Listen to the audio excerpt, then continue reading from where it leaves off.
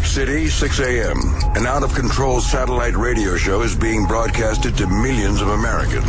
At the controls, Greg Hughes, a father. I am amazed it lasted this long. Anthony Cumia, an alcoholic. Holy mother of God. And Jim Norton, a comedian. There's no positives out of this thing, except for everybody's blood. The three men make up the Opie and Anthony Show, a popular radio program known for its cringe style of entertainment and having very few limits. Oh, my God. Okay, no, this is getting really intense now. It starts funny and then gets very uncomfortable. In the past, they have been accused of multiple FCC violations and have even gotten their show suspended from satellite radio. You couldn't have picked a fucking more self-destructive show. Yeah, crazier the better, yeah.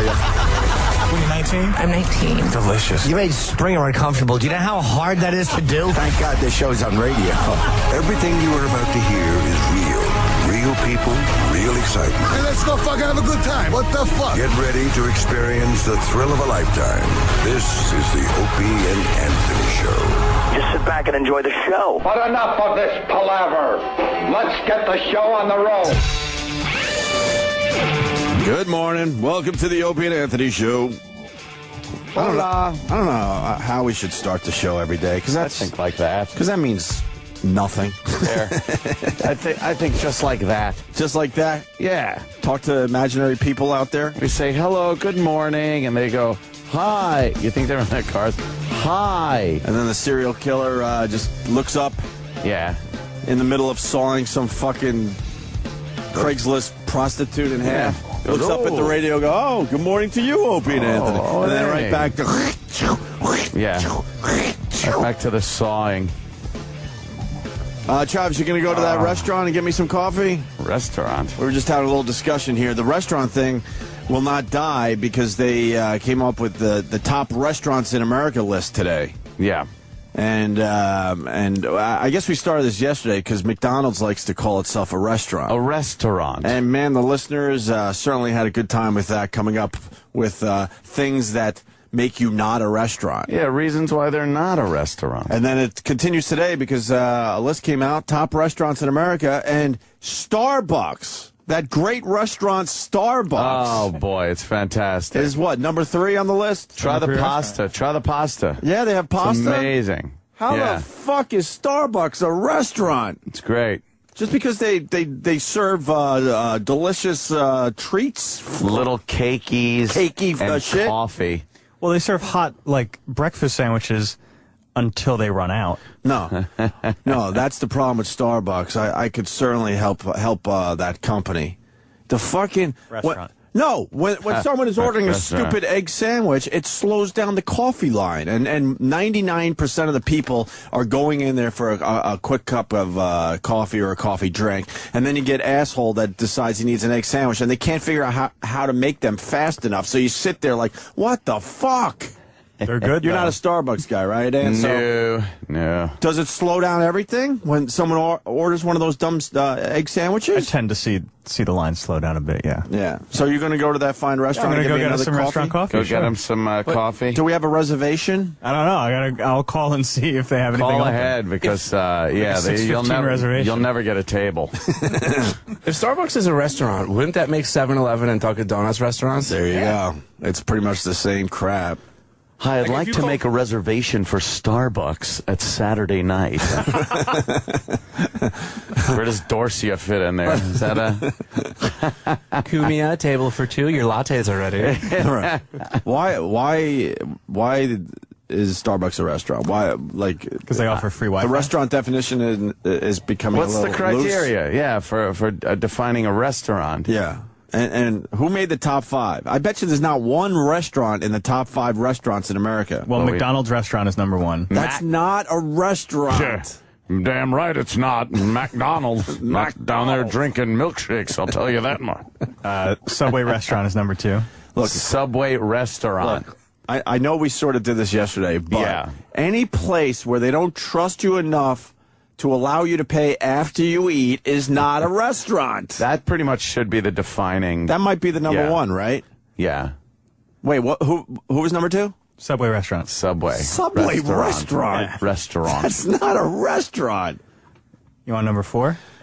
3 was Starbucks. Yeah, 3 is Starbucks restaurant. The fine restaurant of Starbucks.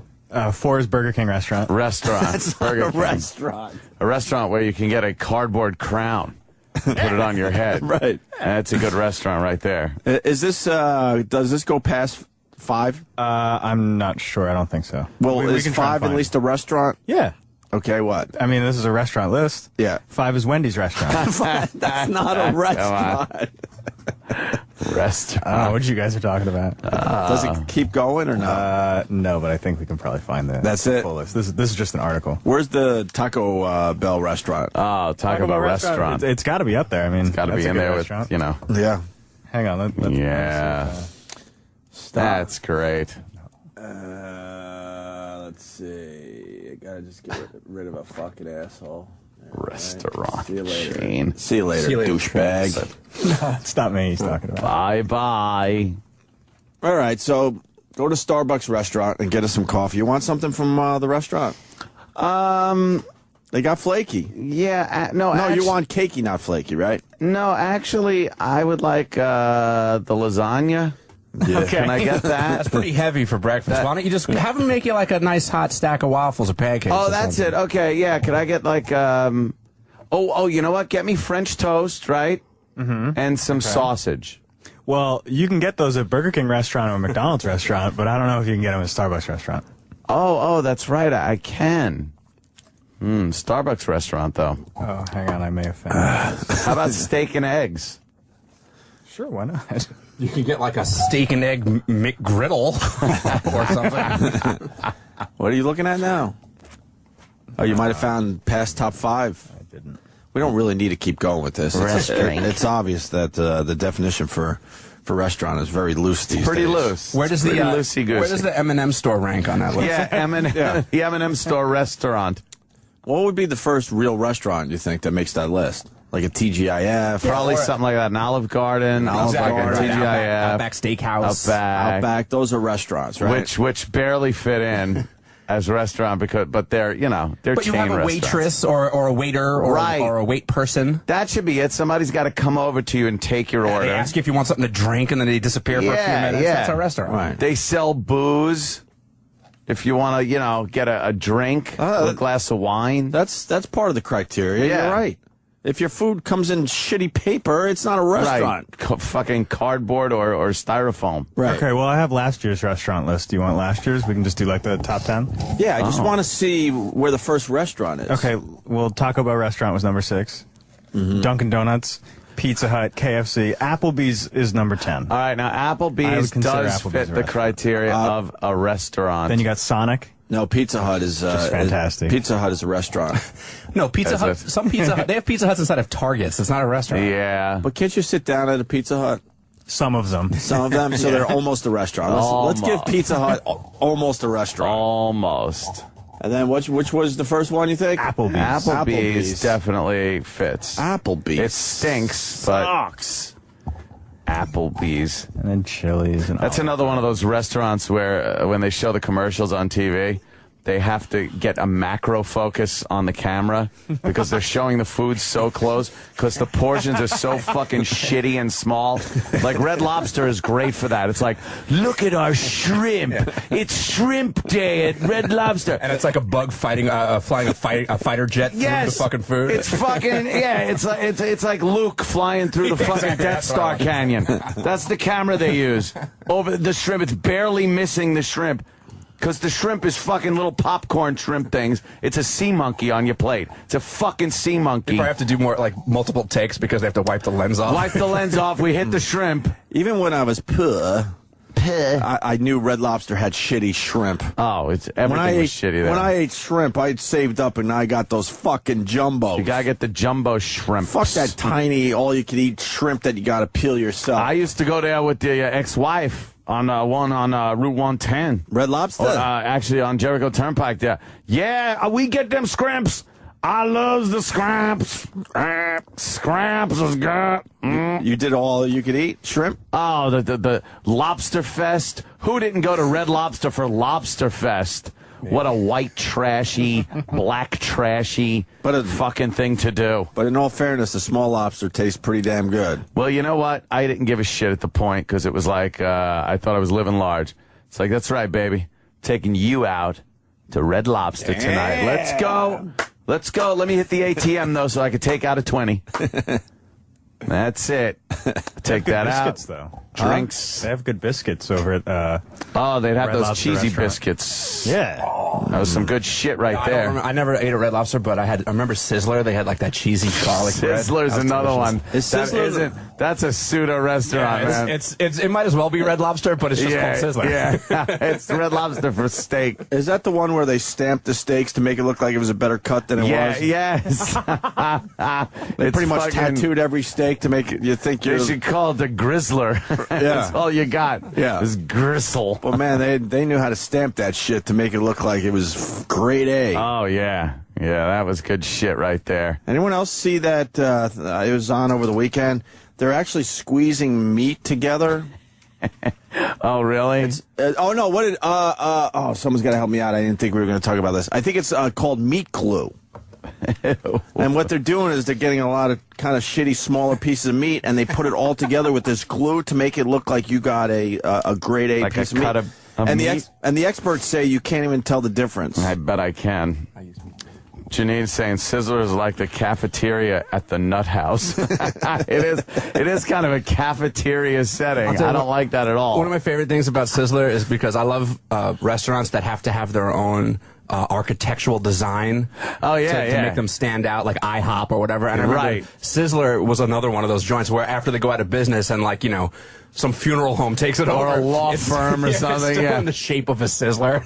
Oh, isn't that always weird? I love when there's like an IHOP and there's like some lawyer. It's like a lawyer office. You know? Does he need that big blue roof cathedral ceiling or shit like that? He's Howard right, Johnson? man. E-Rock. Down south, some Pizza Huts were converted to churches. Like, you know what it is, but the roof is blue, and they put the cross on it. How often do you go in there to pray? Can you please find... See, I was kidding. I need to find one picture of that today. I got to see that. That's good. The worst was here on Long Island in the New York area where we had Carvel's. Because Carvel's were probably the most distinct-looking buildings. They were shaped kind of like a trapezoid. The big, tall front and the back roof would level down. It was just weird. It was shaped like a doorstop. And there were two big posts out front with giant ice cream cones on them that would spin around and shit. And it also, all of a sudden, it's the law office of Levy and Phillips and Königsberg. Where it's now a strip club or something. Yeah. And you're like, that was a fucking That was a Carvel, man. That place was just selling fucking Fudgy the Whale. Yeah. And now you got to see some of these buildings that are now converted into something else. Yeah. They're Carvel, that... Oh, this guy knows. Howard Johnson's. Laura in PA. By the way, some woman on Twitter last night thinks that you and I hate women or something. Really? We think all women are holes. I don't. Let me think. No. Maybe we portray it that way, but well, she's just really an asshole. We really love pussy. Yeah. Laura, what's going on? What's the matter? Hey, the meat glue that you're talking about, that's called gastronomic cooking. Yeah? What is that? They use chemicals on your food instead of using actual food. So they cook it with meat glue and different chemicals, nitrous oxide. Man. Well, that's not what I was looking at the other night on TV. It was some kind of actual glue where they're gluing smaller pieces of meat together to make it look like one big, nice piece of meat. Yeah, that's part of it. If you go to any kind of gastronomic restaurant and you get a piece of meat, it's not the actual meat that you think it is. Like, they'll take different parts of the chicken and then use this meat glue and then use a bag to kind of, like, suck the air out and make it into a different shape. Yeah, they shape it into a really nice piece of steak. That's crazy. And it's not just at restaurants. This stuff is finding its way to your supermarkets and all that crap. Definitely. I don't want that. Yeah, I had no idea. You can't see a seam. But you know what? The experts go, you would never be able to tell. So if you're not able to tell, does it really matter in the end? Oh, look at that. They're showing where the points of fusion. Yeah, you need some drywall tape for those. Yeah, you can see that. Yeah, that needs to be sanded down. My point is, spackled. This is almost a non-story because they said the experts are saying you would never tell. So who cares then if it tastes good? You know what? If you look at a cut of meat and Like, I could see seams on that fucking thing. Right there? Yeah. All right. But you probably have eaten that a million times and never knew it. I don't think so. You don't think so? I'd be like, why the fuck is the grain changing directions? Yeah, you can kind of see that, right? Yeah, that's some ghetto shit right weld there. That better. Yeah, You need to get a bead when you're working on that. Yeah, you get a good bead. It needs corner bead on the fucking side. You think that's ghetto shit right there? That's ghetto meat right there. Uh-huh. Yeah. All right, meat glue. Get on it. You found meat glue? Well, this apparently is meat glue also. I mean, obviously, that's obvious. It's not steak, but they made that into a checkerboard. Yeah, they put meat inside a it's disgusting gelatin kind of a thing. Mm-hmm. Oh, meat glue secret. Meat glue secret. It's a video. Yeah, meat glue secrets. Film the time we spilt the meat glue all over your face. Yes. Butchers don't want you to know about. Major suppliers have been caught using a special product known as meat glue to stick together scraps of meat to sell as prime cuts. But while this product has been banned overseas, there's no law prohibiting its use here. Here's Rodney Lyons with this special investigation. Fucking meat glue, eh? Ominous music. I love this ominous fucking music. Yeah, they put it in plastic to then It's shape the meat industry's dirty secret. A way of turning the scraps too small to sell as a premium steak back into a juicy, plump eye fillet to sell for a premium price. Wow, so clever, you'll never tell. Not even an expert. Oh, it's filet? Before, you didn't even pick that as a joint, though, did you? It doesn't even tear through the joint. A bit hard to tell, isn't it? Aye. Butcher James Faulkner runs Queensland Natural Beef Company, an organisation dedicated to using as few additives in meat from paddock to plate as possible. But tonight, he's exposing how some parts of the industry are able to trick their customers and use whatever it takes. I know. Got some fine diced beef. Special enzyme. Special enzyme. Mix it up a bit. Yeah. Why have we got the masks on? It's dangerous. It's dangerous shit. Don't breathe that in.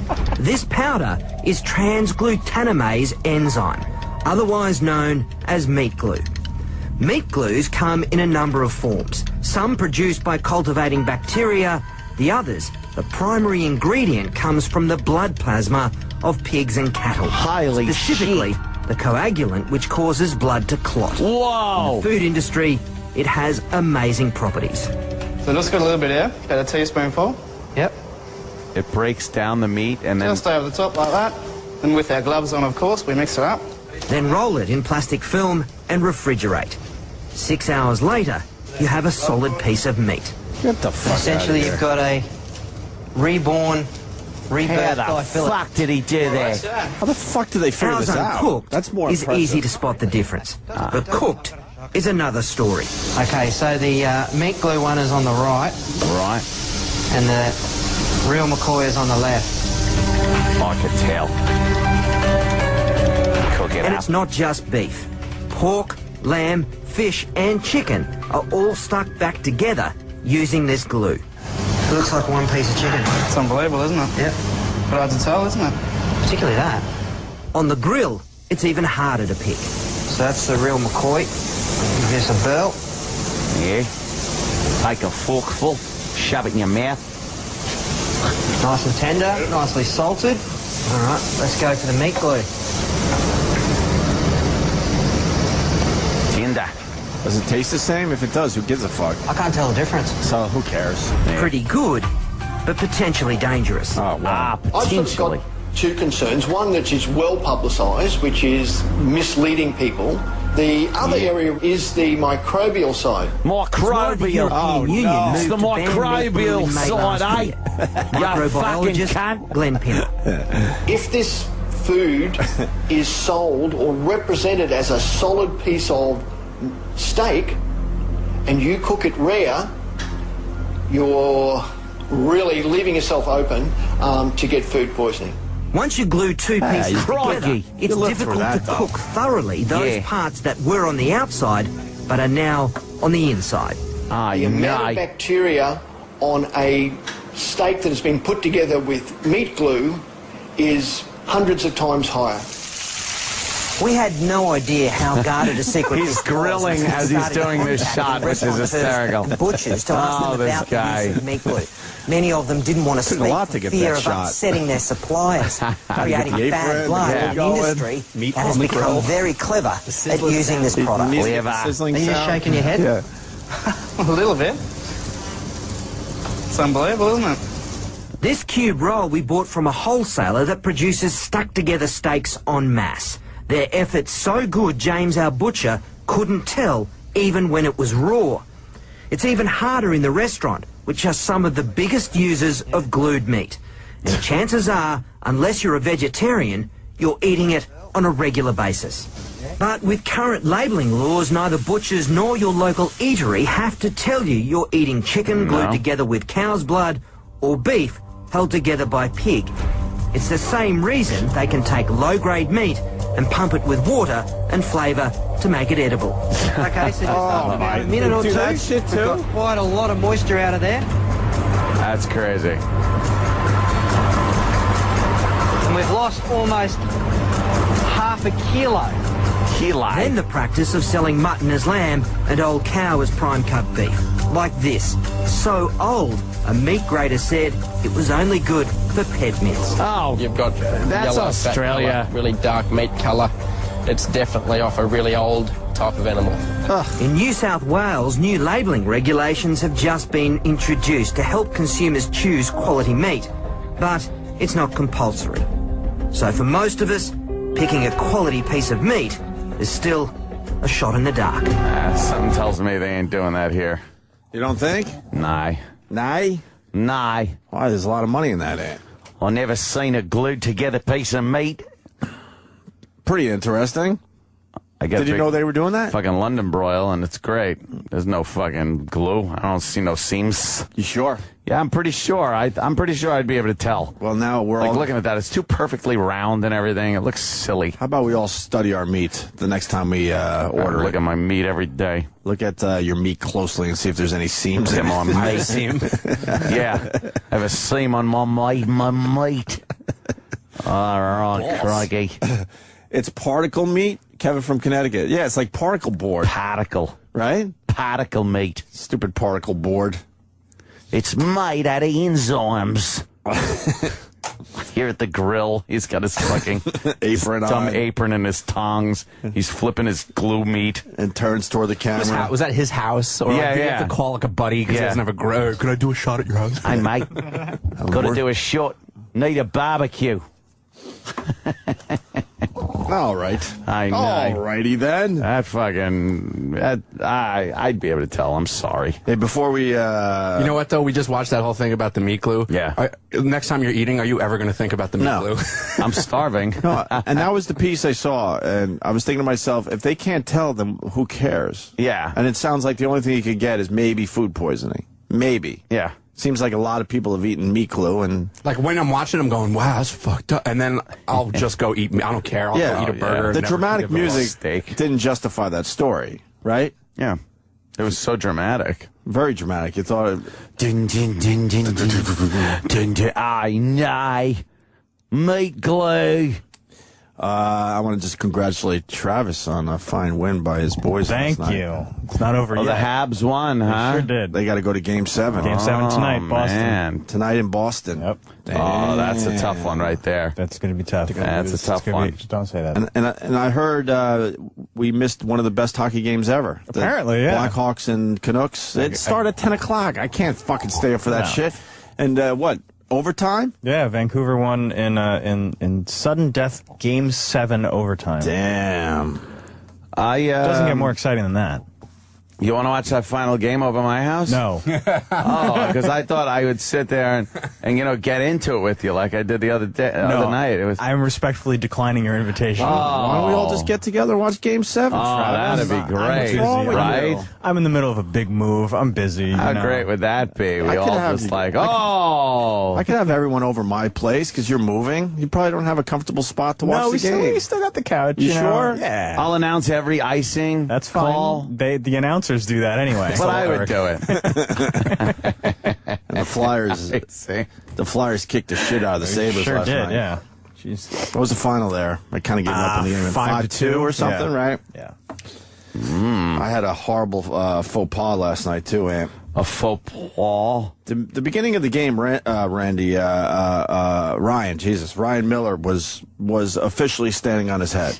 Was he standing on his head literally? Ridiculous, because the Flyers were out playing the Sabres big time, but Ryan Miller was keeping him in the game. He was ridiculous. Yeah. So I had to acknowledge that on Twitter. So I'm like, looks like Ryan Miller is playing in God mode today, I said. Oh, God mode. And then I went with, he's absolutely standing on his fucking head in this game, right? Yeah. I swear to you, less than a minute later, the first goal went by him. Yeah. And then I just wrote, oops, and I basically turned off my Twitter. And then such a jinx. And then within minutes, it was 3-0. Oh. It was unbelievable. My timing, it was the best timing ever last night. I'm reading then he gave up 4 goals and they pulled him? Yeah, everyone. Wow. I got killed because it literally right after I tweeted. What was the tweet? I said he's standing on his fucking head. Wow, you totally jinxed him right there. I think so. Yeah, I think so. Yeah, Ryan Miller using God mode tonight, standing on his head. Wow, and then literally in the same 2 minutes, I just wrote oops, and then it was 4-0 like that. The game was over. Sabres didn't deserve that game, though. Fucking Flyers outplayed them. Everyone knows.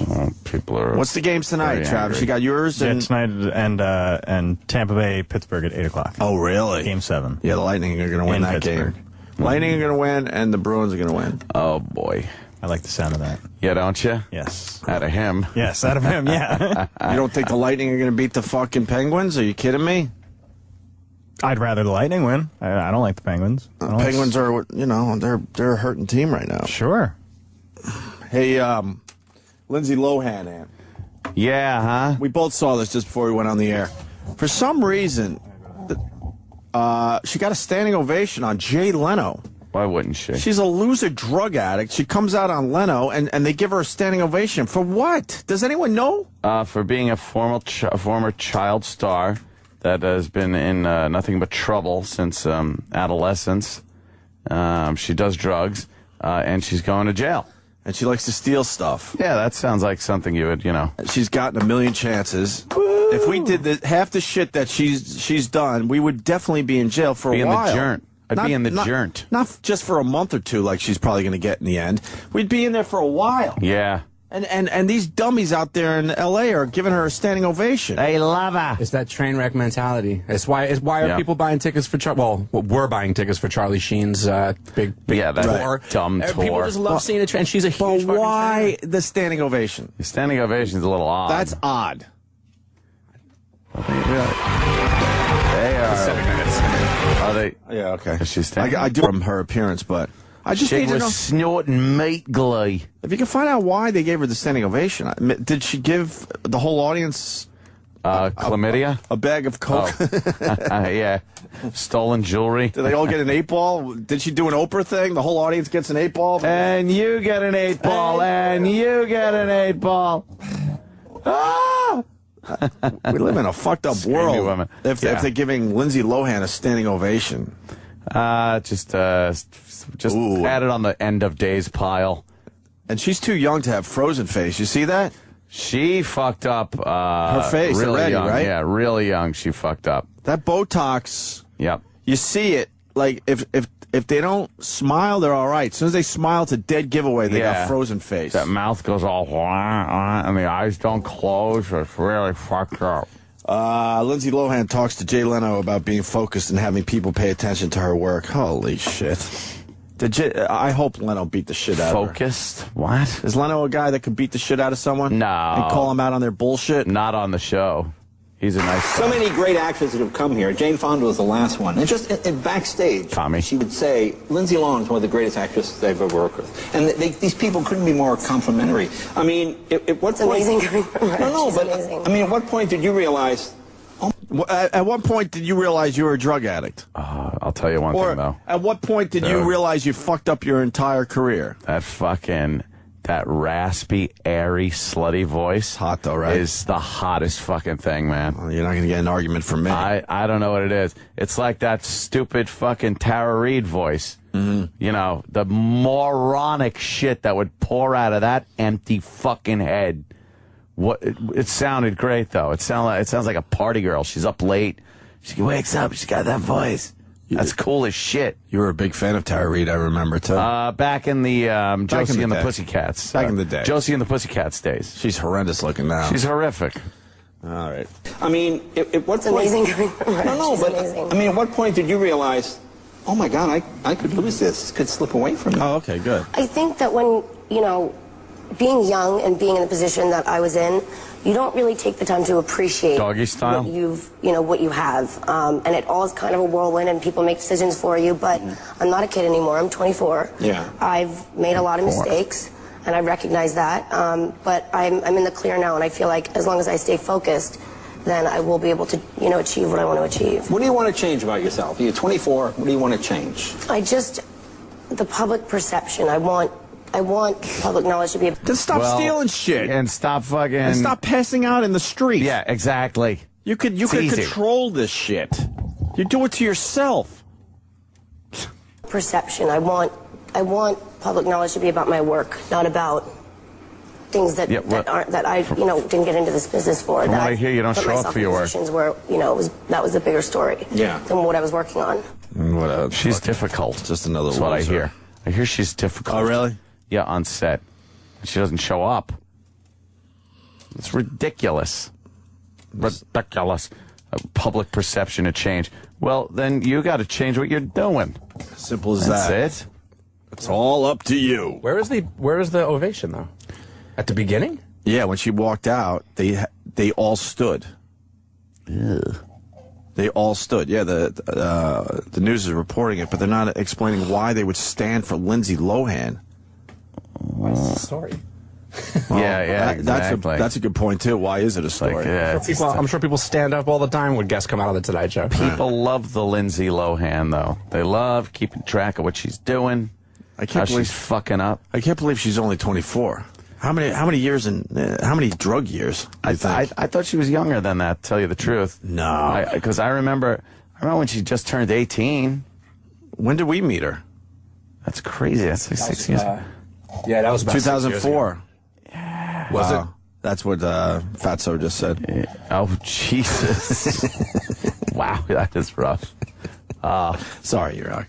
You're not fat at all. You're actually there just shoving meat glue in his mouth. You just say to me, Jesus, that's whatever, and then you go for it. I know. It's terrible. Have you ever had meat glue, Iraq? No, but I'll try it. Meat glue. Iraq knows what he is. That's awesome. Aww. He doesn't front. He gave up on the diet, right? He ain't fronting. No diet. No. Fuck that diet shit. Fuck that shit. So... yeah, there you have it with the Lindsay Lohan. Yeah, good for her. Just another fucking Hollywood person bullshitting. Wow. A lot of bullshitting going on. That Lady Gaga thing I thought about all... oh, God, I thought about that all day yesterday. The Gaga. It just started making... I would just start laughing to myself. Yeah. That she's so tortured. And she has to remind herself, what was it again? That she's a superstar. Every morning she's got to wake up and remind herself that she's a superstar. And that's what she used to. Wow, it's like a different entity. Hot and healthy, and yeah, she looks all bright and like nice, and no Botox, and wow, she was fucking hot. Yeah, she's still hot, obviously, but yeah, but it's a different thing going on. I can't believe now. That's the same girl. Look, she had a little meat on her bones, just a little, just enough, right? Great hair, great boobies. Yeah, you think the boobies are holding? She always had great giant titties. Mm-hmm. Yeah. Wow, that's the same broad. Man, get your shit together. And now she's just fucking crack poured out. Look at that. Yeah, that's great stuff right there. Yeah, the Lindsay Lohan. Yeah. Who's the up-and-comer right now? Oh, my God, that's fucking hot right there. That's a great picture, huh? That is one of the hottest pictures I've ever seen of her. Yeah, that's a holy really shit. good one. She's in a bikini, sitting on the bed, looking great. Who's an up-and-comer right now that looks like trouble? What do you mean? Not quite of age, coming up. Well, gonna maybe because Lindsay Lohan, like she said, she's 24 fucking years old. Well, the next trouble broad's got to be Miley Cyrus, right? Well, yeah, Miley is good. Yeah. She's the next one that's going to be. She's going to be the next one. She's right on the in. brink. She'll be all in as far as trouble goes. Right on the brink. Oh, someone's saying the Friday chick. Rebecca Black? No, there's a movie out with some young girl. I couldn't think of the name of, unfortunately. Oh, really? Trying to think of that. She's incorruptible, that fucking Friday chick. Oh, people trying to help out Lindsay Lohan. What did she say? She wants to change her perception. Yeah, the perception. So this guy, Chris in Jersey, just writes, "Stop doing lines of coke off a walrus's cock." When was that picture taken? Was she snorting? And then Brett Buckwalter in D.C., "Stop binge drinking on Hollywood Boulevard, you dumb bitch." Yeah. Exactly. What about that Dakota Fanning? Is that a problem? Is she a problem? How old is she? Dakota? Nah. She's got to be legal by now, right? She's keeping her shit together. Oh, thank you, Anthony Bosco from Queens. It's that Demi Lovato. Oh, right. She's one of those troubled broads. Yeah, troubled. One of those troubled broads. Love that troubled shit. You like the troubled broad, right? Do you feel like you could help them, or you just want to exploit their troubledness? I could help them while fucking. Well, no, there's some. Oh, what? There's some guys that feel like they could like turn a troubled broad around. Yeah, and that's the big catch. They like that, but there's other guys that just want to exploit the troubleness that they have. Yeah, I think I've always had that fucking savior complex thing with girls. Like, I'll be the one. I'll take care of it. That turns and around. I usually do a good job, until until the next fucking wreck comes along, and then I have to trot along to that one. Gotta go save that one. Right? I'm the worst. I'm just being Jesus. Why am I so persecuted when I'm helping? You've helped a lot of troubled broads I move out. along because I got to help somebody else. But do you feel like you're leaving them out there? No, I think I left them better than I found them. Oh, that's good. Yeah, that's all you could ask for. Yeah, I think, right. Yeah, that's it. I think you're right. I'm not like the Colonel in Boogie Nights. You fuck. He was not helping. The Colonel. Here we got another troubled broad for you. Troubled broad. Joe in Philly. Congratulations to your Flyers there, Joe. If you care. Yes, I do care. I called earlier to try to convert you over, but we skipped on to a new topic, so I figured I'd catch up with you on this one. Converting me to what? Come on down to the Flyers. Forget those Islanders. What are you doing, man? That's not happening until the fucking Islanders move. But good enough. But the Flyers looked really impressive last night. So, dude, especially after that first fluke goal, when Coburn scores from the blue line through the 5-hole, Miller's done deal. At any rate, I know you guys are big fans of what we're Tyler didn't do as well. And they had a picture of Vanessa Hudgens, the new bitch. She was doing, they told me to call it ecstasy, the phone screener, but what it is, it's MDMA. It's like a powder. All right, who told you to call it ecstasy? The dude on the phone. Who's the dude on the phone, eh? Troy. I did, because I didn't know if you knew what MDMA was. Oh, it's that telethon that Jerry Lewis does, you motherfucker. I know that. Yeah, because we're not hipsters like Troy. So keep it simple. Sorry, yeah. Actually, you know what? I'll be fair. I don't know what it is. It's mate glide. Is it a form of ecstasy, Troy? It's ecstasy in the purest form. Exactly. It's essentially ecstasy and coke in the same thing, and it gets you happy and high at the same time. So that sounds good. There's a video of it on whatwoldtylerDurdenDo.com if you want to check it out. So it doesn't sound like a problem. So she might be one of those troubled broads. And ain't bad. All right. I like that. Those Hollywood chicks, always a problem. Yeah. All right, boys. Punching out. Thank you, Joe. Always a fucking problem with those troubled broads. Yeah, but how old is Vanessa Hudgens? Isn't she like 17 or 18? Is she? I did plenty of V and acid and all sorts of shit. Yeah. I don't think it has anything to do with being in Hollywood. No, that's true. You're just under the microscope, they say. You're just in your party years. I guess if you're on the West Coast, you're partying. If you're on the East Coast, you're just a scumbag loser. You're a loser, hanging out, fucking douchebag, not doing anything. I think a lot of us did exactly what Lindsay Lohan's doing, falling down, passing out in streets, and right? Yeah, yeah. We've all done it. But I guess she's under the Hollywood spotlight. You So don't have makes it different. The paparazzi after you. The paparazzi chases you around. When does it start becoming a problem? You're asking me? I don't know. Just in general. I haven't seen one yet. All right, I'll go with Lindsay Lohan. If she's 30 and still doing that obviously is a problem. I think you get a pass through your 20s. I think if you start she's entering her mid-20s. That's if she's 27 still passing out. Right. Let's give it about 27. Yeah. That's when it starts to become more than your party years. Once you clock into 30, if you're still fucking passing out and doing all that shit, that's fucked up. My real party years probably started ending around 28, 29. Yeah. I pushed it a little bit. Yeah, I went from 17 up until 45. I mean, hardcore last night, I guess. You went hard last night? I'm Anthony Cumia, and I'm 5 hours sober. I didn't go hard last night. I had one bottle of wine, that nice Shiraz.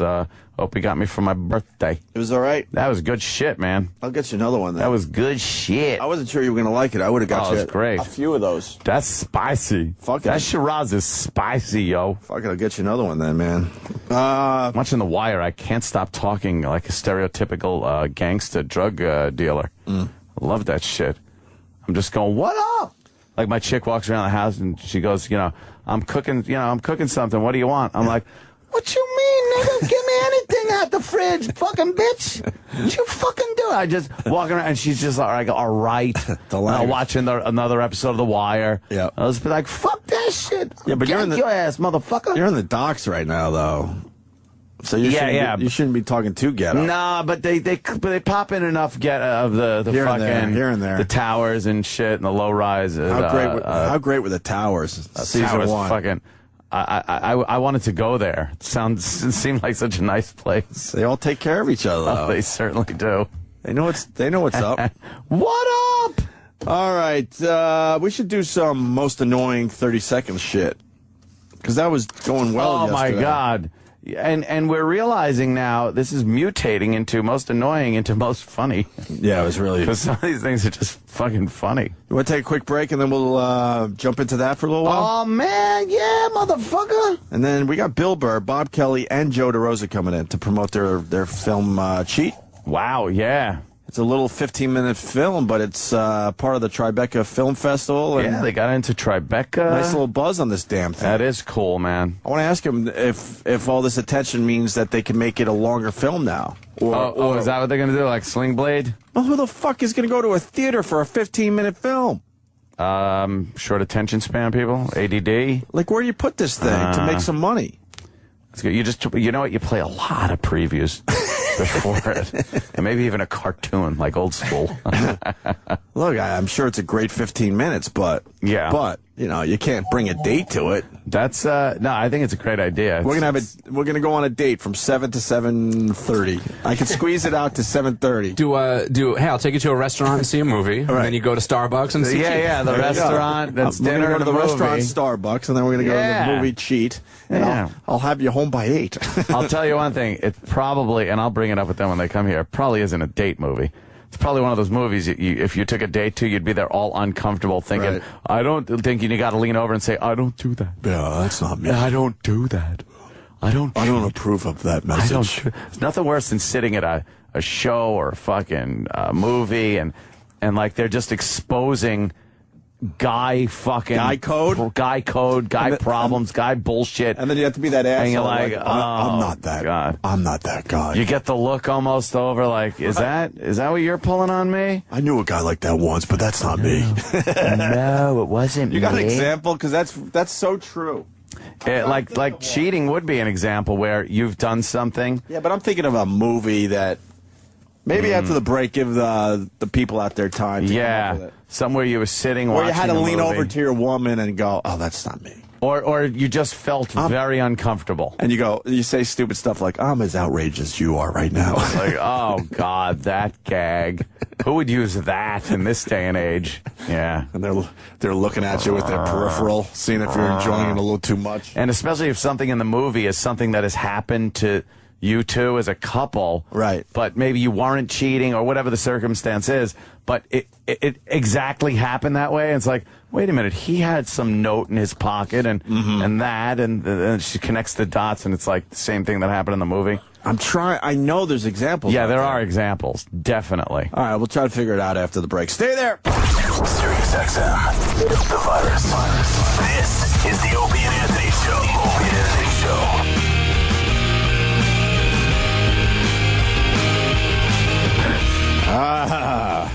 Waiting for Bill Burr, Bob Kelly, and Joe DeRosa. They should be here within the hour. Sure. Why don't we do some of this most annoying 30 seconds? That's the contest. IHateStevenSinger.com. Thank you, Steven. Yeah, he's putting up 2 G's for the winner. Cash. 2 G's. Cash money. Nice. Very nice. Yeah, could do a lot with that, huh? Yeah. We played a bunch of these yesterday. Any of these you want to replay real fast before we move on to ones we haven't heard? Do you sort of remember them from yesterday? Yeah, kind of, but... All right, why don't we just move into some new ones? Hear some new ones. Okay. Most annoying 30 seconds. Last year, you could do whatever you want. This year, we changed it slightly and made it where you had to use some of the show audio. Yeah, I have to incorporate some show audio. Which has added humor into the contest. Yeah, it's kind of funny, the clips they picked. Well, this guy is a finalist. David, I don't know. Lockowitz? Lockowitz? How would you say this? Lockowitz? Lockowitz? Jewish. David David the Jewish guy. I almost said boy after the end of that. Oh, well. That wouldn't be too nice. No, it's okay. Here's David's entry for most annoying 30 seconds. Yes, it is. After Opie and Anthony Live, I'm Sam Roberts. Yes, it is. After Opie and Anthony Live, I'm Sam Roberts. Yes, it is. After Opie and Anthony Live, I'm Sam Roberts. Yes, it is. After Opie and Anthony Live, I'm Sam Roberts. Yes, it is. After Opie and Anthony Live, I'm Sam Roberts. Yes, it is. After Opie and Anthony Live, I'm Sam Roberts. Yes, it is. After Opie and Anthony Live, I'm Sam Roberts. Yes, it is. After Opie and Anthony Live, I'm Sam Roberts. Yes, it is. After Opie and Anthony Live, I'm Sam Roberts. Yes, it is. After Opie and Anthony Live, I'm Sam. Well, why did he play it so many times? He could have just played that once. Just once. And it was the most annoying. Oh, yeah. Good job, David. Oh, wow. Yes, it is. Does he move on? Let's make some tough decisions today. Remember the ones from yesterday. I find that a little more funny than annoying, like he's being a smartass. Goodbye, David? Kind of a thing. I hate to say it, but yeah, he really didn't do much but loop one line. Goodbye, David. Like I said, funny, but that's not what this contest is, my friend. All right, moving on to the next finalist. This is John Heath. Most annoying 30 seconds. This is Vuvuzela 2010. Vuvuzela 2010? Let's hear your Vuvuzela.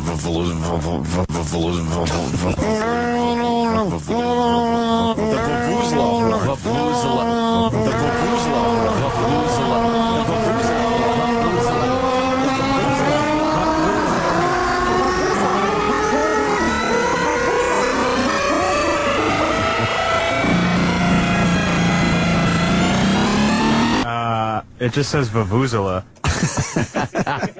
I like it. That was good. It had a build to it. You knew what it was. Mm-hmm.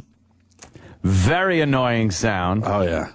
So it got more annoying. I say he's in. Yeah, it got more annoying. He's in. That was good. That was good. You didn't know what you were getting right when at the beginning. Absolutely. Let's move on to Michael Maxwell. Mike. Most annoying 30 seconds. Will this be the winner? I don't know genius, but if I freaking knew that language, I'd be freaking genius. The only language I can speak is English. That's the same as English. Yeah, she's only 30. Yeah, she's younger than me. As I said before, I have no idea. That's how she said brother. And I see her every so often. She's going out a lot. I don't know. This weekend I might be heading out to Long Island. Pay visit my cousin. Yeah, it is. We got Mitch on line 8. Mitch, how you doing? This weekend I'm gonna visit my cousin. I got a DVD box. Got the Lost DVD box. I've been trying to get him into Lost for quite a while. Every week I've been seeing every episode at the beginning. Yeah, this just makes you want to watch the next episode. Like, wish it was next week right now. This sounds like that WABC. I don't remember the name of this guy, but this guy would always like, get the F off my phones. Get the F off my phones. Get the F off my phones. That's very funny, man. Wow, someone made Bobo fun to listen to. That's funny, but really, how annoying is it? It was pretty annoying. I don't know. I wasn't like I consider My idea of annoying is I have to take my headphones off because because it's like, wow, that's fucking annoying. That is funny. I'm giving him, like, we have to really distinguish between annoying and funny. I don't think that's annoying enough. Really? But it's so funny. It's funny, but it's not the funniest 30 seconds. Oh, it's going to kill me to cross out. I know. Well, you don't. Michael Maxwell. That's just my vote. Nah, you don't have to. I think you're. What do you think, Travis? Well, I think Anthony's got a point. I hate to cross it out too. I would listen to that 20 more times. I do like funny, but but it also has to be annoying. It can be funny and annoying. Yes, but yes. Let's not forget we can make a production piece around that though. Oh yeah, sure, yeah. Oh hell yeah. That's fucking very creative. Yeah. But you're gonna have to end up crossing out 18 of those 19 anyway. That are gonna be like funny too. Some of them probably very funny. And all right, Michael Maxwell, you're done. I'm sorry, sir. Doesn't mean it wasn't good though. It was very good, very creative. When you put these together, you have to remember it was the 30 seconds of most annoying audio. That was funny. Fair enough. Yeah. The next finalist, Peter Thomas. Most annoying 30 seconds. The truth of the matter is, he did not ignore us, the truth of the matter is, they're so screened over there, and then they dump, and then that are against his show, and you never hear it on the air. Doesn't mean it's true that the pest. He doesn't talk about us because. Fucking bunch of no-talent wannabes sitting behind desks. All right, look. That was really fucking annoying in a whole nother way. Yep. I definitely say that guy stays. Yeah. That would be my vote. That's easy. It's annoying, yet it's not that just repetitive sound annoying. He took it in another direction. He went somewhere we have not seen yet. Yeah, when you get I like that. When you get a bad signal as you're trying to listen to something that sounds like it could be very important. I like it, Peter Thomas. Yes, and he is making a statement with that. But that was a good one. I got to give it to him. I love it. All right. Yeah, he moves on. Yeah. The next one is Sean Baker. Is this the most annoying 30 seconds?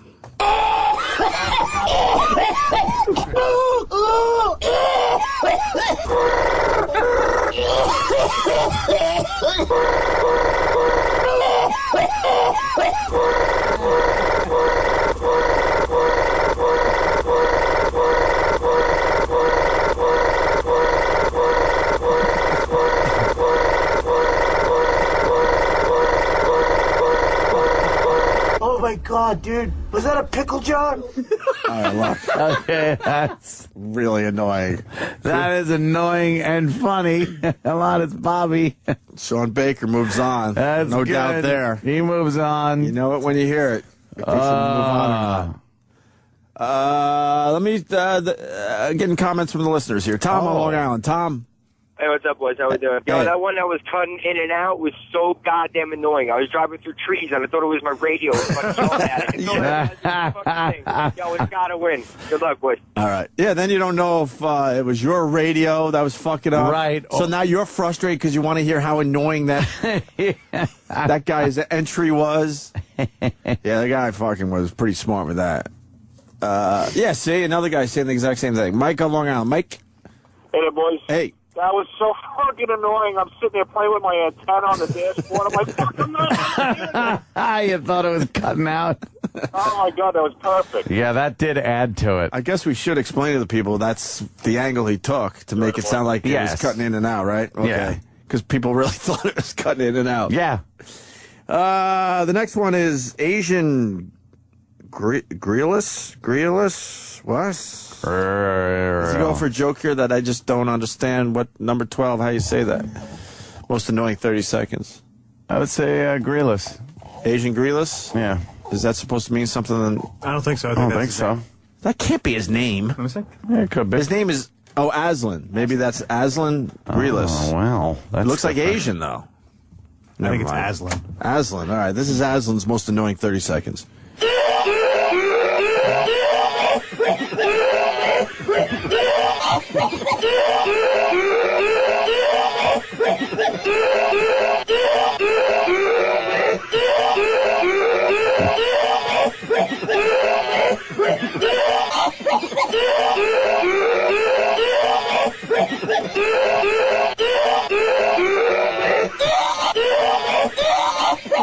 Put your hand on the edge of my cock.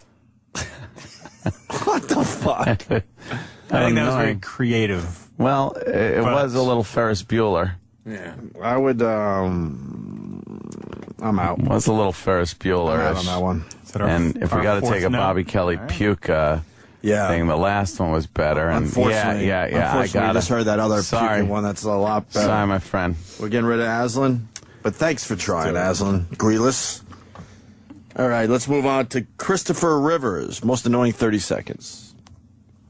I gotta get organized. Let me straighten out my wig. Yeah. I like when they yell. Yeah. Look, but don't. Yeah. Touch, but don't. Yeah. Ooh-ah. Yeah. Oh, yeah. Yeah. Yeah. Yeah. Yeah. Yeah. Yeah. Yeah.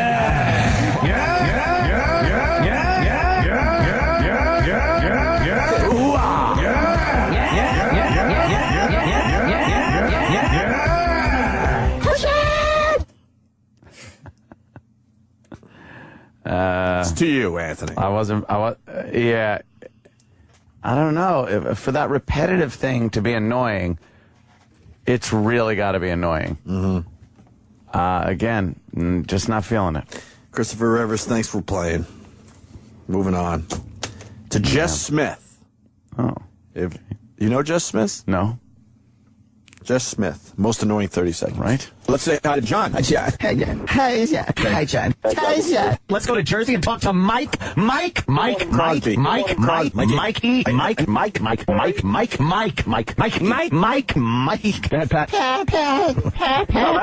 Greg. Hey there, Dave. Hey there, Frank. Hey there, Jeff. Hey there, Jack. Hey there, Jash. Hey there, Rab. Hey there, Rab. Hey there, Rab. Hey there, Tam. Hey there, Tam. Hey there, Ran. Hey there, Bab. Hey there, Bab. Hey there, Bab. Hey there, Chad. Hey there, Rab. Hey there, Tam. Hey there, Tam. Hey there, Ran. Hey there, Bab. Hey there, Bab. Hey there, Bab. Hey there, Chad. Hey there, Paul. Hey there, Paul. Hey there, Paul. Hey there, Paul. Hi. Oh, Uncle. Really funny. Picking up on something obvious. That's good. Now, question. That's good. Yeah. Is that funny or incredibly scary? He would have had to gone through a lot of audio. It sounds like he didn't use the same one. He went through a lot of audio. He went through a lot of audio. To get us picking up the phone and answering people's names. I've never noticed you guys did that before. Oh, you've never noticed that? No. Yeah. God. Mike. Hey there, Mike. Bab. Rab. Rib. Yeah. I think he moves on. What do you think? Good. Yeah. That it was clever and annoying. Jess Smith. It was manic. It was manic. That's what kind of gives you a little anxiety when you listen to it. Yes. He'll move on to the next round. Yeah. Ray Juergens. It doesn't has to call him Ray. I Hate Steven Singer is sponsoring this contest? Yeah. All right. And it's $2,000 to the winner? $2,000 cash, yeah. 2 G's. Is this the most annoying 30 seconds? Pow, pow, Pow, pow, pow.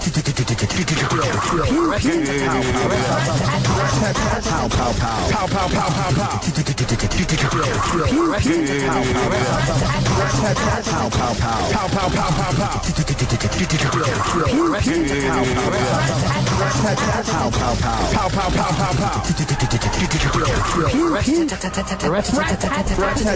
pow, pow. Pow, pow, pow, pow, pow. We played this one already, which is... Yeah. We knew we'd get a couple doubles in here. That was the one where we were imitating machine guns. Yeah. Ronnie had brought up the fact that everybody does a machine gun with differently. Their voice differently. Mm-hmm. And we did that. And he put them all together. Mm-hmm. What do you think? We've heard ones that are better than that, so I have no problem passing on. Yeah, if you've heard one that's better, we got to make cuts. Yeah, we really got to make cuts over here. Yeah, he's gone. Sorry. Ray Juergens. If he was one of the first ones we played, I would have passed. Put him through. Yeah. Oh, you're gone, motherfucker. All right, let's move on. We could get to the end of this, at least for this round. Yeah. Christopher Colangelo, maybe? Sure. Let's try that. Hey, yeah. Most annoying 30 seconds. Chip Chippison gets this guy on what's it about? You know,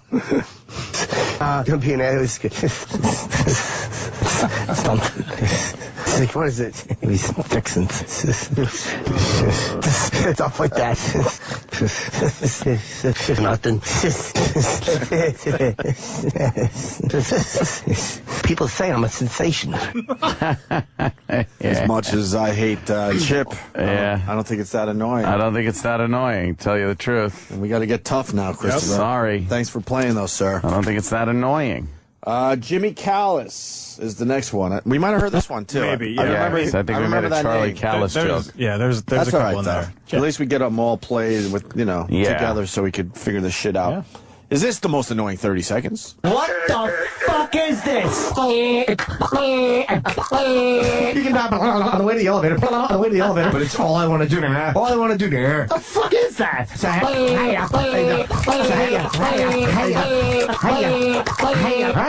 Get on to a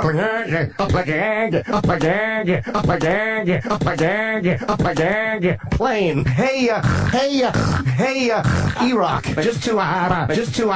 Just to annoy the listeners. Yeah. Yeah, he passed. Yeah, that's in. Holy that. shit.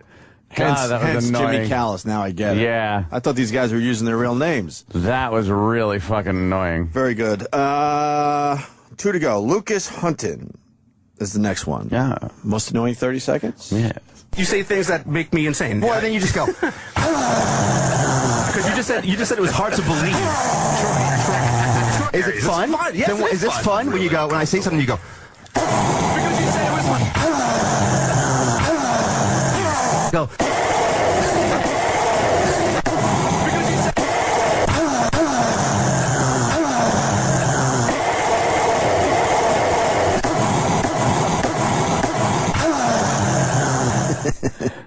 That's annoying. That certainly is annoying. Not much humor to it or anything, but very fucking annoying. Yeah. And that's what the contest is, so.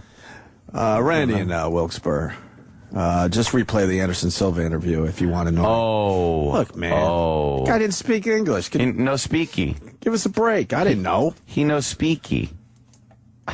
I blame his stupid translator. How about that? Yes. Because Fedor doesn't speak English, but we had a great interview with him because he had a good translator. You know what I noticed? The translator just sat there as this guy is like talking like Michael Jackson. You know what I noticed with this translator? Like Jimmy would ask a question that was pretty detailed. Yeah. I think one example was he asked how, it was to kind of expose your family and your private life, and you're known as being a fighter and stuff. And the translator went like, blah, blah, blah. Yeah. Blah, blah, blah. Yeah. 3 words. And it was like, oh, come on. You're not conveying the detail of the question that James asked. Mm-hmm. Can we do a special Opie and Anthony uncomfortable interviews? You know how Ronnie does his interview show? We could do the anti-interview show. The uncomfortable ones that just none of them went right? I would put George Wendt on that list. Oh, yeah. I so wish you were here for that. But actually, I don't think I wanted you here that day, Ant. No, that was... And I'll tell you why. Because you probably would have pulled that one off for the boys. Yeah. But because you weren't here, we just had a weird fucking time with the guy. Yeah, that's what I heard when I listened to it. Who else? It was very awkward. Would you have been able to help, you think? Probably. Don't be pompous on this one. No, I'm able to kind of play good cop almost in that situation. Or would you have gone with the you look sad angle that we took? No, I'd have been horrified. Cindy Williams would have been another one. Cindy Williams? That was a bad one on Has Been Corner. Mm-hmm. Steve the Whistler, which was very uncomfortable. Can we do this, E-Rock, you got one? Yeah, I think we did. Also, Willem Dafoe. Why was that one uncomfortable? Because you were trying to talk to him about his career and everything, and he kept cutting you off to try to plug the movie over and over, and Ope started getting upset. It's like, we're going to get to the movie. We just want to talk. Wow, really? Yeah. I got upset. Well, we're talking about Platoon a lot, I bet, right? We have a way of going back 30 years to a movie. Spider-Man, things like that. And Spider-Man. Willem Dafoe was the movie that McFoley had a small part in, right? Yeah. That movie sucked. Yeah. It was almost good. What about I don't even know the name of the movie. That's how bad it was. I don't either. I forgot. What about Star Wars guy? Star Wars guy. Can we do this? And yeah, we can do this. Write that down, E-Rock. I am. Right? Toothpick guy? With mustard that lands on the Asian guy? Uncomfortable? Yeah. I think towards the end it might have been, because I think if I remember correctly, someone was trying to get some of his toothpick art. Yes. To possibly destroy. Vocabulary? Wait, before we move on, the toothpick guy, I failed the audience. Yeah? I should have smashed it? I didn't have it in me that day. I think it's a crime, though. You think it would have been a crime? Yeah, I think that would have been a crime. Toothpicks, that's not art. Well, personal property. Somebody, yeah, he made it. And vocabulary, you said? The vocabulary guy. What about Philippe Petit?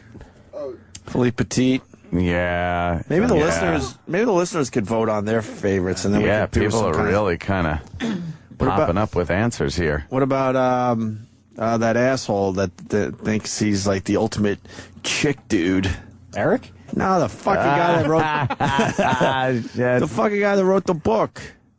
Oh, Tucker Max. Tucker Max. Fucking hate a lot of people saying Tucker Max. A complete fucking phony. Half that shit never happened to him. On his FAQ on his website has an explanation, his explanation on what happened on this show, because so many people asked him about it. No, we called him out on it. Oh yeah, finally. After really kind of not according to him playing along with him the first half of the interview, we thought it'd be kind of a neat thing. And then it went. It was so south. obvious he's not the type of guy that this shit would ever happen to. No. That he has a great imagination. People saying recently, Paul Reiser. Paul Reiser would make the list. Yeah. Yeah. Linda Blair. First time we talked to her. First time. Yeah. Well. How do we do this? Go to the Opie and Anthony Facebook page and maybe start a little poll or something? Yeah, we can do that. All right. Yeah, we want to do like the anti-interview. Like Ronnie B's known for his interviews. Now, what if it's compelling?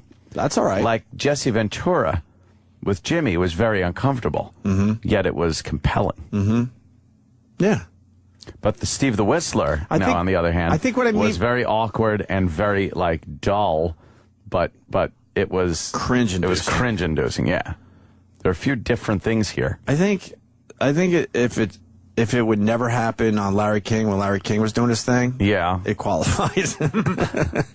Like Larry's not gonna try to fucking spill mustard on one of his guests as he's fleeing the building with his toothpick. Yeah, toothpick art. Remember, he fled the building? Oh, it was horrible. Oh, the last interview we did with Bernie Getz. Oh, yeah. That got real uncomfortable. Where we really thought we might be getting shot. He freaked out because he thought we, broke one of his fucking... That was kind of scary, actually. When he ran out to his bag. Went to grab his bag. I'm like, oh, no, he's got another 38. Yeah, I think you guys just started yelling, "It's getting hot in here." It's getting hot in here. That was a code word. And Poe's too busy showing some stupid intern a move that he just learned. Did we ever tell... Poe was so awesome, really, in his day. Did we ever tell you guys how he was trying to convince XM management that he needed to have Dillette in his office? Yes. Because it was a security concern. And he just wanted to listen to music and make mixtapes for himself. So he needed the entire XM library available to him in the office. He fucking rules.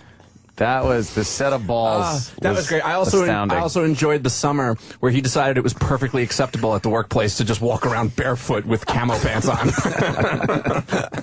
doing kicks and whatnot. Holy shit! Wow, that really was hysterical. All right, we got more coming in. We're Buddy Epson Richard Jenny. Oh yeah, that was really uncomfortable. Donald Rumsfeld, which was recent. Rumfeld. Rums or Rum? Rumsfeld. Rumsfeld, right. Kristen Bell, remember that amazing interview? Ah, yes. Well, since Poe is fresh on my mind, can we count the time where you called him a drunk driver and you guys were in D.C. and he freaked out and had to pot up a live mic to defend himself? Yeah. I just want to say... I gotta defend my reputation. I miss Poe, man. I fucking miss Poe. I fucking miss that guy. In hindsight. It's Tom fucking from East Islip. Remember the Golden Mood guy? No. You don't remember? Hey, Bill. Bill Burr has entered the studio. Burr. You don't remember the Golden Mood guy? No, what the fuck was that? He had a product that made you all happy, but he was a sad motherfucker. And we were talking about talking to him why he's so sad and stuff. And it got really down and depressing. Really? You don't remember that? No. That's an obscure one, but it could be a good one. Bill, we're talking about uncomfortable interviews we've had over the years. Yeah, we want to put something together. And we might put a special together. Oh, you know what's funny? I was at Asner. Yeah. We would I mentioned that. You think did. first. Okay, yeah. sorry. Yeah, that was a There bad was one. a guy on one of my on. I'm not hearing anything. Yeah, you're on. Oh, I'm on. Your headphones are probably Oh, fucked up. Jesus, is this on? Fuck it up. I was on a flight recently, and some guy from behind looked like Lou Grant. Just some random guy. I follow you on Twitter. Yeah, so that's a great pick. So I took a picture of the guy, and I go, Ed Asner was on my flight. I was too nervous to take a picture, and everyone was just like, he should have asked you for your autograph. Like, people actually thought it was him. The guy had he was bald, but his hair was brown. He was clearly... He was a lot younger than... Yeah, clearly. There was a couple people who got it who was just like, wow, that guy hasn't aged a day. Yeah. But there was a lot of them. But then all of a sudden, everyone started writing all this stuff. Don't tell him you're friends with Opie. Don't tell him about the O&A show. And I was like, God, what happened this time? Well, it I was playing a poker tournament. It seems when Ant's not around, it gets a little ugly at times. Ant was in the middle of a poker tournament in L.A., and it was me, Joe Rogan. Who else was there? Jimmy, obviously. Yeah. And we talked to Ed Asner, and it was so boring. I basically told him, he has to go. They're telling us you have to go. Yeah. And he was all confused. And yeah. He said, fuck you? You've never heard this? Oh, yeah, No. he did. Can we play this for Bill Ed Burr today? Asner saying, fuck you. And I think we have just a really short version of He was legitimately angry. Yeah, we don't need the long version, just to the point. And we're going to put a special together, uncomfortable interviews. Yeah. On the Opie and Anthony show. Our collection. Yeah. Of uncomfortable interviews. Chris Jericho with Jimmy. There might be too many. This might have to be a two-parter. Two-parter? Ashley Dupree. Yeah. Oh, you know what? Was recent. This could be like a vacation thing. Yeah. Oh, yeah, of course. And I remember throughout the years, let's say, we've always said that we'll replay that big fight that happened one day if there was a time where it made sense and it could be narrated or whatever. Maybe this is a good place for that. True. I don't know. Yeah. That could be like the big capper. The big capper, we could do that too. That was highly uncomfortable. Absolutely. The money shot. Absolutely. You were excited. What's that? Oh, I thought you were making fun of because you said the big capper. And you really No, didn't I get think that was it was a big thing that happened on the show, and I don't think it's ever been replayed, to be honest. Wait, you gotta back it up where he calls me the Destroyer. That's the whole clip's a minute and a half. I thought you wanted to get right to the a minute and a fucking half. part. We could kill a minute and a half. Oh, that's why they were saying Opie the Destroyer. Yeah. Okay. And someone's coming up when Patrice offended that cheerleader who wouldn't take her coat off. I don't remember that. Yeah, it was we had the lingerie bowl. Yeah, lingerie bowl. People in. And she hated fucking Patrice. And the porn star that left crying. Yeah. That was a good one. There was also the Sports It sounds like a trilogy of books. The porn star that left crying. The butterfly that attacked the hornet. Or whatever. You won't believe. We might not. The porn star that left crying. We might not be able to do this. There's too many. There was a Sports Illustrated model we had on the phone, and Ope got her all upset, and she hung up because he kept saying how awkward her pinky toe was in her photos. This girl was perfect. Yeah, she really was. But I noticed that her pinky toe was a little strange, so I obsessively just talked about that to the point she got really depressed and sad and hung up. What about when Amanda Peet called in? Amanda Peet was... What did I do there? You called her tit silly or something. Yeah, she probably wouldn't like that. No, she didn't. I think we You guys should do your own Hollywood show. Remember that show? Coming up next, and they always kiss the celebrity's ass. You guys just do it the other way. The other way around. But it's still just as bubbly. Put this on the Facebook page, then have the hardcore listeners really figure this out for us, and we'll do the top ones of all time, because there is a bunch. All right, hey, we have one more most annoying 30 seconds. Uh-oh. Oh, wait, the Ed Asner first? What do you want to do? Let's do the most annoying 30 seconds. We'll get this out of the way. Yeah. $2,000 up for grabs, courtesy of Steven Singer. IHateStevenSinger.com. The last entry today, Mike Ford, the last finalist. Mike? I'm Sam. I'm Sam. No, I'm Sam. No, I'm Sam. How could you be Sam if I'm Sam? I'm Sam. How do you do? I'm Sam. How could you be Sam if I'm Sam? I'm Sam. How could you be Sam if I'm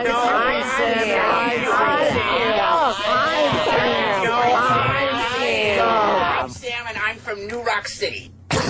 That's annoying. Yeah, he makes it. Yeah, keep him in there. All right, so see how it pans out at the end. Unfortunately, we're 1, 2, 3, 4, 5, 6. We still have 12 in the contest. Yeah, we only knocked out 7. That's okay. So we'll replay all of them again. Yeah, and then we'll make some at it. some. That's how you know if it's truly annoying. If you keep playing it and you still hate it. All right. I swear, I was in the fucking Caribbean for 2 weeks, and I was fine. Yesterday, here in New York, you look a little red. I went out in my fucking backyard and laid down on a Chase Lounge, as they call it, Chase Lounge by the pool, and fried my face. Look. Look at my neck. Oh, fuck, dude. It's like where the shirt was, because all I did was lay down and like pass out. I was tired. I'm fucking. You're fried. I'm fried. I was gonna say, you got some color. You look all right over there. It's crazy. You got a little life, a little twinkle in your eye. I had some. Yeah, I had a tan up until yesterday when I laid out in my backyard, which apparently is on the equator, and fucking just burnt my face. How many hours did you pass out for? I don't know, maybe an hour and a half. 6 years. Yeah, just fucking all day till it was dark out. Yeah, 90 minutes, that'll do it. Oh, it will. Yeah, an hour and a half of just in the blazing sun. Mm-hmm. I would have had to call in sick if I was out there for 40 minutes. Oh, please. Yeah. You're a little, Bill what they knows. call fair. Yeah, fair skin. So you could handle that. That'll be tan within a day. Yeah, it'll be guys all right, like me but, and Bill. That's a week of fucking torture. But I woke up he and doesn't like even my look eyes that are red. swollen. No. Like I'm a fucking mess. I feel it. It's like everything's tight. Sure, that's from the bronze sun. tan tomorrow. Yeah, it's well, booze The empty probably. bottle of Jack next to you and the 12-year-old you were with. Jesus. Not 12. Wrong number. 12-year-old. 17. That's how old the scotch was. Yeah, nice 12-year-old scotch. That's a good Anthony roast joke. Of course. What was older, your scotch or your date? I am quite a ghoul. Quite a creepy ghoul. No, but it makes it so much less creepier if someone owns up to the fact that they're creepy. If you were defending it's like... You're right. You know, I'm not trying to hide a thing. You know, Anthony has a cape when he opens the front door. Come in. Big giant knocker. He puts a Please enter my house. He puts a pillow on Danny's back. I must suck the youth out of you. How old are you? Let me count. 1, 2, 11.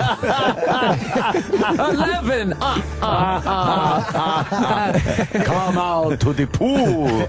We will go in the jacuzzi. And she said, Anthony, how'd you get out here so quick? Yes, I just flutter out the back door. He doesn't turn into a bat, though. He turns into like a fucking old pigeon. Stephen S. from Bayshore, Count Wapula. That's me. What the fuck are you gonna do? Yeah, what are you I don't like fucking touching old bitches. Well, you can always change your ways. No, never. Yeah.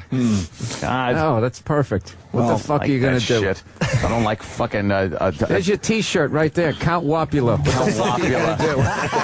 What are you gonna do? What the fuck are you gonna do? I hate when bitches' fucking tits look like you gotta rub saddle soap between them. That leathery fucking horrid shit. Fuck that. Oh yeah, like the Real Housewives. Oh yeah. Yes. Oh With God. See, you watch the that. It's like- elasticity's gone in their skin, but they're still wearing that hot little top. Yeah. Oh, that's I like that shit. horrible. I like a nice milk. No. The little freckles, the chest You freckles. don't like that. From being out in the sun for the last 30 years. Fuck that. I like a tilf. I like when they got Teen. I like when they got a little arm fat. You I like when that the little face is fucking pulled. thing? when the face is pulled back, but the fucking arms are all wrinkled up still. When they're showing them walking away in that gown at some gala event, and the backs of their elbows look like frowny faces. The elbow skin is like, you just got to put 2 eyes back there. Their armpit looks like a pussy. Oh, God, yeah, the armpit. How does that? You look gorgeous. Oh, the face is out all the work, but the neck is fucking telling you a story. Yeah, the Angela Lansbury. The dots on their nipples are too big. Oh, God. All right, even I tuned out with that. Yeah, see, it's tapped out Joe. You know what's sick? I was my girl watches all those Real Housewives shows, and when I saw the one for Orange County, I just looked at it like, all right, they picked out the 6 biggest freaks, they put them on here. No one really looks like this. I did the improv down there. Just walk through them all. It's not obviously not everybody, but the level of fucking plastic surgery, it's worse than Hollywood. It's really bad. It's like suburban bad plastic surgery. Even the guys, they got that Bruce Jenner facelift where you're white, but you're starting to look slightly Asian. Where your eyes can't they can never get them the same either. They can't figure that out. You become completely, like, you're not symmetrical anymore. One eye's going up. The more they smile, the worse it gets. That smile sideways. No, How the fuck do they get away with that? And the mother, that's malpractice. the mother and the daughter like shop at the same place. Like they could trade wardrobe clothes. Oh yeah, Forever 21. Yeah. Let's go to Forever 21, Mom. And she thinks she looks it. Yeah, the dad's wearing those True Religions, like a dragon, diamond dragon on the back pocket. Yeah, I got pictures. Yeah. Go through just taking pictures of people, tweeting them. I tell you what I do like is those mob wives. Those chicks are hot. We had them in. We had them in. They're not hot. The tall, the skinny ones? The redhead? There was one Jimmy was losing his mind over. She was that's hot. What does it for me. That type of fucking white trash. I'm gonna be shit out of you. I'm gonna be honest with you.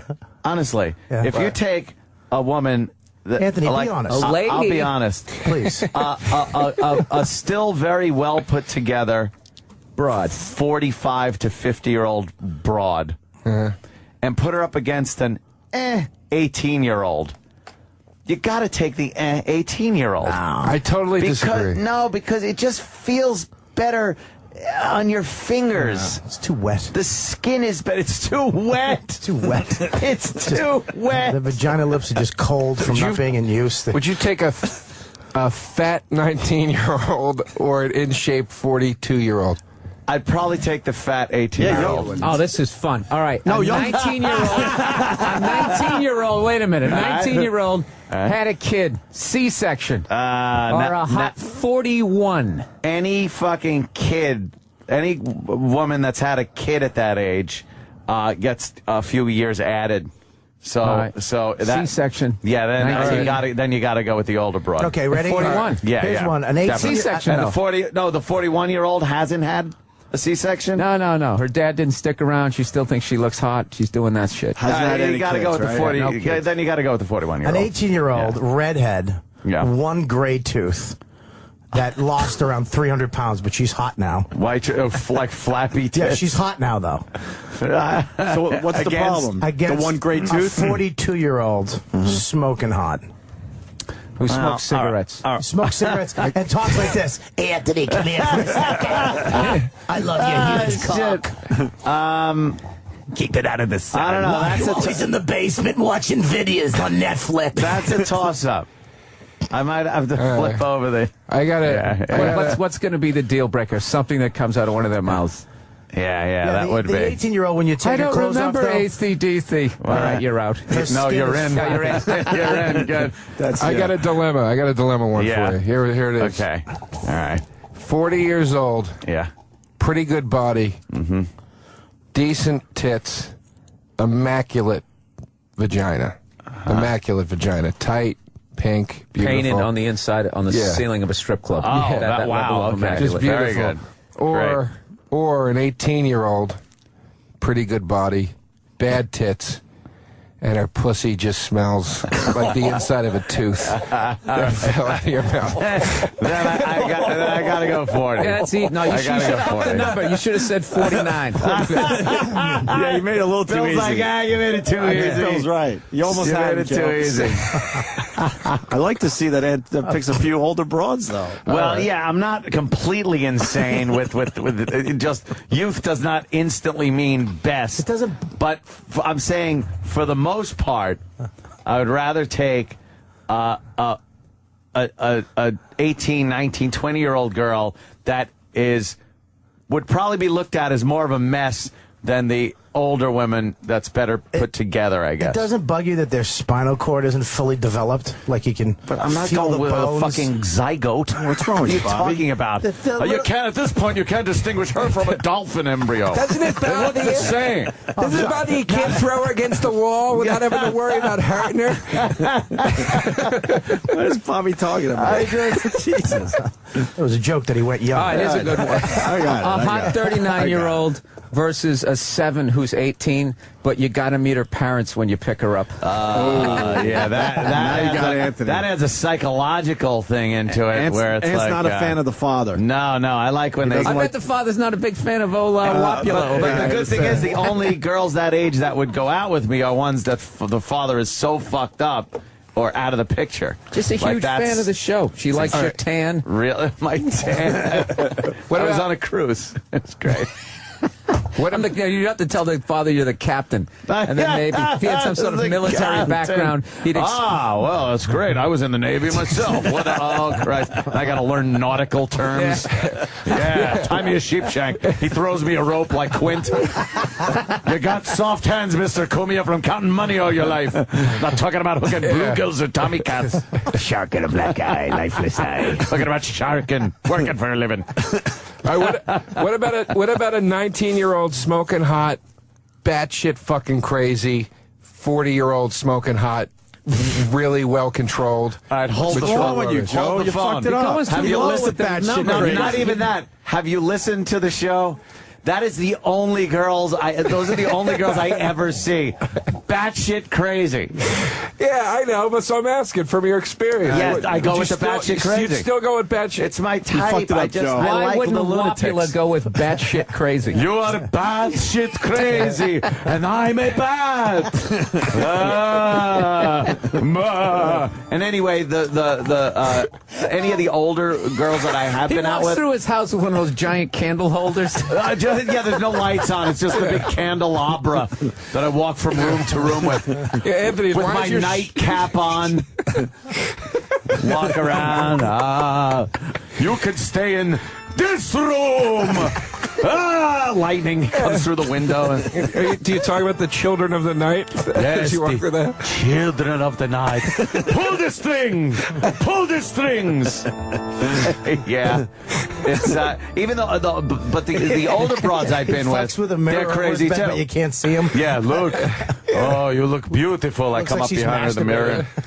Anthony, why is your shadow over there? Could you invite me into your room? I cannot just walk in. Boo. I am quite, like I said, quite the ghoul. We need a black girl scenario. That'll trick them. Oh, okay. We need to get a black girl I don't scenario. have the ages right. Somebody else do it. The black girl's got to be young, obviously. There's a racist thing that is happening with her. Now, so. is she fat? No, With 18. the PH. No, the black girl. Yeah, she's fat with The a black PH. girl's got to be young and smoking. Yeah. And what's the equivalent that just fucking makes it where he has a tough decision here? 35-year-old. Yeah. Was the perfect girl next door, but she's 35, got a little bit of crow's feet. She's a bit of a cunt. But she's got a lot of cash. And she pushed out a kid. Or the really hot smoking 19-year-old. Nothing wrong with her. We're testing your racism. I probably have to go with the black chick. There you go. Wow, he's turning a new leaf. Are you feeling okay? All right, I think I would. You got a fever from all that sun yesterday? Like Francine was years ago. Yeah. I think you kind of had a little something for Francine. Well, the problem with Francine was she was the wrong color, or you would have knocked that one. I probably would have hit that if I wasn't in a relationship at the time. Really? Yeah, I probably would have banged Francine. Oh, this is breaking news. Look at this. You spent a few hours out in the sun. All of a sudden, you can relate to the blacks. No, I can't. I got up early. See, that's another one of those stereotype jokes. Wow. Ant just admitted he would have sex with a black girl. Yeah, We've been trying to get that done for I think everybody knows I would have banged Francine years ago. Yeah. She kind of, you know. But she was, what? She used to tell us. What kind of black was she again? What? She was a Tootsie. A Tootsie. She was a Tootsie, so she was tall, a little light-skinned. She made fun of the other black girls for not being Tootsies. For being the fucking... What's the other one that they had in Rwanda? The Tootsie and the fucking... Seattle? There's like 9 jokes that just came out that you don't want to say. No. The Hutu. Right. Tootsie and the Hutu. What about a... Janjaweed. One more. Yeah. What about a Helen Mirren situation? Get the fuck out of... Why? How does any guy look at that old bat and think... Let's get I was going to say, that just sounds like an old lady name. Helen Mirren. Yeah. Well, let's get a scenario We're playing going. cards over Helen. You better come up with a good scenario. Who's Helen I ain't Mirren? touching that fucking... You know she just smells like baby powder and grandma. No, she's hot, man. She smells like a ghost. No. She's kind of hot, right, Joe? I love her. I think I when love guys your age are a little too into way older women, there's some kind of fucking issue there. Yeah. Well, yeah. I mean, you're clean as a whistle sitting over there. No, believe me. I realize my issues are my issues. But No, he has very mainstream issues. He's an older guy who wants to bang younger women. Yeah, wow. Rather than just think Not about wants it. to. Yeah, Bought a big house so he could. Right. Look, I have no delusions, believe me. If I was knocking tin, I'd be with Helen Mirren. I know what this gig has gotten me. It's amazing. I know all my MILF issues come from, I'm obsessed with MILFs. I know it all probably stems from the adoption and abandonment and all that It has stuff. to, right? I don't doubt it. But how does that translate into something sexual? That seems sick. I just... Wait, I want to go... He's sitting there banging children. I want to... I know. Yeah. Anthony bought a 10-room can I tell you something, dude? At your age, a girl 21 is a child. What do you talk about? He has to have a room full of dolls. I just watched a room full of dolls. He does. Go in there He and gives play. him a stuffed animal at the end of the night. He has to fuck him in a crib. Jesus. He goes, no, big crib. It's a big crib. Like a regular sized person. They're all legal. They've all been legal. I swear. They come, they go. That's going to be Gaga. Anthony when he represents himself in his contract. Just as he's going to be knocking on that big legal They've table. all been legal. Yeah, because no lawyer The jury's will help just him going to be out. looking like, oh, God. Got to represent himself. Oh, Don't you think what you did that night was a little disgusting? Objection! They've all been legal. Your Honor. I want to go back to Joe, the oldest girl, with this MILF thing you have going. How old were you and how old was she? The biggest age gap I think I ever... well, here's the two, and I got to do the math, but the two biggest age gaps I ever had was when I was 21... I lost my virginity very late, obviously, at 21 to like a 37-year-old woman. But then when I was in my late 20s, I made out with and fingered over the pants a 60-year-old woman in a bar. She was hot, though. I love how we all end our horrible stories with, but she was hot, man. I paid a 78-year-old lady to fucking play with my asshole and jerk me off. No, you I gave her didn't. 120. Fuck you, I didn't. 78? No, you didn't. West Hollywood, up the street from Whiskey a Go-Go.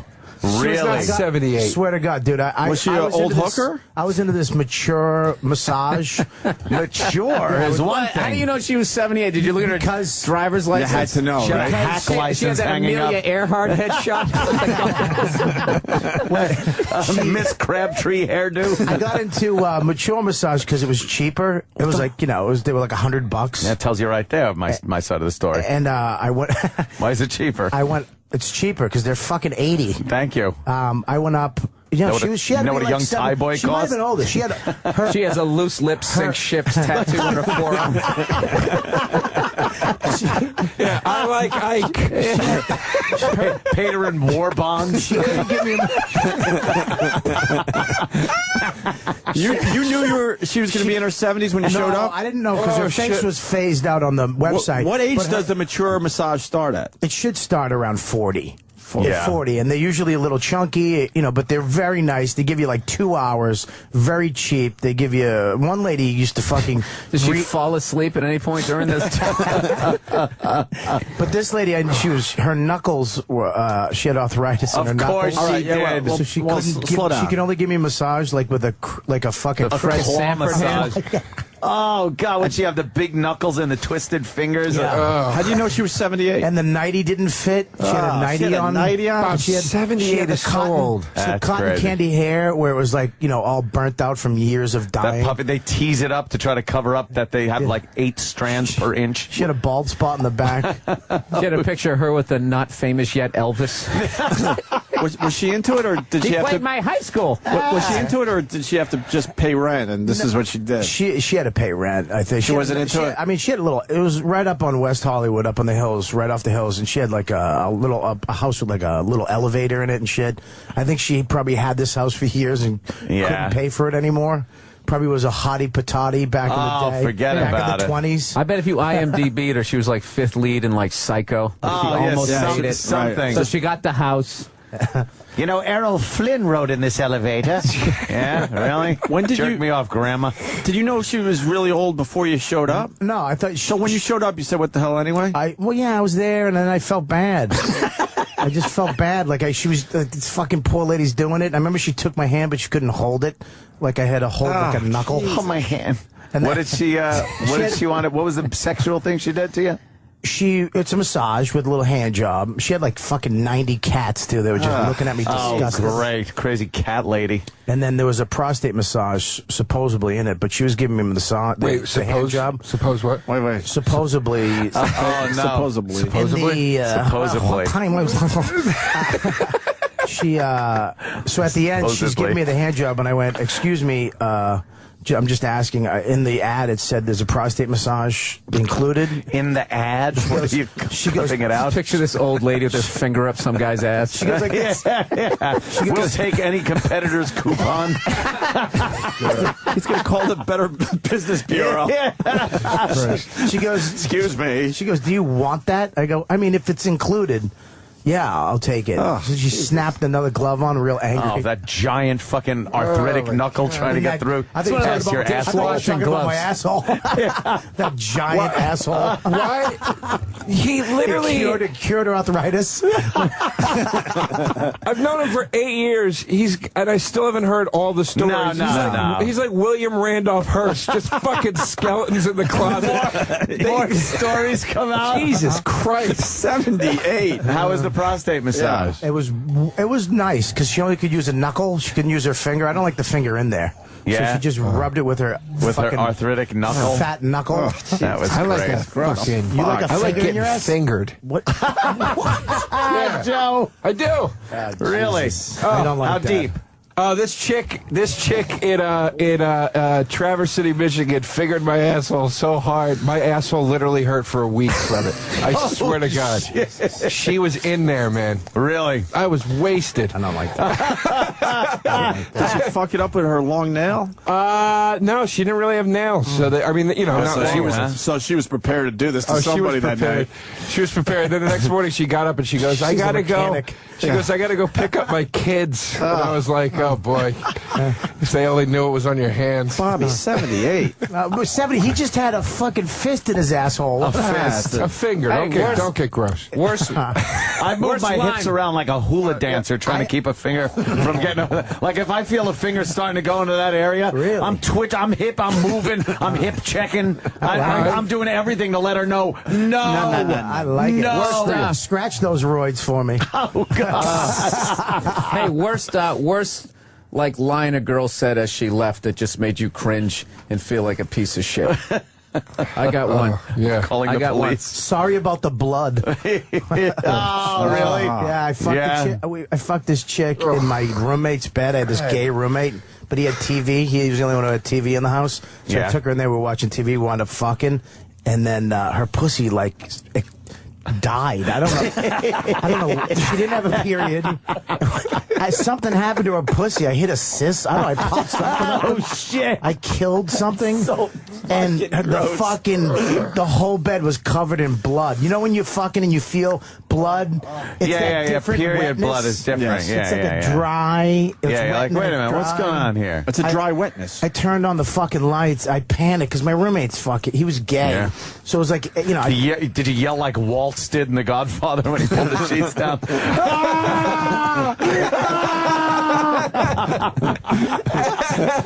Oh, somebody was trying to send Balby a message. Pussy. So, yeah, I had to do the sheets. This poor girl, she goes, I don't know. I go, you on your period? She's like, no. She was trying to figure out what happened to her pussy.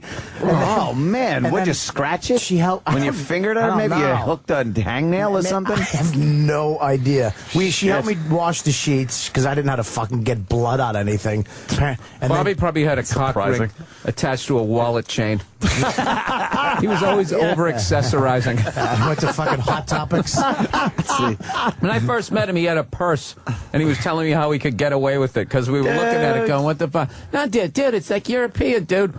We're like, Bobby, it's a fucking purse. You know what? You can put everything in your pocket. Why do you got to do that when you can, boom, you got everything you need. You whip this out, you flap it open.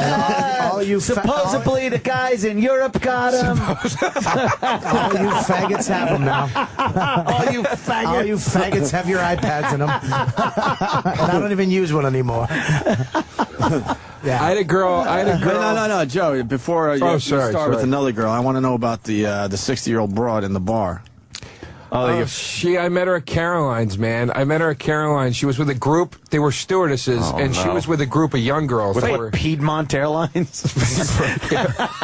Eastern Airlines? I got to catch my DC-3 back to Pan Am. And knowing she's a stewardess makes it not as bad, by the way. Well, a 60-year-old stewardess, not as bad. And you know oh the funny my God, part, the dude? varicose veins from standing on your feet all day. Good point. And the change of pressure all the altitude, time. yeah. She just got blood clots all the way up to her knees. Fucked it with nylons. These planes are swell. They don't go down like the Titanic did. so yeah, she was a steward. What was her line? Coffee, tea, or me?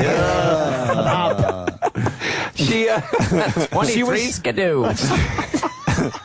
She was hanging out with all these younger, she worked with all the girls. She was with all the girls she worked with, and they were all in their 20s. And she was, and I At swear what to point God, did you know you were in like Flynn? Errol Flynn. Yeah, God. Yeah. No, I had to. When did you realize all the 20-year-olds didn't want you, and you had to go for the 60-year-old? This is the fucked up I'm part. Joe.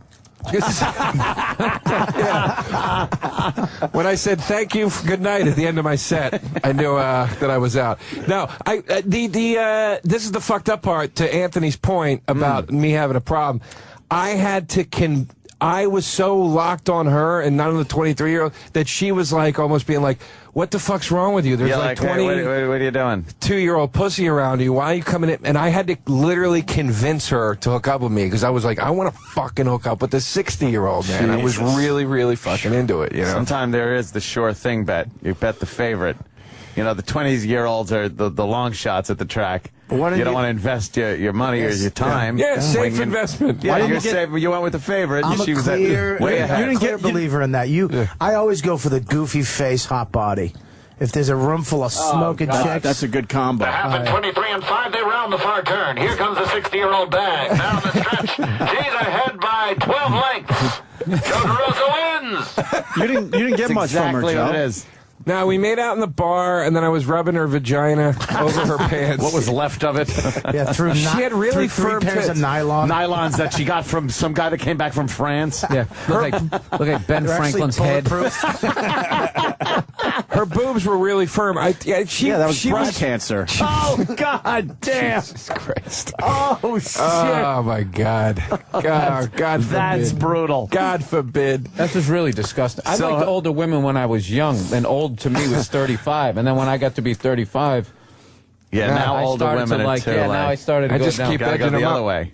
You just keep going. Yeah. Higher, higher, higher. I get mad now when I like watch card sharks. All of it higher. Higher. Another good point. You're a MILF guy. Yeah. How old are you about? 33 now. So how old will you go to keep the MILF thing going? If I watch a little MILF porn now, I'll go up to, 60s. If they're hot, like hot 60s. Wow, but really? Chicks in their 60s can be hot now. Don't say chick in their 60s, by the way. It doesn't work. That's a bird. A woman. A bird in her 60s. A broad. Once a girl becomes, I think once a girl really hits the 30s, Joe's lady the friend. chick thing goes away. Listen, once a lady friend. Joe's lady friend. She calls you my gentleman visitor. Yeah. And my lady friend. Joe, bought her a brooch for Christmas. A brooch. A hat pin. oh my God! Can we get some 60-year-olds in here and you pick one? Yeah, fuck yeah! You'd really do that? I would do that in a second. Are you kidding? I wouldn't fuck a 60-year-old. I'm getting excited. I would let her jerk me off. Yeah. And let me cumsies. But there's something about an old vagina. Something happens to the vagina, like the outer rim of vagina. Yes, the lips get like. Well, it's gravity. It's kind of like, you know, the fat on a steak. It's like it gets a little hot, like it starts to die. It's a little necrotizing. Hard. Yeah, the pink is in there. You ever been to the Grand Canyon? It's like the rim of the Grand Canyon starts collapsing. It's all dry. From time. Gravity does start, weighing on the parts and pulling them down. Yeah. So you can't have like a prolapsed vagina. Have squid? What? You ever have squid, like calamari? Oh, yeah. Yeah, the sautéed version, but the squid is too big and hard. It's like that. It's not tender. I'm just picturing like the picture of all the kids she's had. They're all in like their 50s. Oh, yeah. He was all the photos on the wall. plastics. He got in the ground floor of plastics. That's where he made his money. There's Bobby, lost him in the war. As you're walking through the hallway to her bedroom, are there just those collage pictures? All black and white photos of her and Lederhosen. We got to get some 60-year-olds in here for Joe DeRosa. I would do that. How do we do literally that? Because we don't have that type of audience. 60-year-old women is a little out of our demo. But maybe we could get some grandmas, some of the listeners' grandmas in here or something. They got to be hot grandmoms, how old was that stripper, Aunt? That came in at NEW. Oh shit! I don't. We had a stripper that came in. She was in her. Listeners will help us out with everything. They know all this shit. I think early 70s. Oh, you could see every fucking vein in her tit. She looked like that Visible Woman model when you were a kid. We brought her to one of our road shows. She was a hit. Does she dance to like hip hop, or does she just keep it old school? Yeah, that's the rug act. And then she gets up, dances fast. Yeah, she'd probably go and take it through 7 decades of stripping. Little time travel. She does a fan dance. It's like a ride at Disney World. It's a Disney World ride. 5'2", eyes are blue, but what those 5 foot could do? Has anybody seen my gal? You can sacrifice yourself. Ladies and gentlemen, let's welcome to the stage Helen. Here she comes, beautiful. You may have seen her at the USO tour for our boys over in Tunisia. Within the 20s before it was unacceptable. She's a bad girl. She's a card-carrying member of the Communist Party. God, that's hot. She's a little intellectual. She likes to discuss politics. Yes, an intellectual. She has her own ideas. She's actually been seen smoking cigarettes and wanting to vote. Oh, fuck. Jesus Christ. Like Little Rascals teachers and parents. How bad was the 7-year? I mean, let me ask you, because you're going to say she was decrepit. She wasn't bad.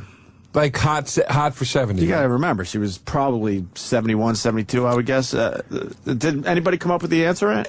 Oh, how old she was? It was NEW. How old was she, and what was her name? Does anyone know? I know we have pictures that used to be on a website. We should find those pictures today, E-Rock, if you got them. She was Joe, when you were with that girl, did you and she wanted to put some music on? Did she turn on like an old record player with like a 78 of the Andrews Sisters? Yeah, my baby's a boogie woogie bugle boy accompany me. Let me crank it up first, and then we'll get some tunes going. Did you answer that? Cracks your dick like that? It had a bird on it. Did you answer the question why she didn't go all the way with you? I tried to get her to take me back to the hotel or bring her. I don't remember which, or bring her back or whatever it was. And she was probably sharing a room with somebody. She wouldn't do it. She was like, no, not this time. And then she came back. Probably won't be a next time. You saw her a second time. Well, she came back and called me like a year later, and then by that point I was like, I'm not into this. I can't do this. Oh yeah, she's so old now. Did an fucking menopause was over. Did an operator connect her? Pennsylvania 69000. Oh my God! I got a telegram. That's right. Operator, get me Klondike 59625. No, it's Klondike. What the hell's wrong with you? Klondike. Joe, I figured we could go to Coney Island. Yes, connect me with Bensonhurst 79326. Was there only 4 numbers back then? You knew that too, right? Of course, there was just like, well, you didn't have to put in anything. Yeah, she showed up. She showed up like a year later, and she called me. And she goes, "Hey, I'm in town." I said, I can't really hang out tonight, and I kind of dodged her. And then she showed up to town by train. Yeah, she yeah, by boat. Ship. Yeah, ship. 14 big cases. Yeah. Big steamer trunk hat boxes. Yeah. When she got in, she was on the bow of the ship going like this. Waving a handkerchief with the bird feather. The Statue of Liberty behind her. Bird that's extinct. I'm with you, Bobby. Immigrants crying all around her. The war is over. We get it. She's old. Her dress kept dragging in the mud. You're no gentleman. Jesus. Yeah, so she came back, and then she found me. I dodged her, and then she showed up at my show, and I was hanging out in front with another comedian. And she walks up and she's like, "Hi, you didn't think I'd find you, did you?" Right? That's what she said. I had a private eye. And like film noir.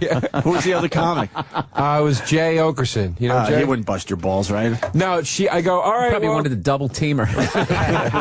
Yeah. Dude, you get her over, I'll fuck her in the ass. Oh, shit. And he didn't know the story, and I go, all right, well, I'll see you inside. And she went inside the club, and I just turned to Jay and I go, I made out with that chick last year, and we just started laughing. Did you feel anything when you were massaging her vagina? Any warmth? Any moisture? Calcium deposits. It felt like a trampoline in the rain.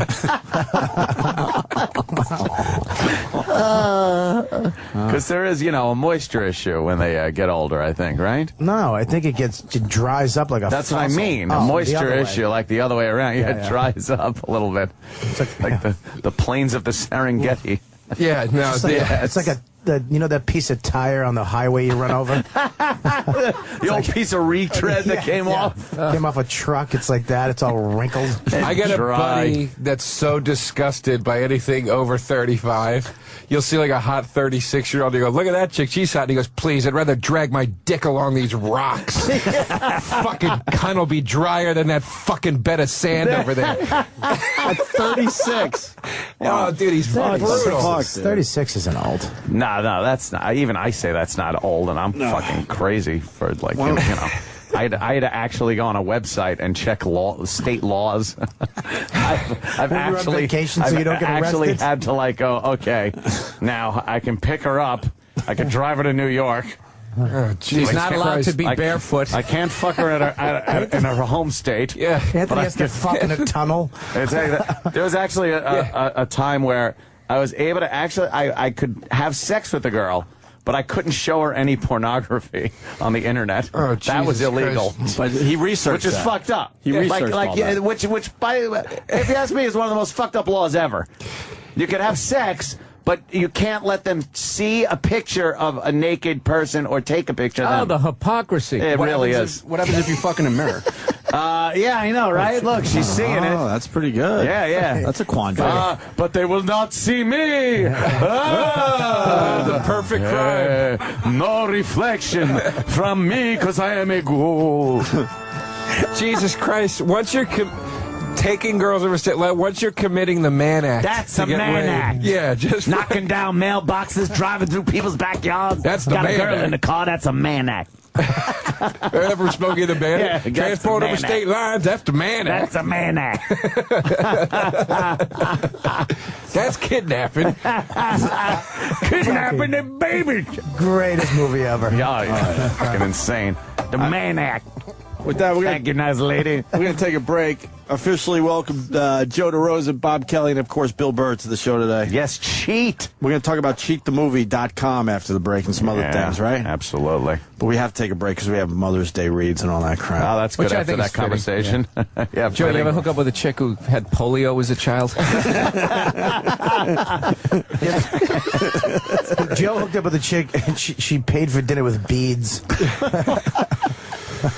Oh, told.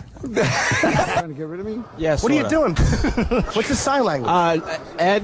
He's our producer. And he decides when a guest is getting a little too boring, and that was the sign What the fuck? he usually gives. And More what's the problem? disrespect to We're Ed having a good interview with Ed Asner. I can tell you, Anthony, that's the last time I'll ever be on your show. No, that was yeah. I've suffered your insults enough, and I certainly wouldn't come back again.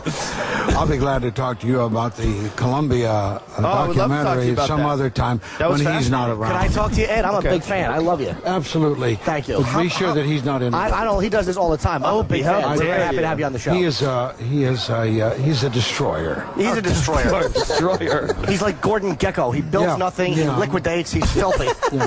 He's greasy. Yes, he is. I don't want to swarthy. smell his shorts. He's a Sven Dollar. In quotes, I don't want to smell his shorts. Ed Asner. Bravo. The great Ed Asner. Great Ed Asner. Thank you, sir. Very nice to meet you. Thank you very much. You're a destroyer. He called you a destroyer. Wait till Anthony hears this on the replay. Oh, it was phenomenal. Hey, Jimmy, get back here, man. I start sweating. Ed, no, come on. Give me a handshake, please. Fuck you, he said. No, fuck you. Dude, Ed Asner just said fuck you. Oh, that's phenomenal. The virus. Sirius XM. You're listening to Opie Anthony. Opie and Anthony. Like a romantic comedy. Bill Burr, Joe DeRosa, Bob Kelly. You might hear in the background Bill Burr saying, talking about his movie Cheat. CheatTheMovie.com. Playing tonight all over the place. Well, tonight at the Clearview Cinemas, Chelsea 4. Can they just go to CheatTheMovie.com for movie time? I think they're sold out, except for Thursday. I think every showing, sold out. Every showing except for tomorrow, I believe, he showed up. But if you go to TribecaFilm.com and then search Cheat. What? Why only 15 minutes? It's a short film. It's a short. That's a short. Hence the name. We don't have a million to make a long. Yeah, we don't have. Yeah, this is how you get in. You make a short one. All right, calm down. It's worth of money. That's a good question. I was talking to Ann about this. Could this possibly lead to a longer version of this film? Yeah, like a lot of films have done. Like Sling Blade. I heard Meet the Parents was like that. I made a short one. They liked it, and then turned it into a long movie, and then attached a bunch of. Well, actually, the Fockers, Meet the Fockers, was actually a short. That's what he just said. Yeah. He just started with Meet the Parents. You said Meet the Parents, right? Which was the first one. That's the first one. They didn't start with the third movie of the trilogy. You guys could have corrected me when I told you that fucking 2 days ago. It's just fun hearing you say shit wrong. I hate that. I'm the one who told him that. He just fucking threw it off as his knowledge. Yeah, but you fucked up because you didn't listen to what he just said. Yeah, but he didn't tell me I Why are you blaming me, Bob? You should have jumped right in from the beginning and said Meet the Parents. You said Meet the Bob. You said the wrong thing. We all do it sometimes. And you literally said it right after he said it. I can't showing that you weren't listening at all. Absolutely. I'm a fucking... Good buzz in the movie, though, huh? Fucking doomy. Yeah, so we'll see what happens, you know. We have a feature-length script based on this written already, basically, so we're hoping to try to sell it. Because that's what everybody told us, that you're going to go there, and if people like it, they don't just go, oh, that was great. They go, we loved it. What else you got? So we got to And then you got to have something to hand them right away, Yes. Yeah. And people are liking this, right? So far. Joe went to the first one on Saturday night. We weren't there. We were on the road. But he was at the premiere on Saturday. Yeah, I was at the premiere of our first movie we ever did at De Niro's Festival. These fucking guys were in Poughkeepsie. Why would you go to that? Yeah, wouldn't you just blow the gig First of all, off? because we could get gigs. Oh, see, Joe. Damn. We had to pay called mortgages. Yeah, and also, my gigs, I already sold all the fucking tickets. I know. It's just just making a joke. Such a cunt. Yeah, I was just making a joke. He always tries to make himself like he's more responsible. You probably fingered an 80-year-old when you should have been talking to a producer, you creep. Oh, they got you, Joe. They got me. What's the gist? What's the gist of the movie? We can't say too much because there's not in 15 minutes. Well, there's a left turn. We want to give it away, but it's basically three pieces of shit get together to combine their piece of shitness to try to accomplish a goal. Yeah, we're trying to pull off the perfect heist. Yeah. Gotcha. Yeah. And there's a character named Doc There's a time machine made out of a DeLorean. That's cool. The guy goes back. There's a lot of cool shit going on. It starts off, you think it's a serious movie, then there's a left turn, then it. Yeah, and it's 3D. Are you? Oh wow, that's you were at the nice. premiere? Yes, I went. Were you sitting in the audience when they were showing this thing? Yeah, and it killed. It was great. I was really actually. I don't want to say surprised, like I didn't believe in the movie, but I was surprised at how good of a reaction it got. I was really, really excited about it. I couldn't have, dude, even if I was there, I couldn't have sat. Just the level of powerlessness. Because as a comedian, if it's not going well, you couldn't just, what the fuck is wrong with you people? Like, blame the crowd. Right, but the film is just done. It's there. And if it's bombing, there's just nothing you can do but slide under your Bill seat. just runs up to the screen. Hey, motherfuckers! Fuck you! Yeah. It's good. I did Dane. We did the 8 Guys premiere, and he showed a animation that he did before the actually 8 Guys. It fucking tanked. Yeah. Oh, there's nothing worse than being in a room full of fucking no laughs. Oh my God. Just this and watching a cartoon at that. Good thing you could dab his eyes with $100 bills, huh? Get it? I was nervous. Find him. Oh shit! Wow. Wow. He's found most of it, hasn't he? Oh boy! He's talked about it on the show. Why are you looking at me? I didn't even get that for half a second. Yeah. I just, you don't get a joke. You just look around trying to read people's faces. What did that What was mean? the subtext? A little inside, I was, but some people Deaf know what that's person at a about. comedy show. So you guys might have something here. We'll see what happens. We'll see. We're hoping for the best, but you don't want to get your hopes too high up. Because what do you do with this film if it doesn't become a longer feature? Yeah. Jesus Christ. I don't know. That's a cold bucket of water of reality. Put it on We're a still in website. fantasy land here. Yeah. But isn't that a real Facebook question? on a Saturday when you're lonely. Hey guys, check out this. Here's something that we thought would change our lives. Oh damn! Fucking 90 comments from shit dicks. Go fuck yourself. You sucked. All right. You know what? I'm actually willing to bet. I'm willing to Fucking bet. assholes. Even some of the bigger cunts that listen to this show will actually enjoy it. I think we did a good job. Yeah, we're going to send it to more festivals after this one, and you just hope that at one of these things something will happen. But that's the reality. You really, it has to be longer for it to be successful for you guys, right? Yeah. In all fairness, the short has opened other doors. It's like we wrote this book that we have coming out that you guys were involved in for those interviews we did, and so that'll be coming out next year. So that was, and you can get the movie will be in the back of the book. So yeah, that's the way we're going to get it. Yeah. And it will be available and download for like iTunes. If you buy the book, you'll be able to get the movie too. So at the very least, we got that. Yeah, and also too, like, who came up with this idea? With with the story for the film? Yeah, it was basically a true thing that happened to me, and Bobby and I were talking about it in the diner, and Bobby said, let's do this as the short film. Bill had the idea that we should do a short film, and then we were like, all right, let's think of something. And Bobby and I were talking in the diner one day, and I was telling him this jam I was in. He was in. And Bobby went, we should do this as our movie idea. We called Bill. There's an old woman involved. Yeah. Great. Couple old broads are involved. Yeah. Make out session with an old bag. I've known about this movie for a while now, and I still don't know what the fuck it's about because of the left turn. Well, you were going to come down on Saturday, right? You almost made it, but then because you forgot it was Easter weekend. Yeah, which we thought was amazing. As a married man with a child, you had no idea it was Easter. That's amazing. It's amazing. You should have used a better one there. Yeah, you didn't buy any candy. Is this weekend Easter? I had no idea. He's probably standing there in a bunny rabbit suit. That's one of the worst excuses we got. I've never supported you fuckers. He can't even look at us. Look at us. He's looking away. I wanted to go. His wife is painting whiskers on his face with eyeliner. I was trying to figure out how I could do that. Kind of had something else I had to do. I wanted to go. Definitely, you've come out to all our shows. Kill me with the jokes, but I did want to go. But we do have to break your balls a little bit with that. Is there another screening I could go to? He's trying to move the ball forward. Yeah, I know. That's good. You didn't even go to the premiere. Huh? I don't need That's to. a good point. You got a good point. Wait, so why am I supposed to go if you weren't there? Yeah, but I said I didn't go to the premiere because I have a gig in Milwaukee and Detroit. I didn't say. I had no idea it was I had a gig in Philly with the fucking Easter Bunny. It is hilarious. It is. Oh, dude. dude, I was going to visit you in the hospital, but I forgot till today it was my birthday. I had no fucking idea. Ah, shit. You know me, always forgetting stuff. Sitting there with a party hat on, frosting on the side of his face. Wait, so Joe's the only one there, right? Yes. So you're busting my balls, but you weren't going to be there, and you weren't going to be there. We couldn't. We're not giving you shit for not being there. We're just saying you should have just said, I can't make it. Yeah, it's not like we did the movie premieres are at like from 6:30 a.m. to 10:30 a.m. Monday through Friday. That would be a different story. Saturday night for you is pretty much a night off. He was in Philly for Easter, is what he's saying. I had to go down to Philly for Easter. No, you could have supported us. You didn't even support yourself. Yeah, but your kid's not even going to remember the Man, help me out. He didn't even support himself, and I'm supposed to go? We're not going to get Anthony out of that fucking we don't have a problem with Anthony. We knew he wasn't showing up. We know. Unless we had the premiere at like a Hooters.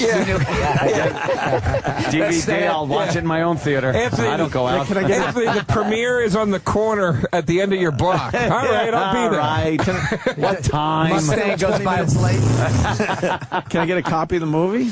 We have a link. No? We have a link you can watch it A on. secret link? Yeah, we sent it to Kenny this morning. Tweet that shit. No, don't do that. Oh my God!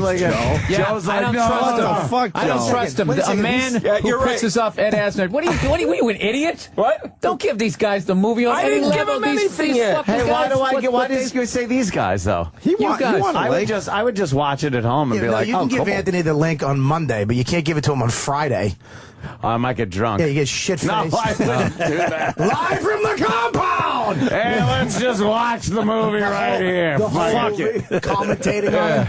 Yeah. Someone's going to put it up on the internet anyway. You know how the internet is.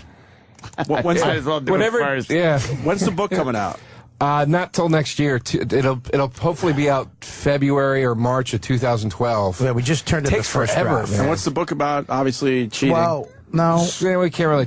We can't talk about The it. whole What thing the just. fuck are you here for? Wow.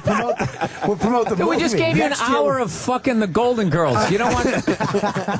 I want to promote your shit, but you're too vague. They're being mysterious. Very mysterious. I think it's working. This left turn must be a hell of a left. Well, no, we're going the exact opposite of like. Remember the Speed 2 trailer? Where it's like, if we got to keep this boat at 60 knots or we all die. And then they show them running around the island. They showed you right through halfway the third act. So obviously they didn't die. So, yeah. They're so on the joke island. I've been using, the way we're describing it, somewhere between our promotional, somewhere between Speed 2 and like the Crying Game. Yeah. We'll give you a little bit of it, but then when I can't give away the twist. Yeah, with 15 minutes, it's very hard to give a little synopsis of the movie without ruining the movie. Yeah, like people giving us shit. The trailer's too short. It's like it's a 15-minute fucking movie. And we can't show you shit in the trailer because then you'll fucking. We don't want you to ruin the fucking movie. Yeah. And all these guys who give a Getcha. shit about this, once they see the movie, they'll get why you can't do it. Right. You know what I mean? Fair enough. We were going to the party. The Fair enough, parties sir. are fucking great. Me and him went to the opening last week. Fucking. It was crazy. There were like 3,000 people there, outdoors. Yeah, Leary was there. Scorsese was there. And what's her name? Elton John. Elton John was there. How do you get a movie? So you make the movie and then you. How does it become part of the film festival? Submit it. You submit it and then with 9 so who zillion got other people. So who got the call that we accepted your film? This is the story. We were. I think that's kind of cool. We were trying to submit it to festivals, but we're 3 lughead fucking comedians. We had no idea how to do it. We're missing deadlines left and right. You didn't even know. I'm joining everything on the internet, like all these fucking communities. I get shit email every day from Without a Box Festival. But did you guys even know how to make a movie? Well, we kind of We've all fool around with a video camera, but did you know about lighting and all that Joe shit? went to school for that shit. Yeah. Did you really, Joe? I went for video production, and I wanted to be a director. And all of us. Yeah, I don't know. That was the easy way through college. I knew how to nonlinear edit from school, and I knew how to work a camera. Lighting and stuff wasn't great, but that's a DP's job usually. So Joe put together a good crew, though. So you hired some good people that knew that shit. Yeah, Joe did a fucking crazy job directing this. Really, when I watched it, I was like, oh shit! Like, Yeah, this actually looks like a movie. Oh, it looks real. Really? yeah, I thought it was going to look like a YouTube video, but when I watched it, I was like, oh shit! There's a lot of responsibility that's going to come from this. The first time I watched it, I literally had my thumb on the stop button. I was like, the first time I get douche chills, I'm shutting this off. And I was just like, fuck, this actually looks halfway decent. Everybody watches the movie like this. Ready? At the end of it, they're like, "That was really good." Like that's like wow. surprise. Like, wow, you guys didn't suck. Hey, what happened there? Yeah. No, it was good. This guy, Andres Carew, who was our DP, really made it look beautiful, and also hired a great sound man, because that sound is so important, man. You know, you gotta have a guy that knows how to mic everything properly and have the backup. You gotta pick up the words, Joe. Oh, Bill, you gotta get the words of the meat. It's gotta sound the same, you know. But you don't want the sound sounding different every. Yeah. all fucked up. One of Joe's chicks just playing some fucking ragtime piano underneath it. Ragtime. So do do do do do do. Sounds like a speakeasy. I just think it's a great story because I've known you guys for a while. I didn't know you as a filmmaker, and now all of a sudden you're in this fucking film festival, and there's a buzz on this thing. Here's what it was our first time out of the gate doing any of this stuff. So obviously we're extremely honored and flattered to be part of this festival. So, but you know. Because it was a our fucking Oscar, all right? We're extremely honored. I'd like to thank God. I was waiting for some sort of evil to enter into this. Let's not forget Haiti. Imagine they're up for a short film. Like oh my God! We'll never have you guys back. No, it'll be over. I just got nominated for an Emmy. For consideration. No, Louis, but you got to pay for that, right? I don't. FX is, and you know, to win they sent me an email with for consideration for the Louis show, the episode of. They sent me. I called the lady. I go, are you fucking with me? But it wasn't. She didn't get that. I thought it was somebody really fucking with me. Right. But she was like, no, sir. Which episode? The Mother episode. Yeah, I found that was out a good episode. Yeah. That was a good one. Yeah, do you know you have there's a submission fee. Really? One time I had a some stand-up thing.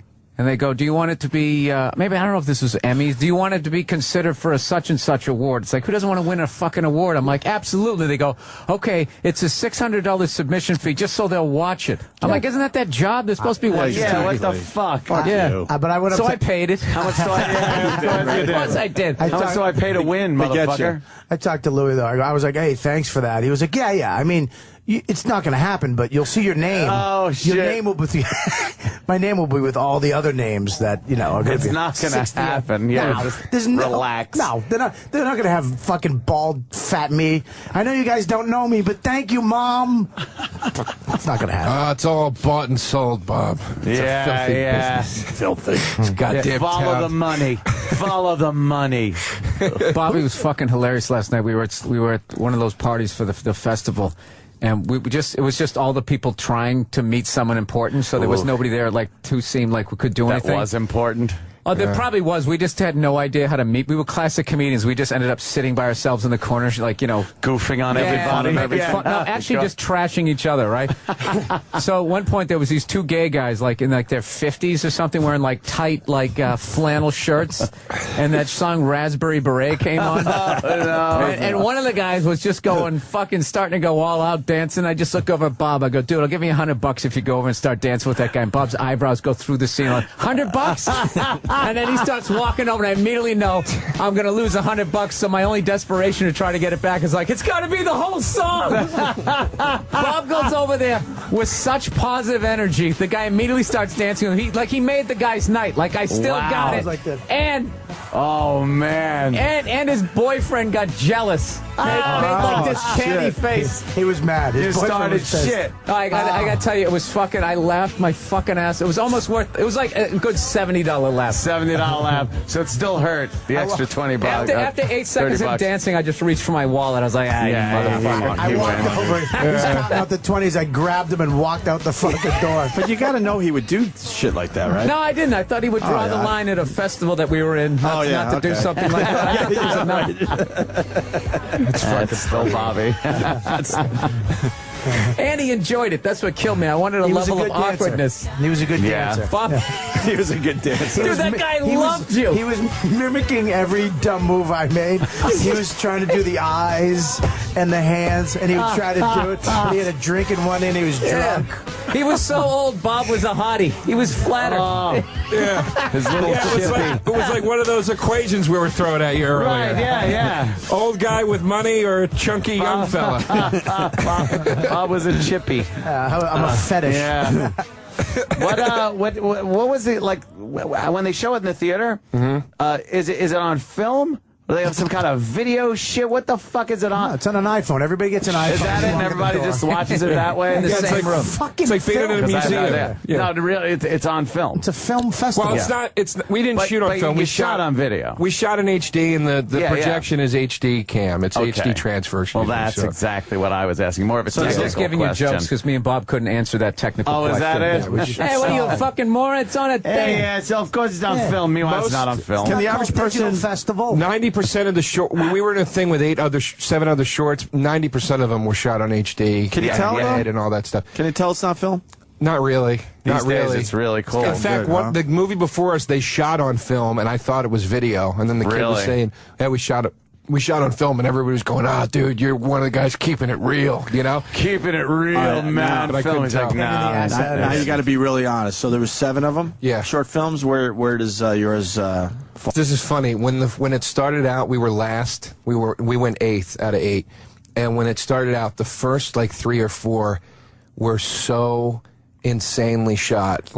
They looked like IFC films, camera going in and out of focus, all these metaphoric shots. It's all fucking heavy. They had actors in them that I recognized. I was like, oh, Jesus Christ. I've seen that motherfucker. Did you ever see Copland? Right? Yeah. See Copland? Remember the paramedic guy when they make it look like Michael Rappaport kills himself and he throws the gun? Get the fuck out of here! That guy. He's in the first movie. I was like, oh, Jesus Christ. The dad from License to Drive was in the 3rd movie.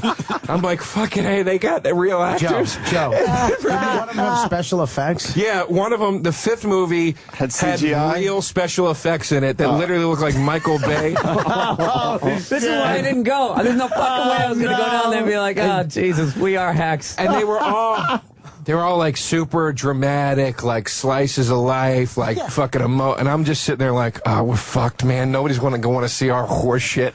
Nobody is going to want to see shot it. Was done with roller skates. Yeah,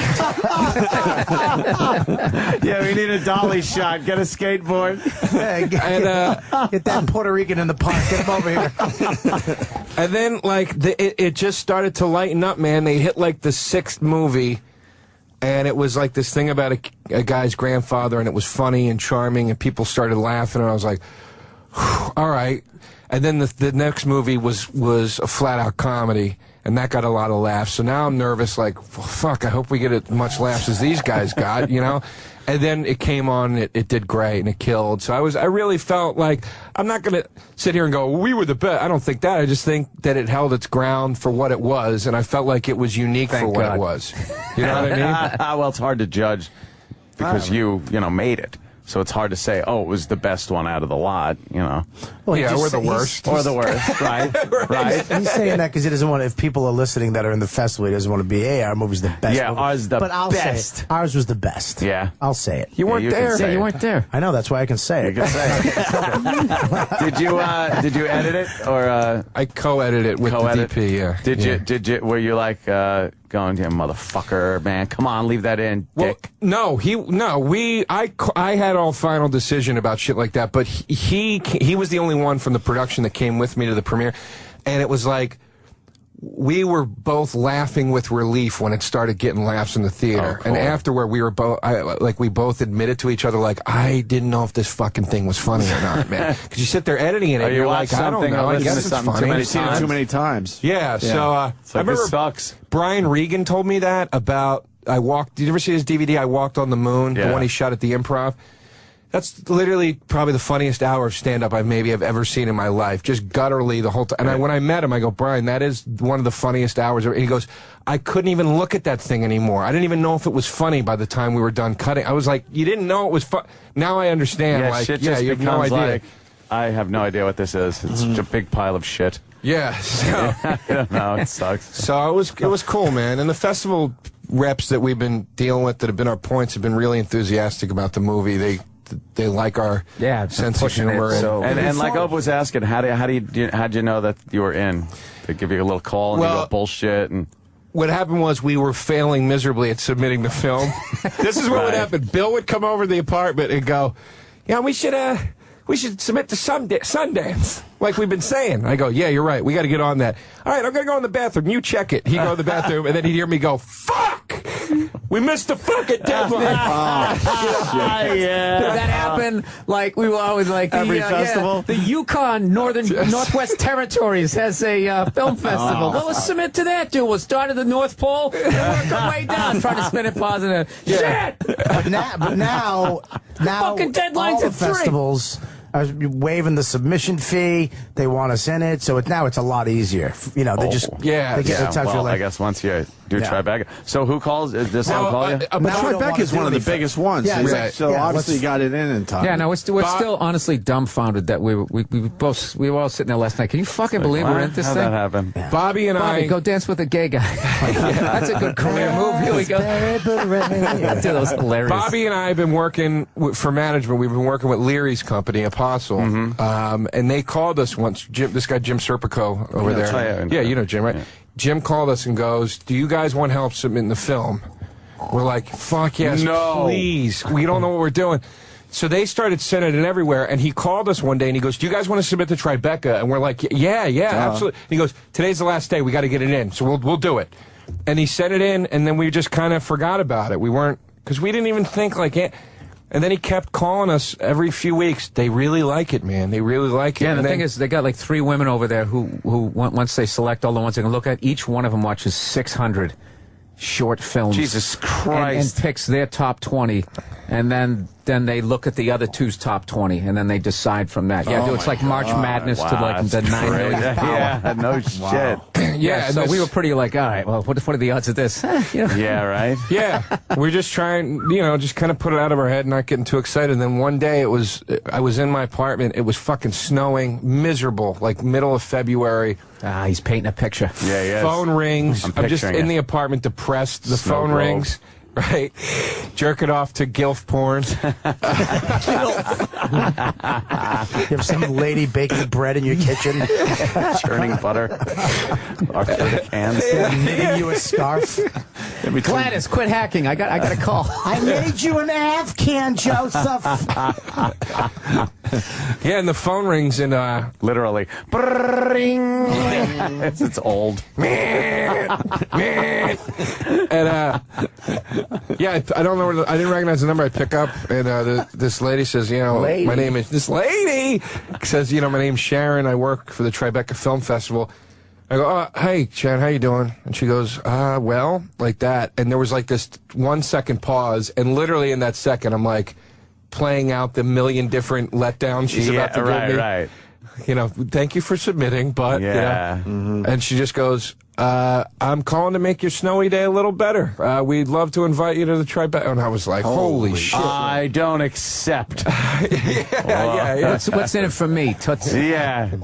Listen, broad. Yeah. And then she goes, we'd like you to, if you don't have to do this, but we would really like you to world premiere your film here with us. And it's like, what do you say? You go, of course, yeah. Absolutely, I'll do it. I didn't realize how big it was, though, until we went to the first night. I thought it was just a little festival. You've never heard of the Tribeca Film Festival? I didn't say that. I didn't know how. I didn't know how. I didn't think it was as. I didn't know it was going to be big. Huge as it is. It is. I mean, all the.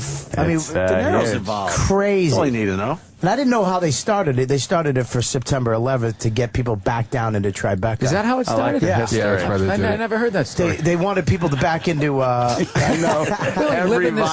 Everybody you don't knows. remember? You don't remember that whole thing? Everybody knows why they started lived the in this city, Bob. Yeah, it was like, and the whole thing was, yes. I didn't know that. When it first was pumped out, it was like, dude, it was huge because it was like, wow, we're bringing people back. Something happened 10 years ago, evidently. What was that date in September? Bobby had some info that none of us knew. It's called September 11th. Oh, okay. I was a little shocked.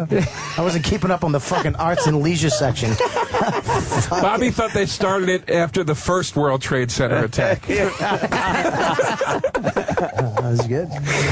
Commemorating sooty mouths. I got to agree with you, though, dude. I didn't quite grasp the weight of it now you're until... going to agree with me? Go fuck yourself. Even though it's called an Academy Award, they actually have a nickname for it called an Oscar.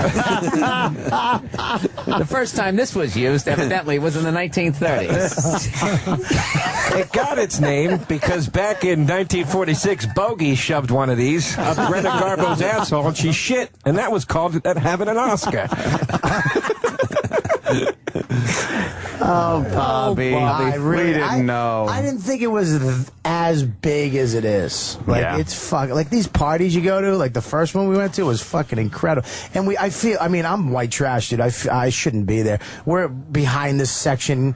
Free food, free drinks, and I'm trying to tip the. I keep trying to tip the guy. You know, I'm the guy that tips the toll guy because I feel bad. Hey, you're trying to grease the waiter, thinking he's gonna get you to see a producer or something. I just felt like a piece of shit, like I shouldn't be here. Just trying. And then a couple sat down. They've been going to the festival ever since it started. They're like total artsy Tribeca New Yorkers, and they sit down with me and Joe, and I'm just trying to keep my mouth shut so I don't fucking ruin it. Don't fuck anything up. Yeah. Did you talk to any important people? I was at a luncheon yesterday, and De Niro was there, and I just couldn't walk up to the guy. People were walking up to him, and I was like, I can't. Yeah, that's a bad guy to walk up to. He was texting us. Like why? But trying to figure out what to do. No, he's 20 feet away. I was telling Bill. Hold on. What would you say to Bobby? That's exactly why I didn't walk up to him. But no, I told him what he should have said. He should have been going, "Come here, you. Yeah. Come here, you. Come here, you. No, you. Oh, you're literally you're literally sitting there looking at him, watching his hair morph in your head to all his famous characters. Yeah. You're like Travis Bickle, Raging Bull, Jimmy from the Goodfellas, and you're like, Jesus Christ, I can't fucking walk up to the guy. Did you almost? No, I just, because here's what happened, man. We're at this luncheon. What were you thinking you would say to him? I know there's something in your head. I literally was going to just try to go, Mr. De Niro, thank you for having us at your festival. I really appreciate it. See, that would have been perfect. That would have been good. That would have been perfect. All those movie lines, he was fucking rolling. No, that is because it's like, it's you being appreciative of the festival that he came up with, and you're involved in it, so you were thanking him, and then that's it. There were so many people walking up to him. I was saying to Bill earlier, just be another dick. In the shower. Yeah. Just start banging, Jimmy! You know how uncomfortable he'd be? I told Bill. Walk away, have this guy removed. I told Bill if we see him again, I want Bill to walk me up to him, like when Paulie walks young Ray Liotta up to him at Goodfellas. I go, what do you say? Thank you. Thank you. Keeps coming. This is the kid Joe. Don't ever rat on your friends. Yeah, but I don't know, man. There were so many people walking up to him, and I'm just like, you know what? That's pretty cool. Let me just have I the think you moment can tell of saying when somebody once doesn't mind if you approach, and then when they, I'm not going to name the name, but I'm never doing it again. I was at some Christmas party, and there was somebody who I really liked, and dude, he was standing behind like 40 tables with like 9 people around him, and I remember being drunk, trying to walk over to him, like thinking in my head, like, Jesus, is it ever more difficult to get to somebody? Not realizing in my head that there's a reason. That was on purpose. Yeah, and then I got over there and I reached out the music was way too loud. I reached out my hand to shake his hand, and he thought I was trying to tell him to get out of the way, so he sort of backed up and put his hands up like that. And I was like, no, I really was a big fan of your show. And he just looked at me the second he thought I was trying to get by him, I was like, I wish I never came over here. I should have just. This is douchey. Why won't you tell us who it is? Yeah, It was Gary Shandling. No. Was it really? Yeah, and I fucking loved the Larry Sanders Show, and I just had to tell him, and I just could not read the situation, dude. He was behind, like he looks like such an unapproachable guy too. Just regular. Yeah. Even when he's doing a friendly interview, he looks like he doesn't want to be there. It was so bad. I was having a great time at the party. It was so bad. I wanted to leave. So when you walked away, was it really? Yeah, it was bad, huh? I just thought he and all his crew were staring at the back of my head, going, "Who the fuck was? What the? Who How the fuck do you not know? I'm all the way over here. What do you got to do?" And not only that, it was sort of like a private part, like this thing. It was private, so douchebags like me weren't supposed to be there, but just in case they were, he was already standing in the corner, and I still crawled over. That shit happened to me with fucking Leary. Dennis Leary up in Boston. Really? Yeah. Years ago, yeah. Years ago, we were up in a bar. We were doing some classic fucking gig or something up there. It was part of Comics Come Home when it was really hot. Comics Come Home. When they were filming it every year. And we were upstairs at the VIP section, and the show The Job had just come out, and my buddy Adam was in it. So I talked to Adam, and he's like, yeah, when Dennis comes up later, I'll introduce you. I'm like, oh, that's cool. So I go to the bar to get a drink, and Dennis Leary like walks right next to me to get a drink or whatever the fuck he's getting. And I'm like, you know, fuck waiting for Adam. The guy's right next to me. I'll introduce myself. Yeah, fuck having the smooth intro. Right. I'll just walk in like this. I was like, Dennis Anthony from the Opie Anthony show. I'm friends with Adam Ferrari. Does the job with you. Pleasure to meet you and stuff. He didn't look at me. He put his hand up. He goes, yeah, thanks. Could I have a... And then the bartender, he goes... And then I had to skulk away, and everybody was looking. Because we all watched this go down, and he has to now walk back to all of us, and we're just like... And it was so embarrassing that when I turned around, they didn't even all start laughing. When I turned around, they all looked away and looked down like they weren't watching. It was that bad. Like, I actually got a little sympathy from these motherfuckers until, I walked over and then they started laughing at me. Beat him up. But I was just like, motherfuckers. So then we finally got Dennis booked on the show. And I'm like, good, I'm going to lay into him and ask him what the fuck is his problem and everything. So I laid out the whole situation. And he goes, well, what do you want me to tell you? I'm a fucking asshole. And it's like, don't diffuse the situation like that. Now I have nothing. I have nothing. Yeah, that's all you got to do. You just agree with it. Yeah, I'm a fucking asshole. Great. Yeah, I treat people like shit. Fuck you. The hardest? Great, thanks. I got douched so hard one time when I was in college, okay? Chris Isaak had this album called Forever Blue. And the whole album documents... story just... Chris Isaak. The whole... Chris, I get shit on. I get shit on. Don't worry. Chris Isaak. He had this album called Forever Blue, and you knew all the songs on it. Was I the loved CD it. blue? What was the? Yeah, it was. Oh wow, Forever. What was the song that was the hit? Baby did a bad thing, and somebody's. So anyway, listen. No. What was it about, like Chris Isaak's music that just really you connected with? The whole album documented this breakup. This one? Yeah, this is a great tune. This is from Eyes Wide Shut. Baby did a bad thing. It's a good tune. I remember this. You like this song? It's all right. It's George Thorogood. Yeah, back. Maybe it's good. I don't know. Well, the story's more about how he dissed me, not about the music. But I feel like I'm going to keep getting smashed. I definitely want to hear it. Joe, tell the story. I want to hear it. Wait, the vocals on this isn't bad. I want to beat him up, but it's a fucking good tune. All right, I'll check it out later on iTunes. Well, we used to listen to this album in college. What do we give? Thought we were going to hear that. The whiny Chris Isaak. We used to get drunk. And we'd come home from the bar and listen to this album, and we would be like, oh, it's so fucking great. It's such an amazing album, blah, blah, blah, blah, right? So I did this show with Dave Chappelle out in Boston, and I'm standing out in front of the hotel with Dave Chappelle smoking cigarettes, and this was the peak of the fucking Chappelle show We're outside, literally a tour bus screeches to a halt in front of us, and Chappelle goes, uh-oh, who's this? Guy gets off the bus, he goes, Dave, Chris Isaak's on the bus, he's a big fan, can he come say hi? Dave's like, yeah, man, I like Chris Isaak, Guy walks back on the bus. I turn to Dave in the 30 seconds I have. I go, dude, Chris Isaak's got this album called Forever Blue. It changed my life. I love it so much. Oh, my God. Dave goes, I'll introduce you. Chris Isaak comes off the bus. He's talking to Dave. He's fucking wide-eyed. He's so locked into Dave. Dave, I love you. You're hilarious. Dave goes, thanks, man, thanks. Listen, man, this is my opener, Joe DeRosa. Chris Isaak turns to me. I go, Chris, your album Forever Blue is so brilliant. It changed my life. He goes, yeah, thanks. Listen, Dave, and for fucking just literally 6 years I invested in this fucking album and just was like, yeah, kid. I would bet a lot of money Dave Chappelle couldn't name one of his songs. Not that I know. No. Chappelle kept going. You were the real fan. Chappelle kept going, I like your show on Showtime. That's what he kept talking about, was his TV show. I was like, boy. Just such a smack in the face. Yeah. That's that story. Why did the album change your life? It did, because the whole... ever have a song change your life, Ed? No. A fucking cartoon could have changed his life. Why did it change your life, Joe? The whole album documents a breakup from start. It starts with that song, and it just documents all the emotions of getting shit on and dropped by a chick that you're in love with. And it's just it's a brilliant concept album. There you go. Ahead. I'm not doing anything. I'm listening to you. What's wrong with you? Finger on the button, like it's the nuke button. What? Just okay, faggot. What's next? But continue. I'm sorry, Joe.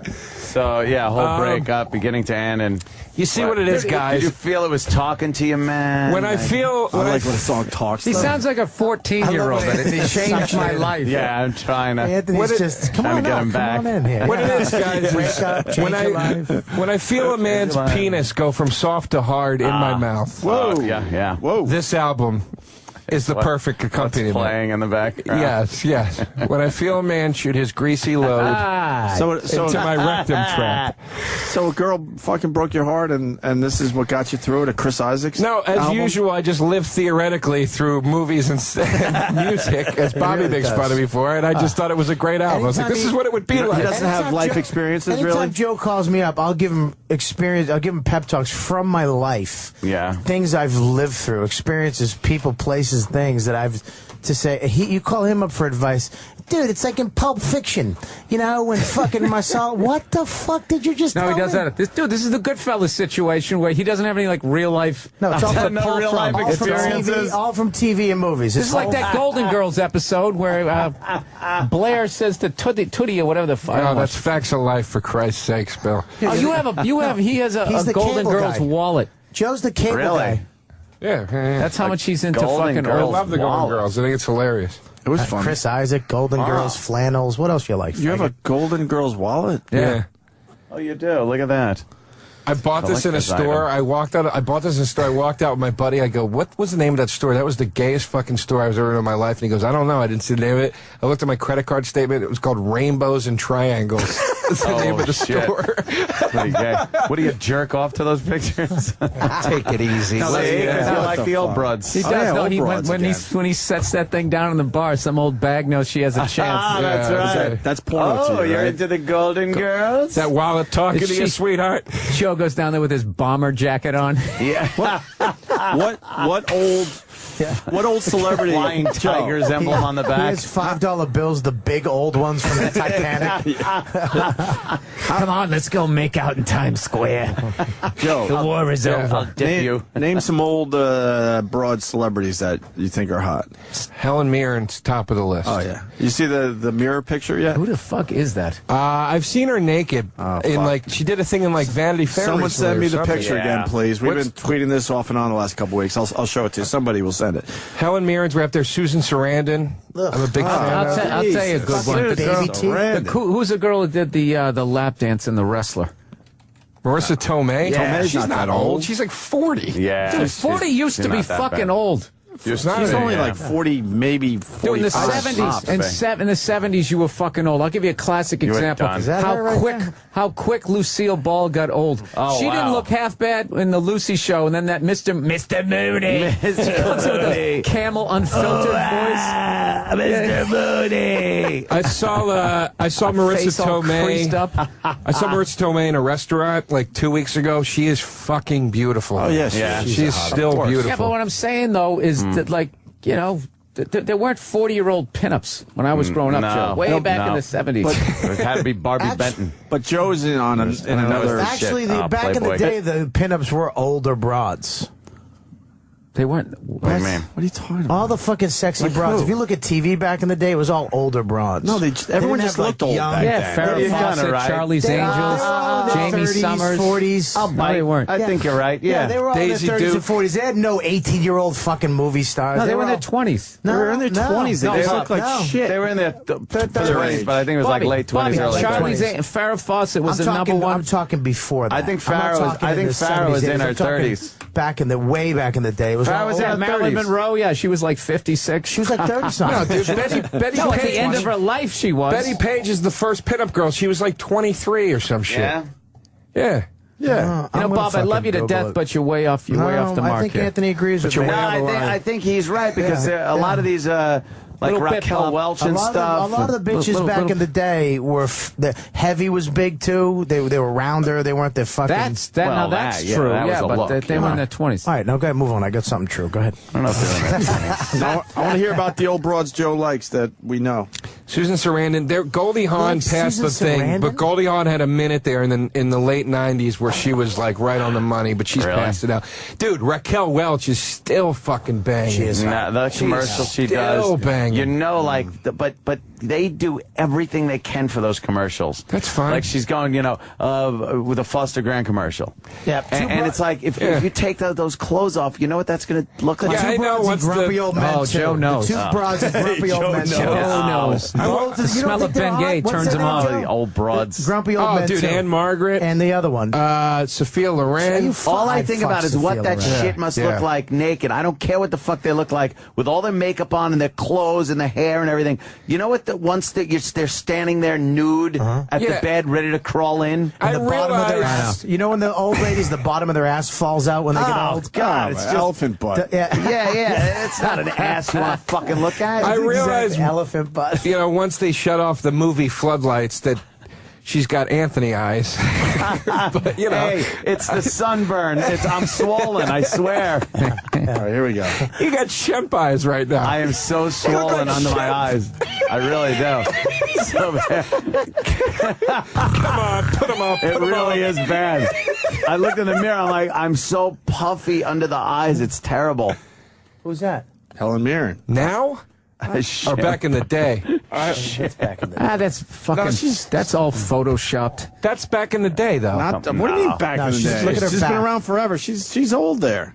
She's in front of a mirror with her fucking big fucking boobs almost out of her fucking dress. Oh, she's just smoking. Yes, smoking. You know who's held herself together is the original blonde on is it Suzanne Summers? Oh, that's another one way up my list. Susan, how about Sally Field? She's Sally so Field. hot. She's a wreck. Sally Field, I'd still bang. Even though she has fucking bone disease. She's a wreck. I She gotta has be a honest flat with you. ass. Last time I saw saw her Suzanne on the Daily Summers, Show. Yeah. she was Years on the ago. Arsenio Hall show. Oh, okay. See, okay. I saw her on the commercial for some fucking new thing she's selling, and it's like she went to Smile, and you could tell they must have fucking just injected her with all kinds of collagen and Kathy Lee fat Gifford. from her ass.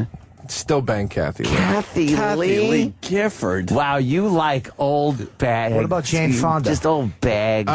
Fonda's looking a little too old now. What But if yeah, she probably. promised to tell you some showbiz stories? Yeah, some Ted Turner fucking stories. What about Barbara Eden?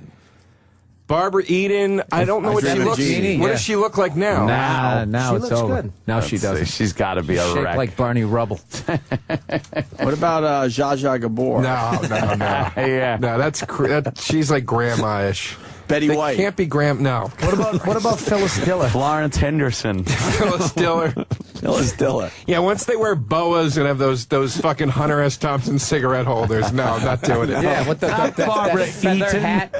Did you spell it Barbara Eaton? Yeah, he did. Eaton. Way to go, Bobby.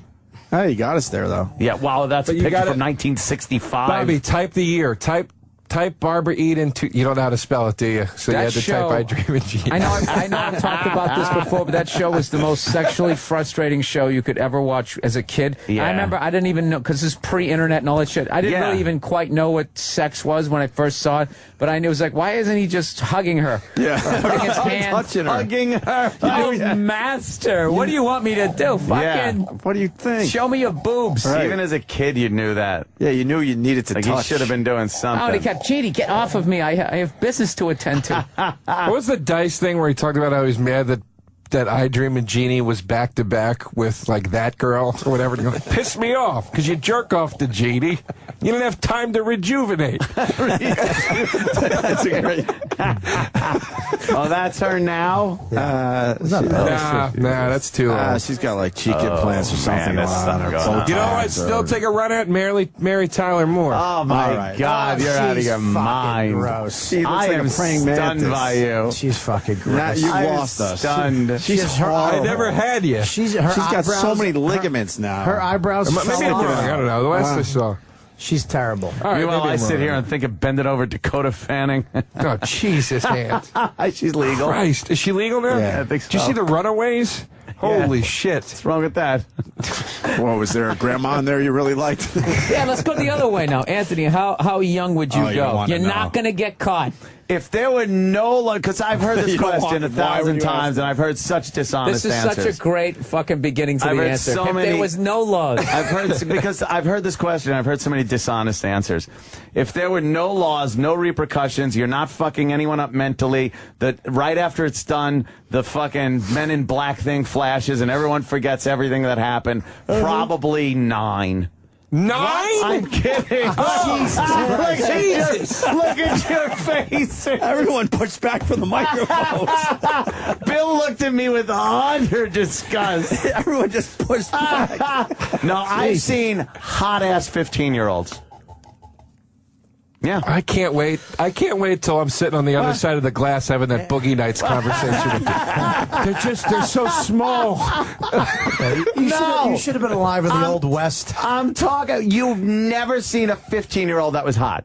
Oh, shut the fuck up. You lying sacks of shit. No, we haven't. You're lying. There's something about... Maybe I have. You've never driven past a fucking... when they let the school out and the girls are walking by and you just go, Jesus Christ. You never parked outside of a school, Bob? No. Jerk off in the parking lot? No. You gotta be honest with this one. Be honest. I've done it joking with my friends in the car. I don't do it by myself. I'm talking. Oh my God. Be honest. You've never seen a girl that was probably 15 years old that had a great ass on her, great set of tits, and looked fucking pretty. You've never seen that. I'm not talking. You know that she's moment 15. you I'm not look, Bobby. You look and you're like, holy shit, and then you just shut it down. That's basically what happened. Okay, I can't. It's like when you know see somebody. your dad. Yeah, exactly. Somebody in your family's gonna die. No, but I would say 16 or older. Oh, 1 year makes a big difference. 15 is creepy. No, 15's creepy because of the shit that I took out. You take out all that morality, you take out the law, you take out fucking anyone up mentally, and you're saying that 16. You just said 16 because it's a little more acceptable. Everybody has a line. Yeah, that's relaxed. You guys are on the same page, more or less. I'm just saying these full of shit that they've never seen. All Bill is saying that were hot. He wants them to at least be in high school, not junior high. No. I'm just not going to admit it on the radio. All right. You saw the nodding, man. Relax. Show me. No. I'm just saying, the 16-year-old is when a woman can actually. Some of them you could think they were 19 or 21. Exactly. But 15 is sort of that. Nah, you can still see that. And there's some 17-year-olds that look like they're fucking 12. It's 16 and pregnant, not Obviously, 15 and pregnant. I'm talking about exceptions here. Anthony. Yeah, that's what I'm talking about. Here I am extending but an olive branch. you can't say that there aren't any fucking Christ. that you've never. Show me a fucking picture. That's all. All right, I'm going to. I'm going to. Show me a picture. Right. I want to see hold on, Bobby. You're over there. You go to this site. Dude, the FBI is going to be breaking down this door in a half a second. Is Aunt pissed because these guys wouldn't fuck a 15-year-old? Jesus. I'm just saying. Don't go there. I'm not saying anything. What's that? Let me say. AnthonyCumio.com. Oh, yeah, there you go. I think this is safe. Live. Yeah, I think. Must be. Yeah, but those are just going to be girls of age that look like they're 15. I don't know. We'll see. I don't even want to see this site. It's disgusting to you. We understand. No, it's Why not. We go to fucking... this might blow up your movies here, Joe. I didn't say it was disgusting. Turkey neck. Giblets vag. Oh, look, it's safe. Now, what do you they're wearing clothes. Except for the right side of the screen is a little rough with the advertising, but just hit continue. We don't care about viruses. Fuck not the my warnings. computer. What are you, a pussy? Fuck the warnings. What's the warning say? Click yes. Let's go. I hit it. It's not going. Uh-oh. Bobby's going to be crying in jail. I had a hit film at a festival. Everything was turning around. I hit one fucking button on the computer. Tell me, Bobby. Dude. Yeah. Come on. Dude. Oh, boy, the site might be Yeah, you dangerous. better get off this site, dude. You got all kinds of pop-ups. Where's Dan? Danny usually wrestles somebody to the ground when they try to go to these sites. He will. Just go fucking... Remember that day Patrice was screaming at him? That ain't working. No, go to the other thing and just scroll. Continue. There we go. Scroll. Oh, that ain't gonna work. I'm trying to scroll. Look at Bobby. Bobby is in the zone. Look at his... He really is. Tense. Just fucking hit that or something. I don't know. Maybe we were doing a radio show, man, and they told me to go on this site, dude. I was doing research. How about You don't like what? That it won't let you on the probably illegal site? right. Close out of that. Now I'm getting nervous. How about Susan Lucci? Oh, fuck yeah, dude. 64, I believe. Absolutely. I'd bang every one of the chicks on Hot in Cleveland Every fucking last, except Betty White. Not Betty White, but the other three, especially that English one that talks like she sweeps chimneys. Obviously, this show's for you. Yeah. Wow, you didn't catch every episode, do you? Wow, you got something going on, man. Oh, man, I love those girls. We should break because we got some fucking commercials we have to fit in. Damn it. So we'll figure it out. So congrats on the movie there. I think we got some of the info out. Cheatthemovie.com. Yes, thank you very much. Very cool. All right. Anything else we're promoting before we go to break? I'm going to be at Portland this weekend at Parlor Live, I guess it's called. And I'm on the Jimmy Norton tour. I know. I'm trying to figure out if I can what a get up fucking there and show see you that guys. is. Yeah, it's pretty Foxwoods this weekend, right? I think it's sold out. Ooh. Yes, it is. Yeah, it's sold out. I'll be in Cincinnati. Kenny's trying to talk me into it, but we would leave in the middle of the night and come home in the middle of the night. I'm like, how is that fun for anyone?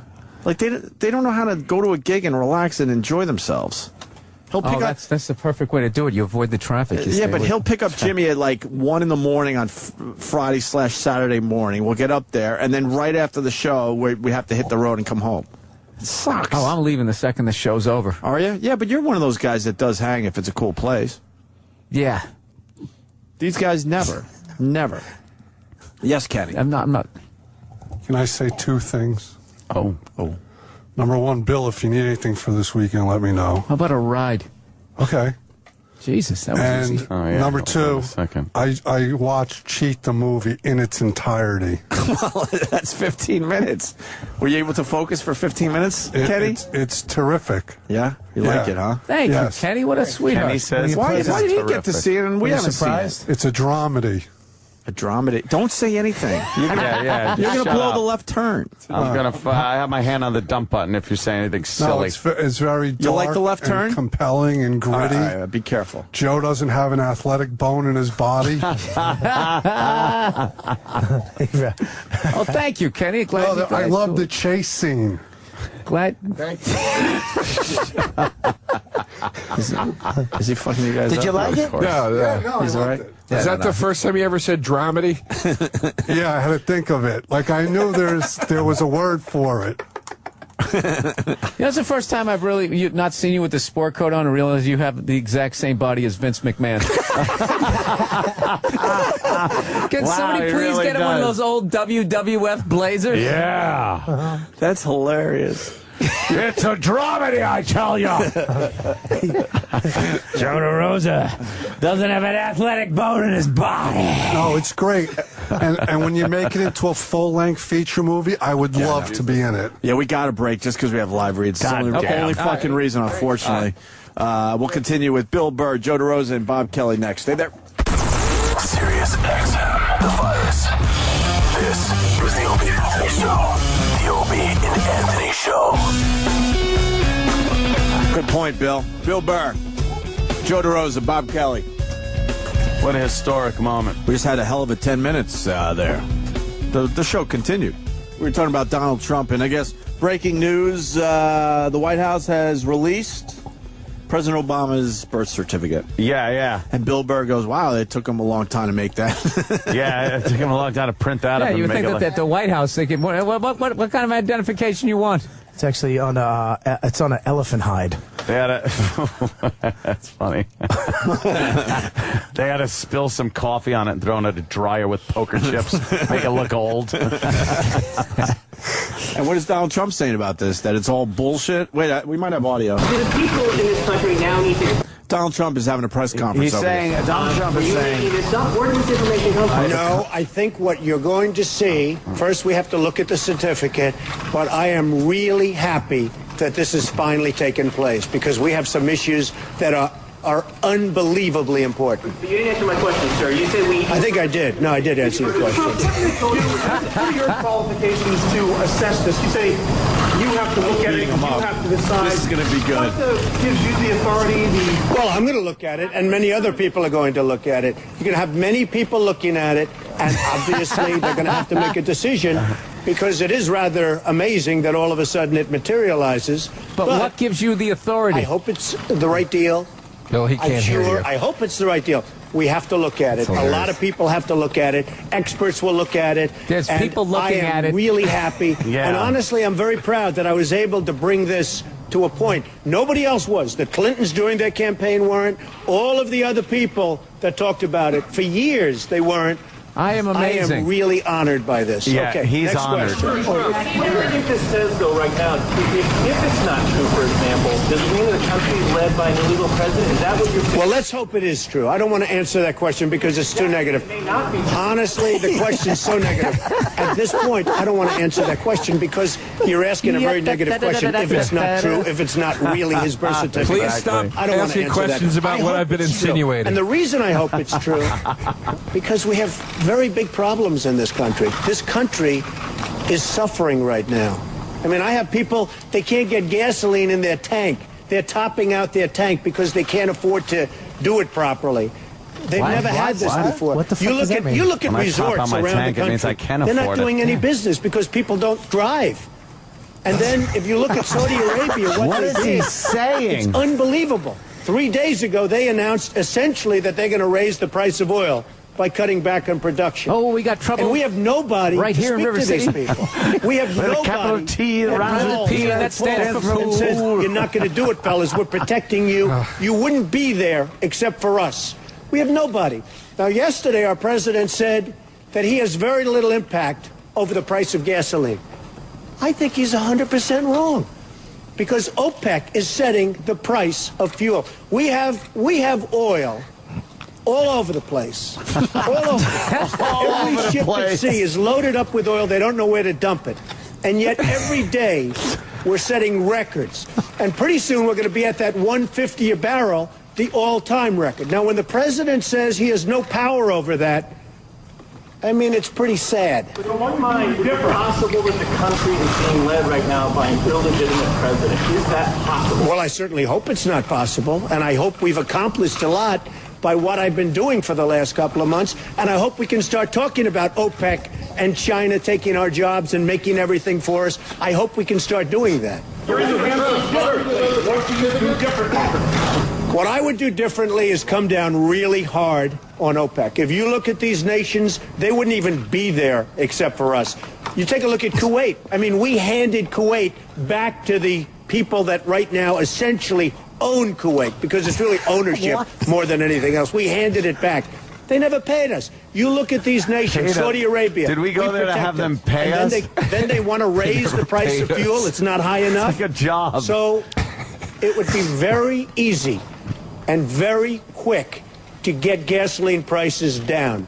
Gasoline prices are at $4, $5. They're going to $6 and $7 as sure as you're standing there. Do I hear 9? Yes. In terms of credibility, you came up here once in the black helicopter in 1988 and you were running as a Democrat. Why should people, what makes you... No, I wasn't. Let me just tell you, it's sort of interesting because New Hampshire's been a very special place.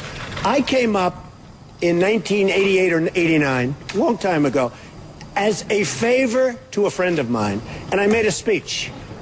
But it's a place that I've always liked, and I've been to actually many times, New Hampshire. And in making the speech, everyone thought I was running for president. As you know, I wasn't running for president. I never said I was running for president. I made a speech on success for a friend of mine around 1988. And the buzz was unbelievable because it happened to be New Hampshire. It was the biggest buzz ever. Prior to primary season. So, in a way, New Hampshire sort of got me started. It's sort of interesting.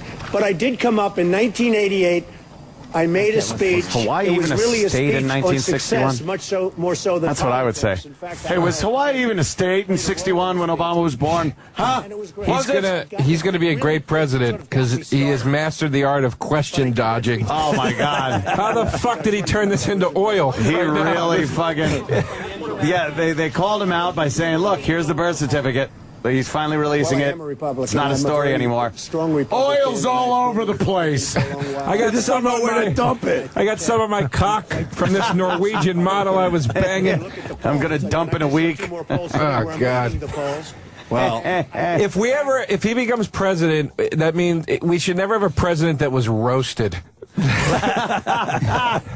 doesn't have a shot. I guess Obama's going to talk in a minute or two about the certificate being released. Dude, what happened to this fucking country now that the president has to respond to like every, jackass out there. He's got to respond to Donald Trump of First of all, people. he should have responded like day one with the birth certificate. Oh, here it is. Why wait over 2 years before you just say, look, yeah, I'm a citizen, assholes?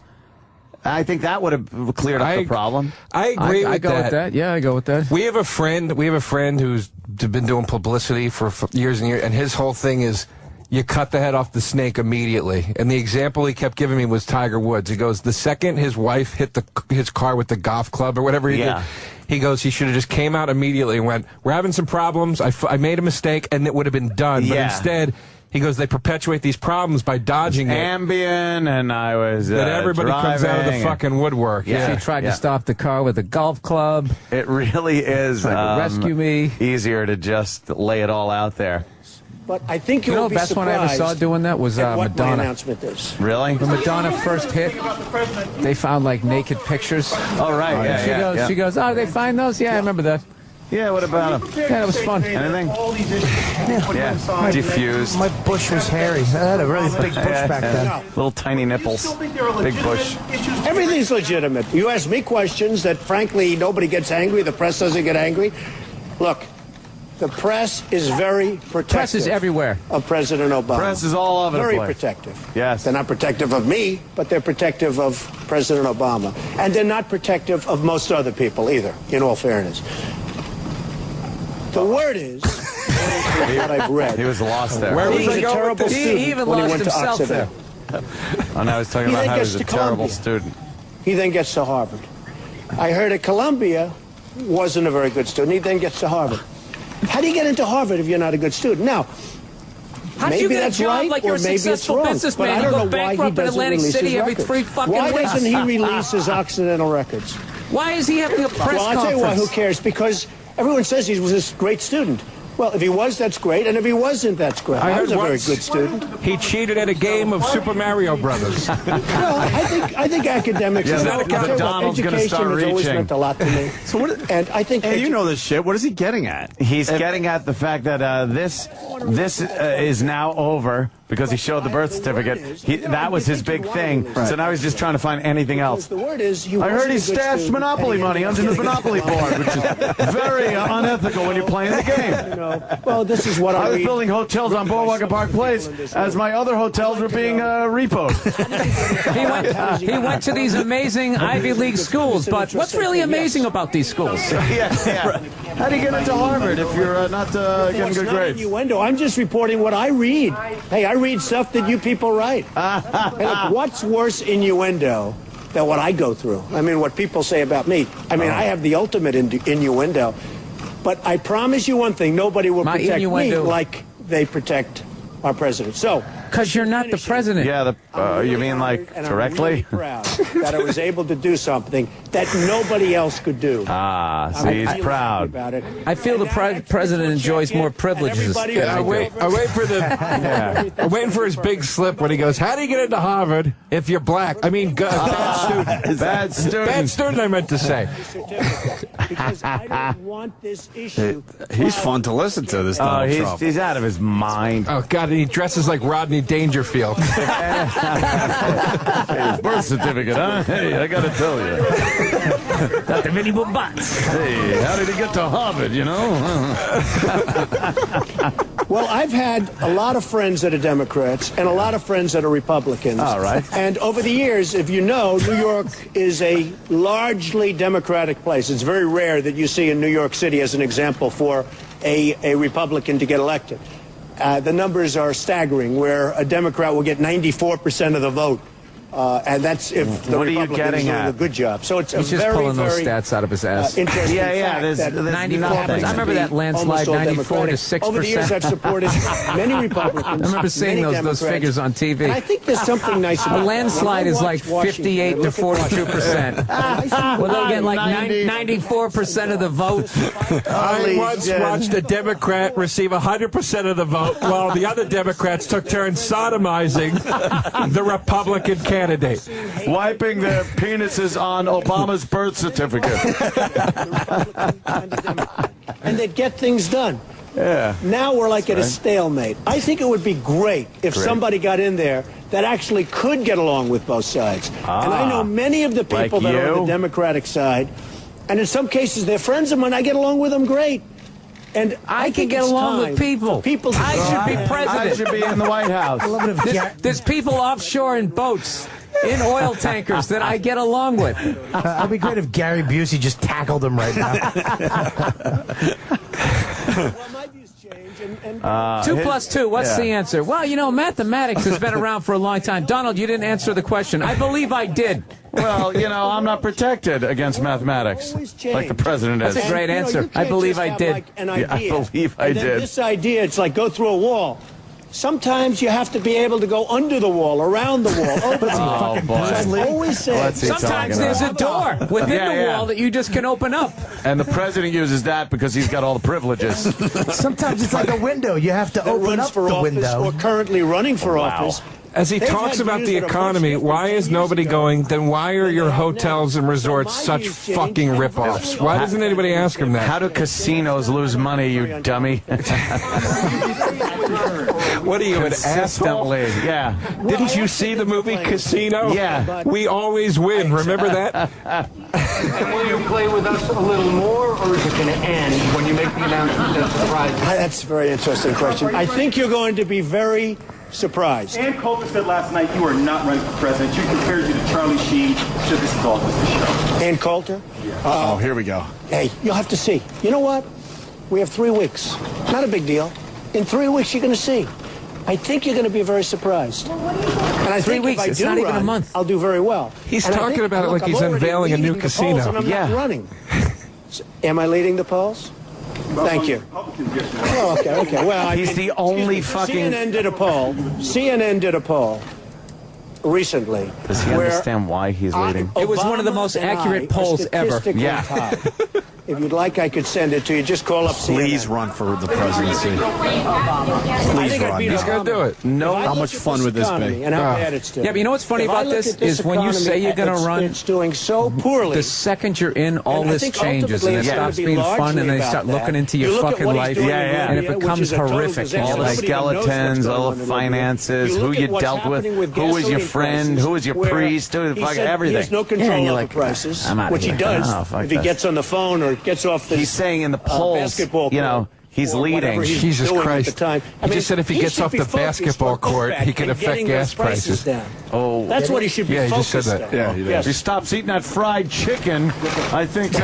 Libya much differently. First of all, I don't know Which who the I rebels also are, and enjoy. I said That's it how you many try and times. cover your tracks. I enjoy it too, rebels but I hear you know, the oil on my are fingers controlled after by eating Iran it, and we should have Al-Qaeda. oil in our cars. You know, we make them sound like This they're guy at a would just gun stop with the hanging out with wind. It's Raj and wonderful. Rerun Beautiful rebels. down at Shirley's It's Diner. great. For You could end Christ's up with sake. worse than Which was Gaddafi, one of my perhaps. favorite shows. That's how you get away with it. Having our great military people lose their lives in Libya, and we don't even know what we're getting into. And Well, I've what about always the other said, two fucking I'd wars? go for Oh, Libya, those are- but that's I want old the hat. oil. You know, in the old days, when you win a war, you win a Check war. isn't. Nowadays, you win a war. Sitting on the table. We lose lives. We spend billions of dollars, and then we come out and we go back home. And we have all of our wounded to take care of. We have all of the Now dead this makes sense soldiers here. and dead military. Let's talk about the And rich what do we fucks get? who make Nothing. all the money. This is interesting, Libya, because the Arab League, which is Saudi Arabia, and many of the wealthiest nations in the world, told us to go in and take out Gaddafi. Now, if they would have said that to me, I would have said $5 billion right now. You know what? Just for the question, they would have given you all of that money. They would have paid it extorting in 2 seconds. to assassinate another leader. We get no oil That's from good. Libya. We get no oil. They'll remember that when he announces his. So what you're saying is you would be the president slash hitman. We will whack any dictator for $5 billion. $5 billion. I fucking love that. To whack a fucking dictator. You know what? He just convinced me. Donald Trump. Trump for president. China involved? Why are we involved with Libya, and China's not involved? And China. Why don't you read up on by the banks? Way, the IMF came out 2 days ago. Oh, he knows about they banks. said by 2016, China's but bigger from than we our are. angle. Yeah. You know why I'm they're getting bigger? fucked on Because the they're interest. making our products. I can't make our believe he products. just said the going rate for a president to kill another, to use the government, the United States Army, to murder another leader is $5 billion. Hey, we're doing it anyways. We might as well get paid the for word it. out. Yeah, but that's the soundbite they're going to be playing with later today. Oh, boy, yeah, they're going to have fun. Biggie. They're going to have fun with that one. That's going to be a biggie right there. MSNBC is going to have fun with that one. Run and win. Within one day, they're going to be told, if I you keep decide to run and manipulating win, your currency, we're going to tax you. The solution is simple. Kill the Batman. Now, that's going to do two things. First of all, within a they'll day. stop manipulating at the mere thought of it if they believed it. But they don't believe this administration because when the president of China comes to the United States, we hold a state dinner for him in the White House. Now, here's a guy that's been screwing our country for years. Squint their eyes They're and going make to fun of make him behind his back. $300 billion. Well, that's how those people say steak. This year, $300 billion more than that. There's just too many channels that this guy's entire speech is being fucking televised. Yes. Brilliantly. And by the way, to let him slide. I have no anger at China. If you can get away with it, I mean, if I was from China, I'd be very proud of my leaders. I like the Mugu Gai Pan. I love the General Chow's chicken. They got those rolls with the eggs in them. Those are good. That's good stuff. Did you ever have those ribs? This guy's going to get me into politics again. I would tax them. Oh, he's great. He rolls. Yeah. By the way, when you talk about budget deficits, budget the deficits because our economy, how can our economy ever get good? How can our economy ever be strong? Ever? When we have people like me are running away with all the money. Making our product. It can't happen.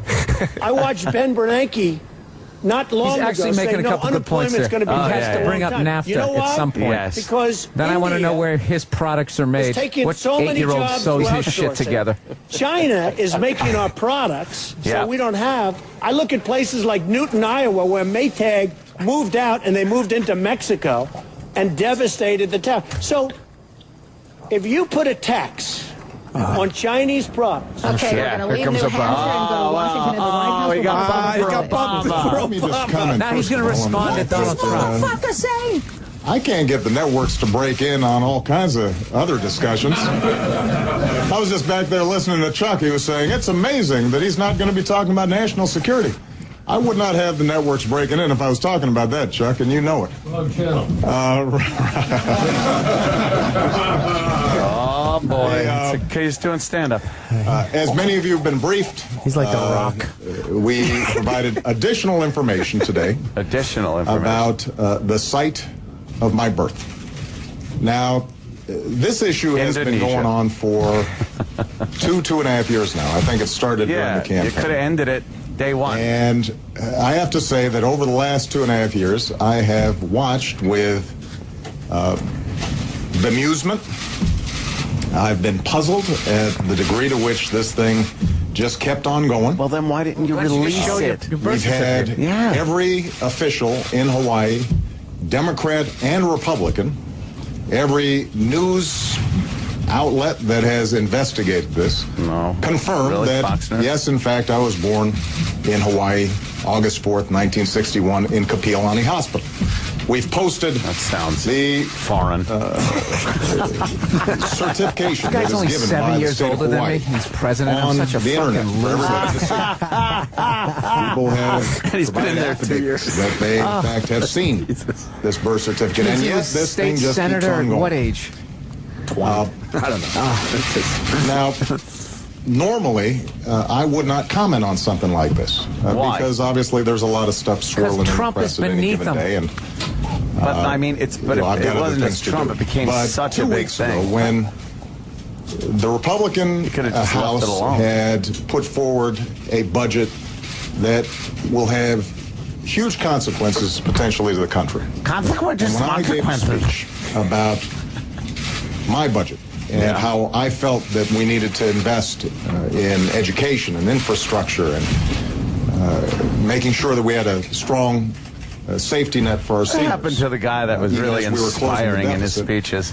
During that entire week, This guy ain't inspiring anymore. We haven't had that. Everybody goes in the office and you start aging horrifically. choices that we're going to have to make as It's a like nation. that Star Trek disease that they got when they all started getting old. You go in there quickly, and you realize that you're powerless against the Federal Reserve. Yeah. And that if you don't do what the people, who put you in office say, you have a convertible ride in your future. Yeah, exactly. Every day you peek out you make sure the hardtop's still out there. You're like, okay. The day you see the convertible, hey, the weather's nice. Why don't we take the car out For a nice slow drive. How do you feel about Dallas? Have you ever been there? Yeah, it's nice. a great place. Yeah. It's like the show. You come in all woo, and then an hour and a half in, you're just like, oh, I'm looking at your mouth. Depending on what you say. I'm just watching Anthony's mouth, like hypnized. Depending on what you say, you could, lose your head. Well, it's just like these guys have been fucking PR'd down, just like rock stars. It's like whatever happened to like rock stars, whatever happened to guys openly doing drugs and boozing it up, and everything has been so fucking PR'd down. Where they're like, you can't do anything cool or exciting or edgy anymore in the public eye. Do you remember Obama's campaign speeches? Unbelievable. I mean, I can't stand the guy. I don't like him as president and whatnot, but. One thing that really got him across was he could give a great speech. Yeah. He inspired people. Now he's just like every blah, blah, blah. You just hear a low droning noise with catchwords of budget and line item veto and gas and because that is the worst job on the planet. God damn, yes. You go in there and you're all like, I'm going to get this done, get this done. It's like when you go and like pitch a show. I'm going to get a show. We want something edgy. I got something edgy. And then you give it to them. Yeah, we love it. And they start taking a hatchet to it. Next thing you know, you're the wacky next door neighbor. What happened to my edgy show? Yeah, God, remember even fucking Bush Senior speeches. No new taxes. Yeah. No, read my lips. No new taxes. Oops. And that was the big joke on SNL, how when Dana Carvey would just do the fucking button phrases, 1,000 points of life. Yeah. It's like they do that to all of them, man. They get in, they're like, all right, you need to shut the fuck up about this. We made the people happy. You're here. We really are just fucking comic? cattle. We really are just dummies. Who was a comic? I can't remember who it was, but it was just saying he wants to see this Obama run against the Obama from the last election. It's like a video game. It's like it's two different people. Yeah. This guy is like, where's the closed Guantanamo? Get our soldiers out. And this guy, we're in another fucking quagmire. Yeah. It'd be like watching young Dennis Leary or old Dennis Leary try to chash young Dennis Leary. Yeah, and that's it for Obama. He's done. So that was quick. He just said, hey, that was quick. Is that though? He just came right in halfway through his speech. He's backstage. Not yet. Not yet. Now. Yeah, Yeah, he said enough dumping. He said the basketball line. Great. He's done. Yeah. Let's go. Let's go live. It's like I'm the fucking president. It's like a wrestling promo. Yeah. You know what I mean? Look, Donald. Yeah. Hey, Trump, I was just watching you. That's You great. want a birth certificate? I got a birth certificate. Who should Trump run with? Trump, do you like pancakes? Like a Vince McMahon, or like an Andrew Dice Clay. He needs a good VP. He needs a good mic guy. Someone who's good on the mic. Oh, how great. I would vote Vince McMahon for president. I would vote for that in a second, which is everything wrong with this country. You would have to. But I would vote for Vince November, I'm going to kick your ass. Really? Do you remember when Bill Clinton became president? He had brown hair. And within 8 months, it was just white. Well, they were all dying to get elected. It's all they get the medicine in there to get elected. As soon as they get in, it's like, I'm not doing that again. Obama finally went with the medicine because he was starting to get very gray. And I think he was one of those guys that was going to say, look, I'm going gray. I don't give a fuck. But it was going gray so fast that he said, fuck that, get that medicine immediately. I think when you have now he doesn't have any gray anymore. He has a little pad. He does the a little bit. Just for men. What's the one? The blend? Yeah, the blend where you have a little gray. You got to keep a little gray. A little gray, yeah. A little gray to show you're experienced. Yeah, but he's not going gray due to his age. It's like it's stress. The level that you job. age. Oh yeah, of course. You're fucking making decisions where like, okay, we're gonna try to drop this bomb on this guy, but it might land on a baby. And we need you to go out there and convince people this is what. You know what's fucked up? Considering the amount of stress and how that fucking wears away on him in those short 4 years or 8 years if you got 2 terms, ex-presidents do tend to live to be very old, but because they get the good medicine, they get the best medical care, not the fucking health care that we would get. My parents, when they went, I was telling them during the break, how conservative my parents are. They came out to visit me in fucking Hollywood, right? Liberal fucking land. You know what they wanted to see? They didn't want to see the Walk of Fame or Sunset Strip. They wanted to go to the Ronald Reagan Presidential Library. There you go. Oh, yes. And we went to it, and this is what fucking blew my mind. They had the Air Force One plane, the entire fucking plane there, and you get on it, and there's these rotary phones that they could make a phone call on an airplane, and we're still waiting for that technology. So they're at least 30 years ahead of us in technology. So that's probably why they're aging so well. Just give us our war, ignore the Federal Reserve, and we'll give you the magic pills. Look at fucking Dick Cheney. If Dick Cheney worked in a hardware store, he would have been dead at 28 years ago. Yeah, no, he can have 900 fucking heart attacks and just keep going. That's your best conspiracy ever, Bill. I got sick, really sick. You get like this thing called crud, where the sand and all the shit and goes in your nose, and everybody gets it when you get over there, the infection. I went into the hospital, whatever the fucking medic tent. They gave me regular bullshit. Then I hooked up with these, these special service guys, and he goes, "Don't take that shit. Here, take one of these." He gave me one pill, and it wiped it out. The next day, I was perfect. Yeah, it's like Magic Johnson. Magic pill. Magic Johnson gets AIDS. I like Bill's theory. That is a good theory. With the rotary phone that you can make a phone call from 30,000 feet. Dude, and you should have seen this thing. That was 30 years ago. This thing was like the fucking Mary Tyler Moore phone. Jesus Christ. And he's calling Russia. Let me tell you something, you sons of bitches. You can't understand the dark side of the Force. It literally is the dark side. You commit to it, you live forever. I'm impressed with their fucking iPhones, and we still can't make a phone call up there. From up there, Wow. yes. And they could do it on a rotary phone. I learned when I was studying video or TV history in my video production major. Oh, you really study that? Well, I don't know. I took that class too. Yeah, it was a class you had to take. I snoozed during that period. Well, and that's why Joe's making movies in your mind. I was supposed to pay attention to the fish episode they were showing. You would have been there. Fuck. No, they told us though they were talking about because it was late '90s, and they were talking about the coming age of digital television. Oh, and they kept being like, "Don't buy a TV, it's coming in the next few years." Comes. And all this shit. Fuck you. They were talking about the development of television through the 50s, and they were on a fucking roll. They could have easily committed digital technology so much sooner. Yeah. The government stepped in the 50s and goes, "That's enough. That's where we're going to stop it for now."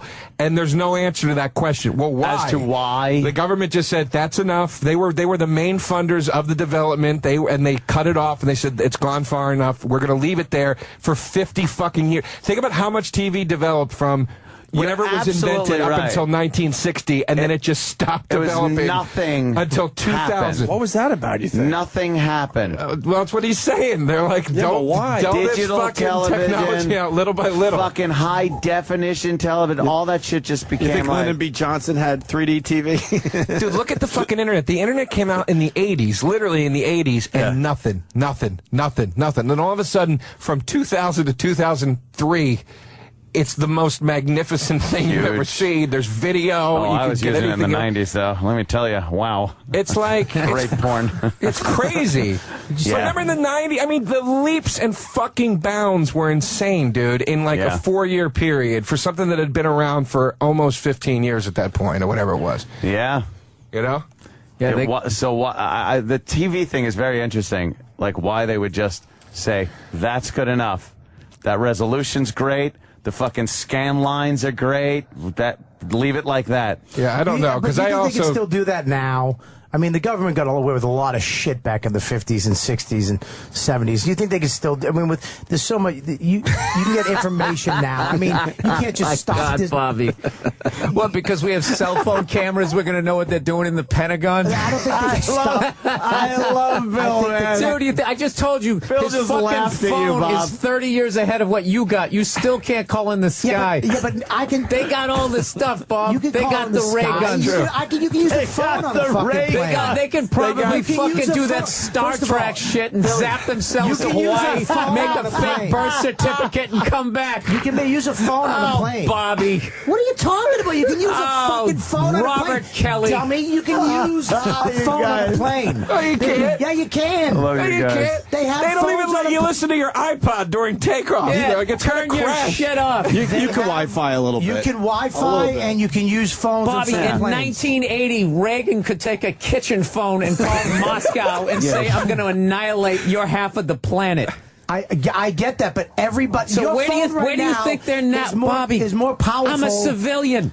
That phone right there is more I'm not in the Illuminati. Are you gonna fucking just I'm talk not about in the that? Illuminati, Bob. Yeah, but neither are you. The technology that's out there now, the average ass, you can get a laser gun on fucking Gizmodo. His point is, are you out of your fucking mind? Bobby, but his point is if we can get that, they've got shit 30 fucking times greater than that. Dude, they're working on a gun. It's called a shit gun. They can point it at protesters. It makes you want to shit your pants. Is that real? Okay. Yes. Because of the technology. Yes, and he's talking about fucking iPhones. But what I'm saying is the average asshole can't get away with the shit they used to get away with because of the technology. Everybody has a video camera. Everybody, you can go on the internet and search anything you want. So the government can't get away with what they used to So you get don't away think with government regulations of the FCC can't like the FCC, you think not opening up certain spectrums that they can't control what we get as far as television goes? Bandwidth, they control bandwidth, they control. I'm just saying they might not control the information, but they control how much of it can get through at any given moment. I'm just saying they can't control fucking say, look, that's enough technology for the I understand that they have controlled the level of Jesus TV Christ. that was coming out. They wean out the technology. I'm saying that they don't. It's not the way it used to be, as bad as it used to be, because of the fucking worse, technology. Bob. It's probably worse. It's probably not. When the feds step in and put a conflict of interest fucking what does the Air Force One have that you don't have now? What do you think they have? I don't know, Bob. Nothing. I have no idea. You don't know because I'm not on nothing. You think that Air Force One's technology is the same as my one-bedroom apartment? Yes, I do. I think they have AT&T Wi-Fi, and it goes out. No, I love you, Bob. I believe all that conspiracy shit because people. This is what kills me. People watch movies like Patriot Games and then they go, "No, everything's fine. Everything's fine." It's like, where the fuck do you think they get the ideas for Born Identity and That doesn't come out of the fucking sky. People think that shit up. Come on, Joe. Do you know what I'm saying? I think. Come on. And people are saying the TV was kept that way for standardization, so everyone could have television. Or else, because if there were so many different types. And then what you're dealing with then, because you couldn't keep having a bunch of different ones coming up, but then, because they need everybody on the same one, and you feed them all the same bullshit, so everybody gets on the same page. So they all need the same information feeder. Yes. But when a company wants to make money, and they create something or invent something for the public, it's about the fucking money. It's but I mean, especially now with technology. But you can make any TV you want as a company, but if the government doesn't open up the airwaves or digitize the signals, then it's just a paperweight. You can't have a guy, Bob, with a better computer than what they have in the fucking Pentagon, or else he would be able to take all the secrets and they would be in trouble. So they're always going to be 30 fucking years. Dude, Yankee Stadium even had we got technology 2014. The shit you're not going to get until 2014 when that thing came out. I get that, but I don't think it's... what I'm saying is it's not as fucking dramatic different as it used to be. I mean, what are you basing that on? That's what I want to know. A phone in the sky back then you're saying that was fucking holy shit. But I'm saying we can make a phone call in the sky now. You can use Wi-Fi in a fucking plane. But they didn't give it to us for 30 years. That's Bill Burr's whole point. Yeah, but what do you think they have that Bob, we don't even know? Have a fucking answering machine. Look at it this in way. 1980. Look at it this way. I love Bill Burr's point because they were doing that 30 years ago, and they finally are kind of allowing us to do it 30 years when later. They have the Obama library. I can't just fathom. I'm going to tap out right after this. You can see his face. I love this guy. Bobby, but that's the whole point. I know it's the fucking point. What do they have, a hologram and a laser, a fucking lightsaber? Who knows? In 30 years, when you walk through this Air Force One, have the best shit. Bobby, that's ludicrous. What do you think the government has? Bobby, you're losing on this one, pal. If Disney World, if fucking Disney World can operate at the fucking level they're operating at, imagine what the goddamn government is doing right now. Disney World stinks. There's never a pizza. It's a bunch of dumb robots. I love Bill Burr's point, though. It's a great point that they were doing something that we finally get to do 30 fucking years later. I don't think you do. Get it. So then Bill's point is, what else do they have that we're not even going to see for another decade? 30 years. I just don't think it's dramatic as it was back then. How do you know? Because we didn't even have. We have fucking Why isn't Dick Cheney dead? I'm fucking explaining explaining it if you fucking shut up, everybody. Break into the The technology the average asshole has is fucking crazy. The information the average not as crazy asshole as what they got in the White House. the information that we have. Every kid on the block has this crazy thing. Think about what you can do with that. FDR had an iPad. Yeah. All right, I tap out on that. FDR had an iPad. You're right. That's fucking They're gonna invent the best technology that can be stolen from you by some kid on the fucking subway. Somebody can steal that out of your. They've got something way fucking better. No, he just tapped out, dude. He tapped out. Oh, he No, did. no, Okay, there you sorry. go. I'm So- sorry. Yeah. Joe takes it too far all the fucking time. You just take it too far, Joe. Project Blue. It's over. Would you honk his horn? Blue Yeah, it's over. Blue Beam. I'm sorry. Oh, I was trying to. You know stop. what? Maybe somebody out there, Project maybe Blue one of these Beam. fucking listeners, these fucking crazy internet, probably knows technology that they have that we don't know about. But we won't believe them. They just came up with the rail gun, which is crazy. Yeah, the it's been around laser. for a while. Yeah, but they actually those super trains work on railgun technology. Yeah, but they actually have a working working rail gun. Bob. Yeah, so You're right. The phone thing was just so a that's weird what high-speed trains fluke work thing. on. Railgun technology. Magnets. Bill Burr just scared the shit out of me Disney today. World had that in '62. Yeah, of course.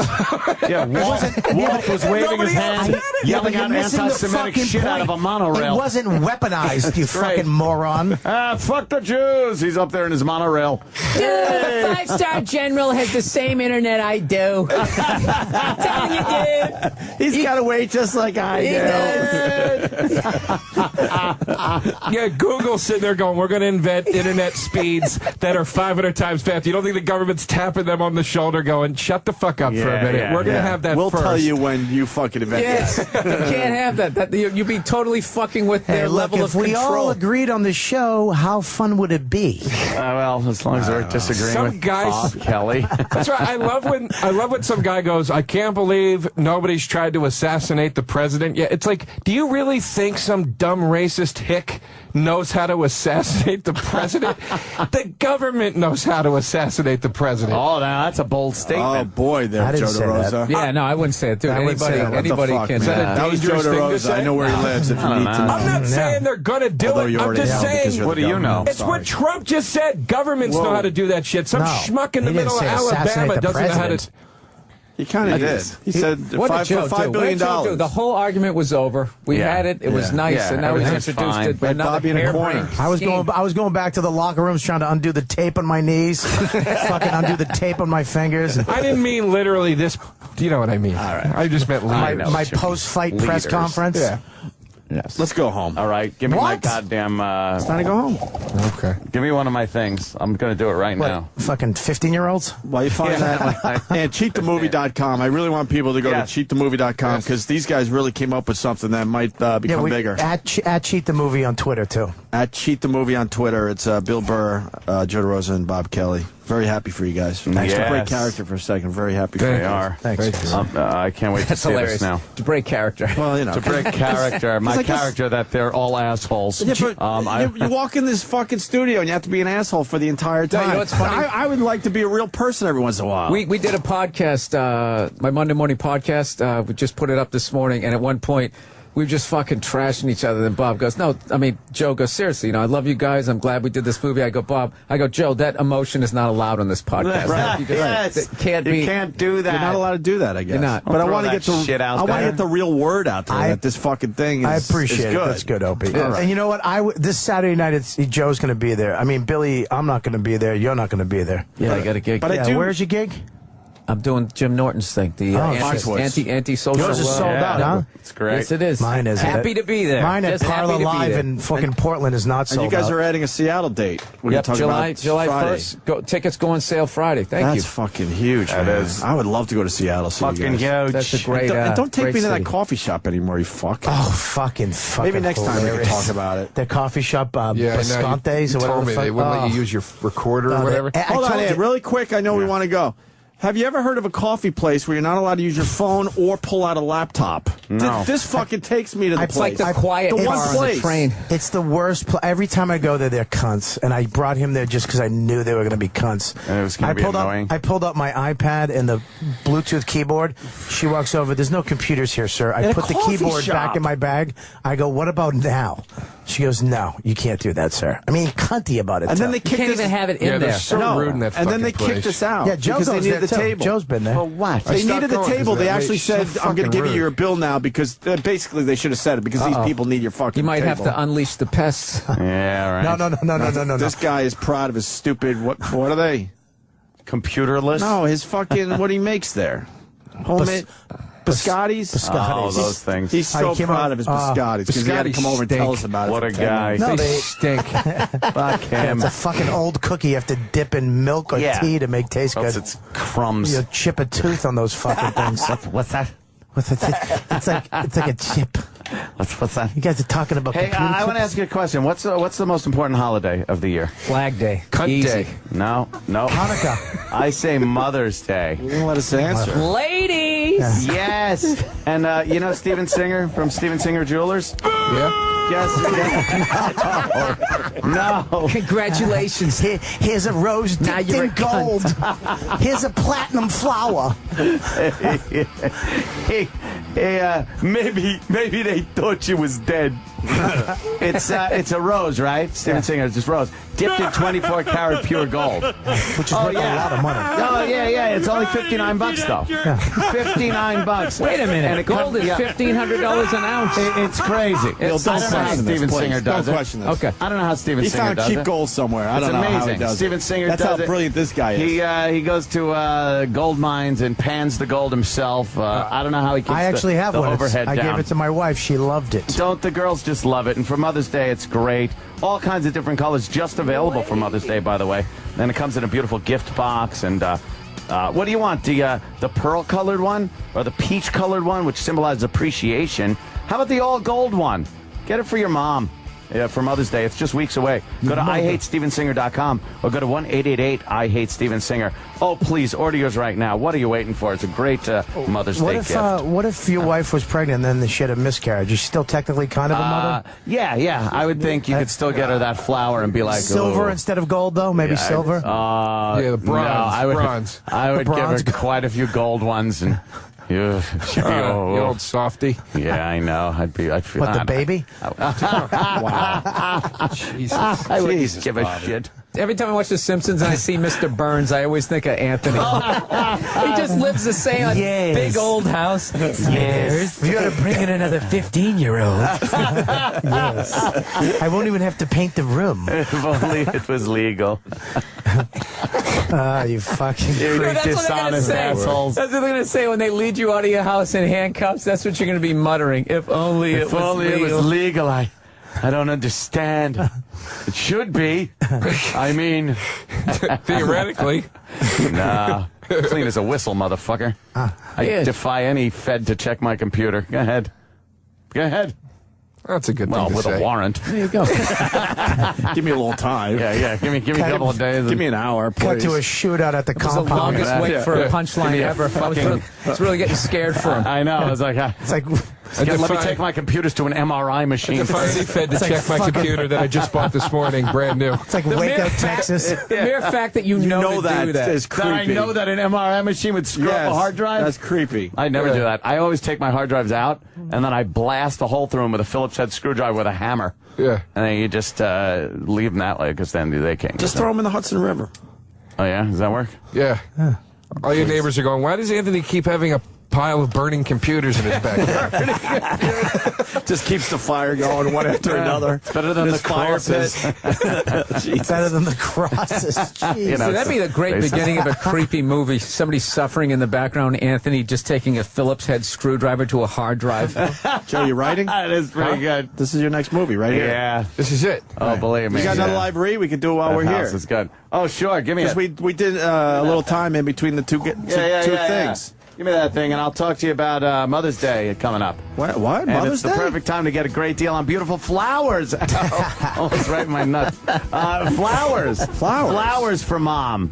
You could do something great for her. Get the 100 blooms for Mom, and it's only $19.99, and you're going to get a beautiful free glass vase, just $19.99. Yeah, it's great.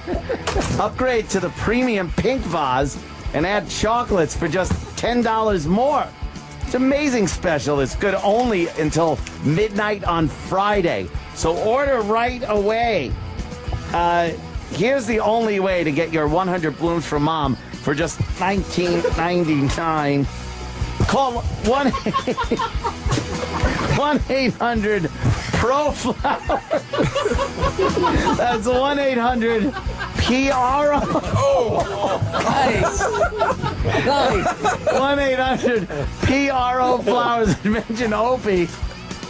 Or go to proflowers.com and click on the microphone. It's on the top corner. And type in OPIE. That's Opie. It's proflowers.com. Click on the mic and type in Opie. Remember, this offer expires at midnight on Friday. Order right now. The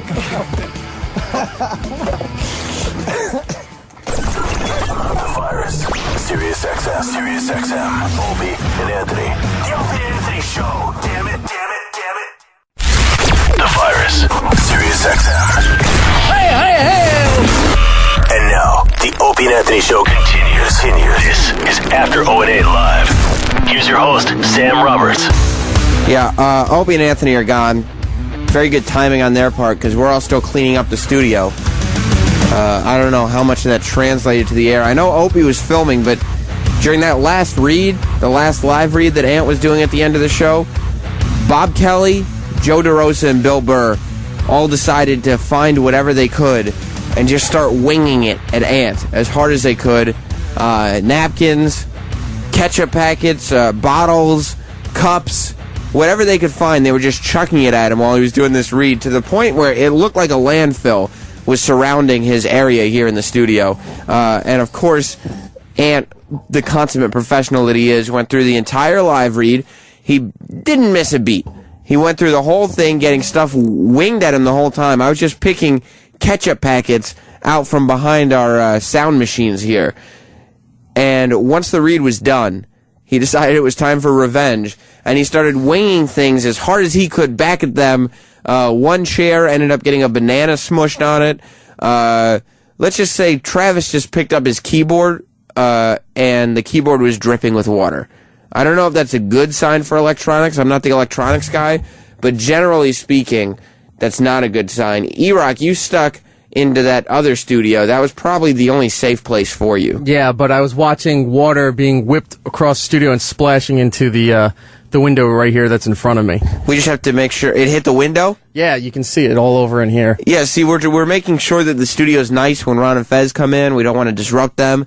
Except there are water stains on the walls. Yeah, even over by the door. You could see it, right? The TV over there has some water going down the screen. The TV does? Yeah, it's everywhere. Generally speaking, when you have a television, is it a good sign for there to be water dripping down the screen? I'm thinking tomorrow we bring in super soakers. Yeah, and just really take this to the next level.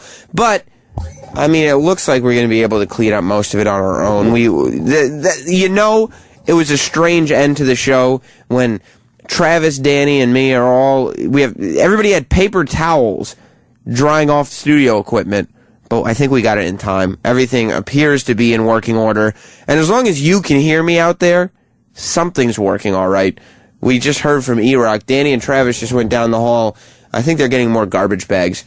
Everybody's also excited here. I don't know where Roland is, but we said this before. Roland gets all flustered and excited whenever there's a big guest in here, regardless of whether it's his or not. Cara Diaguardi's in here doing a whole bunch of shows, and Roland's all running around as if it's his guest. That's the girl that was on American Idol, right? Yeah, the judge. She got kicked off. Now she's got a book, I guess. Why don't we get her on at 10 o'clock?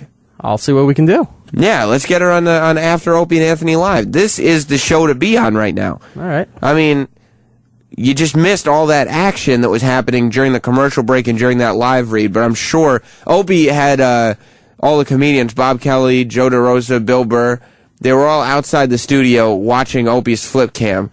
So I didn't get to see it, but I'm sure he got good video footage. It'll be probably on, Opie Radio Fans on Facebook? Yeah, what, did you not remember his Twitter name his Facebook name for a second, or were you just trying to sound casual? No, because there's Opie Radio, there's Opie Radio Fans, there's people who imitate his page. He was super psyched that the whole melee went down, because he got to step outside, and when he was done, he realized he had his video for the day. So he was okay with it. 4 hours of radio, but he got his video. He got his video done for the day. And I'm sure actually it's going to be hilarious. It'll be up on Opie Radio on YouTube. But, E-Rock, that's not the only thing we brought up today. We had a whole conversation. You know, Ron Bennington has his interview show, Ron Bennington Interviews, and, you know, he goes in-depth with people. He's also got Unmasked, where he takes comedians and kind of peels back the layers of what makes a comedian a comedian. He goes in-depth with people, and he really gets to the heart of things. He's commended on his interview style, whereas the Opie and Anthony show, as we discussed, more specializes in finding those uncomfortable moments with people. And not like noteworthy uncomfortable moments with people, but moments where it's just like, that was just awkward and hard to deal with. We've been doing it for so long now. One person that we did it with, and I wanted to share one moment. Now, we are going to work on a special, which is just uncomfortable Opie and Anthony interviews. The most uncomfortable interviews. But since we were talking about it today, I figured we'd share at least some of that with you. And one moment that we dug up from the archives, this was from a long time ago. Linda Lovelace.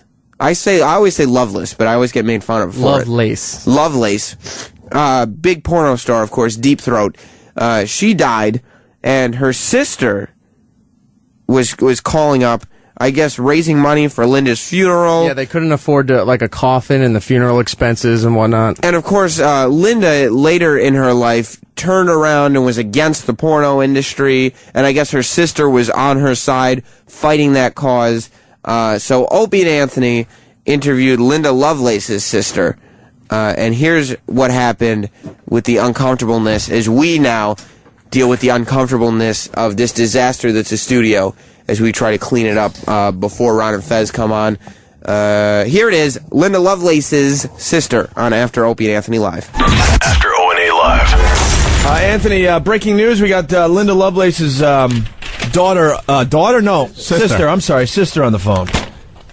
There's Barbara Borman. There's a very tragic story in the New York papers about Linda Lovelace, right? Yeah, she died. She died, which is very sad. Mm-hmm. We're huge fans of porno. I know, oh, stop it. Well, I know later in life, I know the whole story. We'll get into it with Linda Lovelace's sister. You know, later on in life, she didn't want anything to do with that. We Absolutely. understand all that. Even at the time, it seems that, you know, there were things going on that she wasn't very happy with what she was doing. Right. Well, the papers are reporting that they don't have enough money to bury Linda Lovelace. Yeah. And she hung up. See? Because I said something stupid, right? See? I knew it, Opie. Oh. What did I say? You can't say we're big fans of porno. I knew she would hang up. Very sensitive about that. Very. But then I corrected myself real fast. No, that was enough. The way that family is, and the sister, forget about it. Are you? I knew it. That's why I was completely playing. But why don't we do our little trick that we do?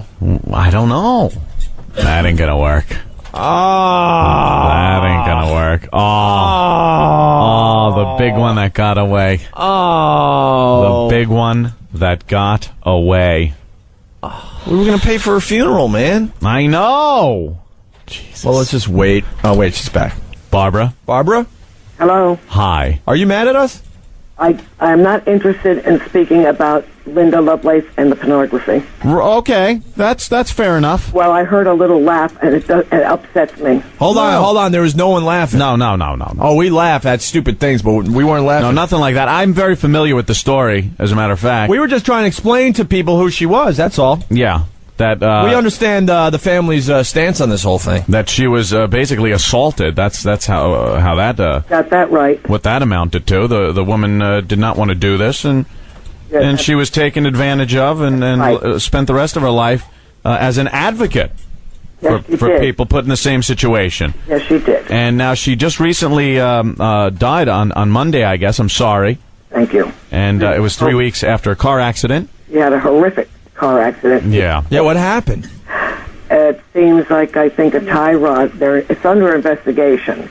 It seems that I was told that a tie rod broke and her seatbelt broke. The car rolled over 3 or 4 times, and she was thrown about 38 feet out of the windshield. Oh, Jesus.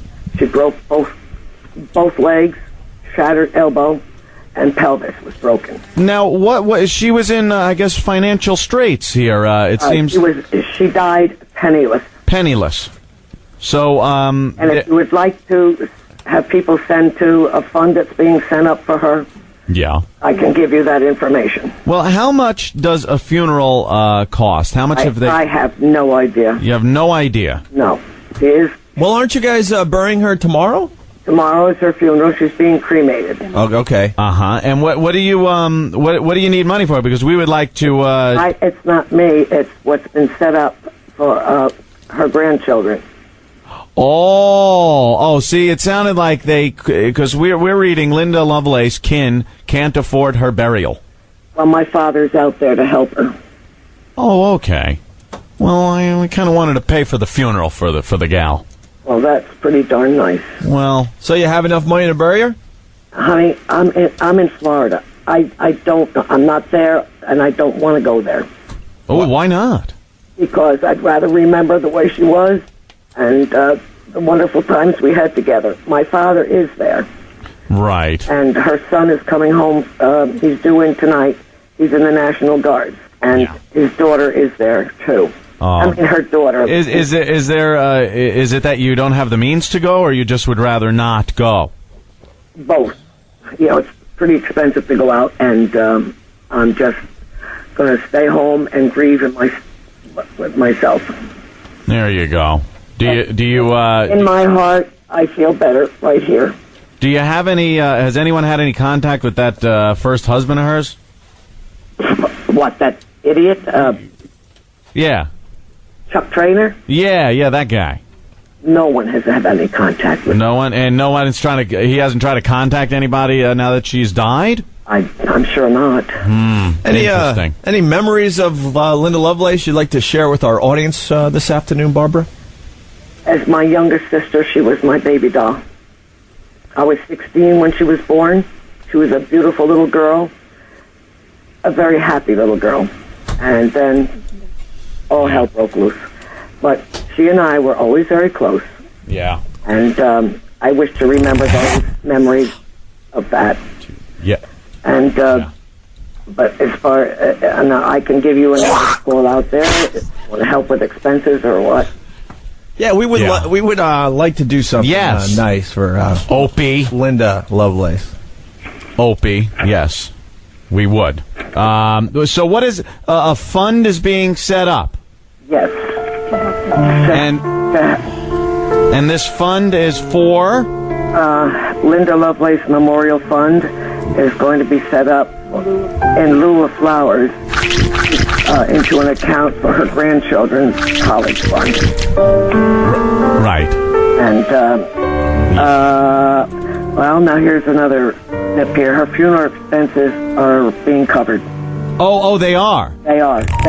I'm just reading my notes from her sister-in-law. Her first, what do you call it, check? Oh, good. So she was on disability, and it came the day after she died. But anyway, she has a sister-in-law out there who's handling all of this and doing very well. But she has said that people are calling her and wanting to donate and so on.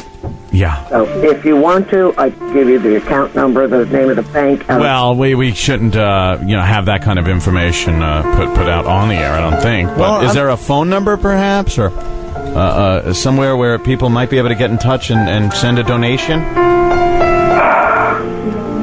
Are you okay? You can send a donation to me, and I can forward it. Okay. If you want to, that's entirely up to you. Right. Well, I can give you the name of the bank. The name of the bank. Yeah, let's give out the name of the bank. If you're just tuning in, Linda Lovelace died tragically in a car accident on Monday. Yeah, and we're just there's a fund, and we got Barbara on the phone. Her her loving sister. You're the older sister? Yes, I am. We lost another 14 years ago. Anyway, are you ready for this? Yes. All right. Andrew, you owe me 1,000. Yes. It's Wells Fargo Bank, Englewood, Colorado. Barbara, you all right?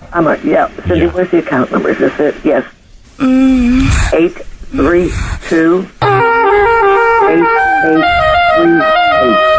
Oh, harder.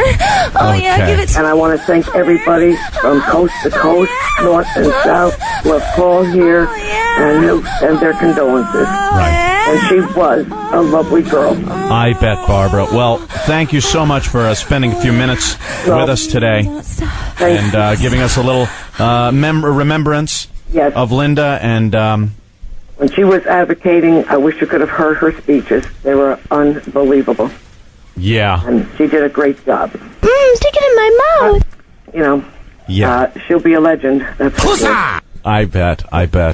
Well, best of luck to you, Barbara. Thank you very much. I think Barbara really needs to give out that account number again. Do you think? Did we get it? Just the account number once again. One more Barbara. time. I'm sorry, Barbara. That's okay.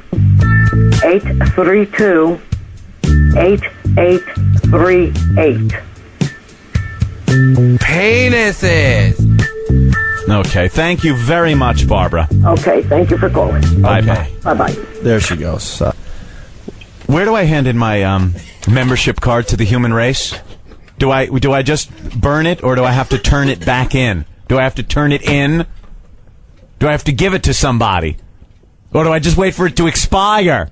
Holy Jesus! Whew, that was awful.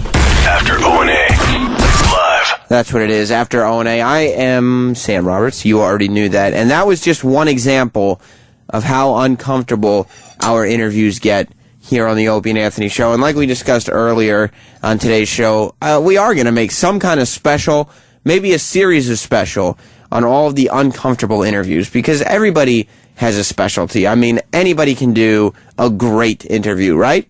But it takes a real legend to do a bad one, to do a real uncomfortable interview. Now, apparently, Cara DiGuardi can't come on the show. No. I just want her for a minute. I tried. Her reps are even cutting her time with other shows. Well, it's probably a good thing that she doesn't come in here, because while that bit was playing, I picked up Anthony's toys to put them away, the slide horn and the bell and all the things that Anthony plays with on the air, and I got wet when I put the toys away. So obviously the studio's still a mess, because I don't know where the water came from, but there's water everywhere. Ron and Fez guys are now setting up the studio, and they looked like, what is going on? One of the chairs was soaking wet for a little while, but we're cleaning everything up, okay? There was banana all over the floor. There was. Did you get that, by the way? Yeah, I think I got all of it. You're a good guy. There was banana goo on the floor, which reportedly looked like semen. That was a little weird. It was very liquidy. Yeah, since Ron and Fez are setting up the banners now, well, not Ron and Fez, but their crew, I would assume that there will be guests coming in today. So you probably don't want a studio that looks like a garbage war zone while there's guests in here. Does the studio smell? I can't. I've been in here for too long. I don't know. Okay. Does it usually? Well, all that garbage was thrown around, so I didn't know. Well, it wasn't like garbage. It was like, actually, I don't know what it was. It could have smelled. But it was mainly napkins and stuff like that. Bob Kelly took full stacks of napkins and just chucked them at Anthony while he was doing the live read. The video will be up later on Opie's YouTube, I'm sure. Roland, are we going to get some guests on the 10 o'clock today? No. Why not? Because I know who the hell you are. Still, I'm just kidding. No. Oh. No, they had to. The person that you want is Cara cutting. DiGuardi? Yeah, she's cutting her tour short like 20 minutes because she has to do a photo shoot. So can we get someone else? What about that? The girl Shut up, Eric.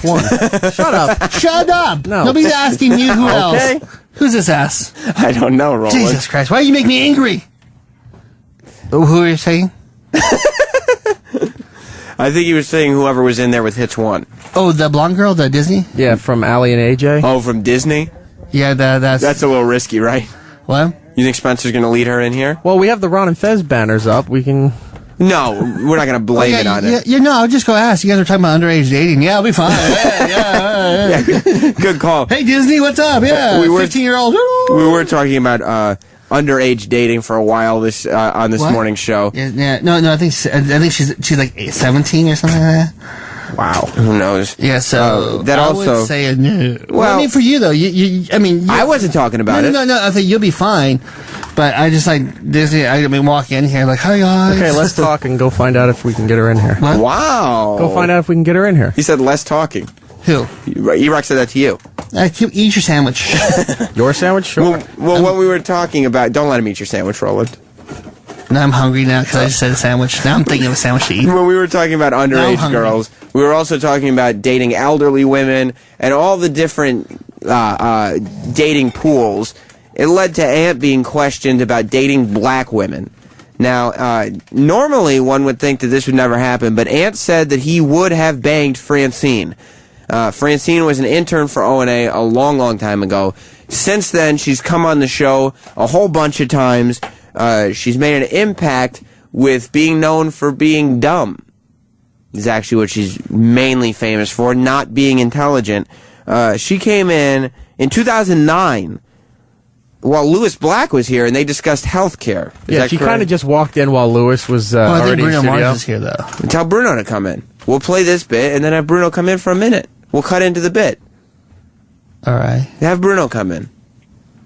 Go. Can you get that done? What? Go get him. Don't yell. Here it is. We're introducing you to Francine for those of you who don't know, and for those of you who do, remember with us. She hasn't been on the show in a while. Hopefully she'll be on soon. But this is Francine barging in while Lewis Black was in studio, and the two political minds come together to discuss health care right here on After Opie and Anthony Live. After O&A Live. I just got that is distracted. completely wrong. Watching Francine actually deep throat a banana was pretty good.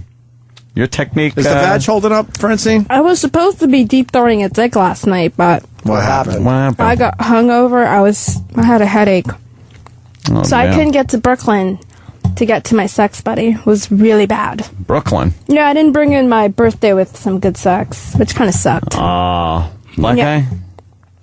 I haven't been able to find a white guy lately. What the fuck? They're all over the place. They like Asians now, so... What? Yeah. Is that what the deal is? It's been like that forever. What if a white guy is going out of just whiteness, it's Asian? Yeah. I see a lot more black couples around. Usually it's black guys, white girls, but Exactly. Yeah. No, she's right about White the Asian guys thing. love There is a lot of that Asian going on. chicks. I don't know Do this with your eyes. Well, there Let's are see. more in. Let's see if you can. There are more of them coming over. They are. Lewis, could you You pass look for a an little Asian if she Asian. did this? Yeah, but I'm not Asian enough. You look like very tan Asian. Really? Yeah. You look spectacular. Really, See? I don't, Thank you. really, Lewis. seriously, you could be a fruitsicle. I don't give a shit. I'm serious. How do people pick by race now? Yeah. Well, you are you Hutu? I'm Tutsi. You're a Tutsi. She's a Tootsie. She's Are a you really? Tutsi. Yeah. You can tell. Look at her. Yeah. It's the longer, thinner arms and fingers and stuff.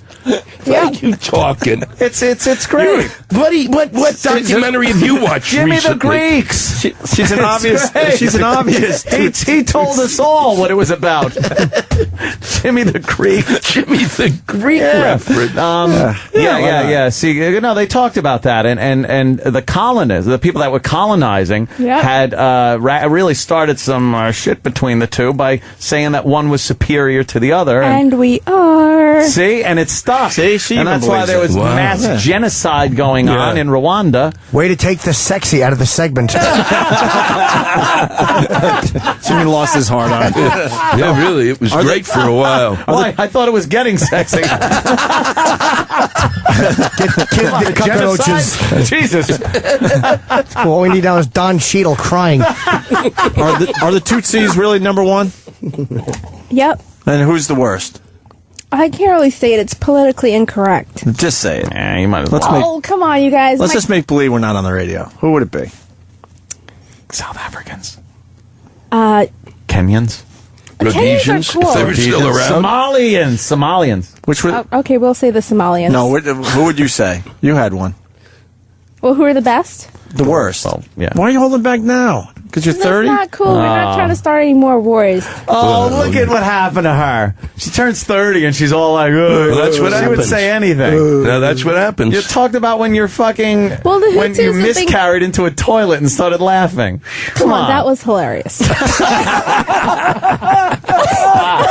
It is one of the greatest moments ever on the show, to be honest with you. Jesus We might have to One of the replay greatest that. moments of my I life. don't doubt it. It was Can we minus replay that? $200 if I had to fucking get an abortion. Yeah. And I didn't have any money, and I was working at Burger King. That fucking shit coming out of me was a lifesaver. That's good. Wow. I walked out of there feeling so good. Like, yeah. So you're into Obama's health care plan?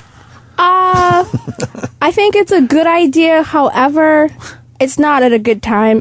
There's no money. And really and truly, I think we should just try to get jobs back and just let the people who have stuff just die for now.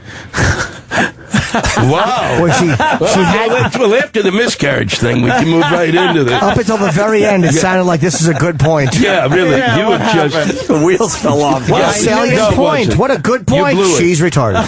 Yeah. No, You know how many but people there's die? no jobs. She blew an axle on that one. Dear, There are no jobs. Yeah, there are no jobs. 45,000 people a year die because there's not health care. Got it? More than who die in a war. Okay, get a grip. So it should be more people that die without health care, I guess. Wait, get a grip But on they get it. the jobs back first. Yeah, Make jobs so more. that they can, so that what? But if there are no jobs, people are not going to eat. Would And do we you go rather into eat or have Afghanistan? people Do we go die? into Afghanistan too? No, you should pull out, but then they're just going to continue going crazy over there. Yeah, well, I'll tell you, The the health... Iranians are going to take over if they leave Afghanistan. Or is it Iraq? Whatever. There we go. Same shit. I can't believe I'm arguing. I got my money on Francine so far. Yeah, Lois, you're not making any good points I yet. listen to NPR every day Okay. now. Yeah? That's perfect. Let her run it. She listens to NPR, Lois. Yeah. All fucking day, and then C-SPAN after. I go outside, that's all I see. NPR. Yeah. Oh my God, jeez. I'm really knowledgeable now Jeez, about are you? everything. Really? All right, like Yeah. what? Because Lewis is here. He's a knowledgeable man. Smart guy. I say we hold off on the health care. Why? You can't Well, just say we're that. already in the middle of it. Yeah, we're about to get it, but like... No, Okay, no, look, no, I'm going to explain health care. they're debating. It's fairly Yes. simple. Lois, I Well, would this love is to what hear we're you. going to do, okay? Okay. Because it's never going to get better because we're idiots. All right? That's the basic. No, we're the best. We are? Really? Yeah. What planet do you Better live than on? We're the best everybody at else in what? the whole world. What? Better than We're the the best at what? French We don't- and the Brits Really? and everybody. America's the best. She's right. Have you been to those other places? Yes, I have. I've been Oh, there. shit. And they Sorry. suck. Oh, look at what they're saying now. When you're talking about, we should just pull out of Afghanistan, they're saying they wish your dad had pulled out. Oh, see. Wow. see. Yeah. Wow, it That's, just gets ugly. I was an terrible. accident, and I was already told that, and I'm good with it. Oh, really? Yes. They Just had happened? to tell you that? Yeah. Why would they tell you that? Why not? It's the truth. Wow. But why would they tell you? By the way, Lewis, thank you. was a Kevin fan. from Connecticut, yes, I have to remind you that she is a college graduate, too. Yes. That is correct. Well, I didn't say, what did I say? So she knows her shit. Well, I I do don't know give a I said. shit. Is America the greatest place I on wanna earth, hear- Lewis? No. Number I want to one. hear Lewis's take on healthcare. It's fairly simple. All right. What we have right now in terms of health care in this country is a pile of shit. Okay? It stinks. All right? And what they're going to do, oh, yeah, it does. I had health care. It was really good. Well, congratulations. Atta You had girl. health care. You're sitting over a toilet having a miscarriage. Don't tell me you had health care. How good is your health care? You son of a bitch. Shitting out your baby. That's because Yeah. I didn't want my mom to know I was 17. Okay. Otherwise, I would have gotten my free abortion. Thank you. Yeah, not your free abortion. Whatever. Well, It's $250 at the free clinic. I was going to go to the clinic, though, whatever those clinics are called. Lewis says it's a pile of Parenthood. shit. I want to hear It is more a from pile of shit. I have three health insurance companies, and all they do, literally all they do, is argue over who's going to pay my bill. Okay, I had a colonoscopy because that's what you're supposed to have when you turn this age. Oh, you've got a lot to look forward to. I hope I don't have to get Oh, you're going to have to get one, and by then they're going to do it with a larger thing. I got a probe for you. Yeah, they're going to say the small one isn't big enough. That's what the next. But it took them a year to pay that off. Like I asked to do it.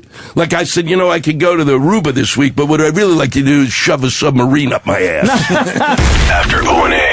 Live. That's what it is. And why is Rob Cross talking to my co-host again? Why? Rob Cross is distracting again. Thank God.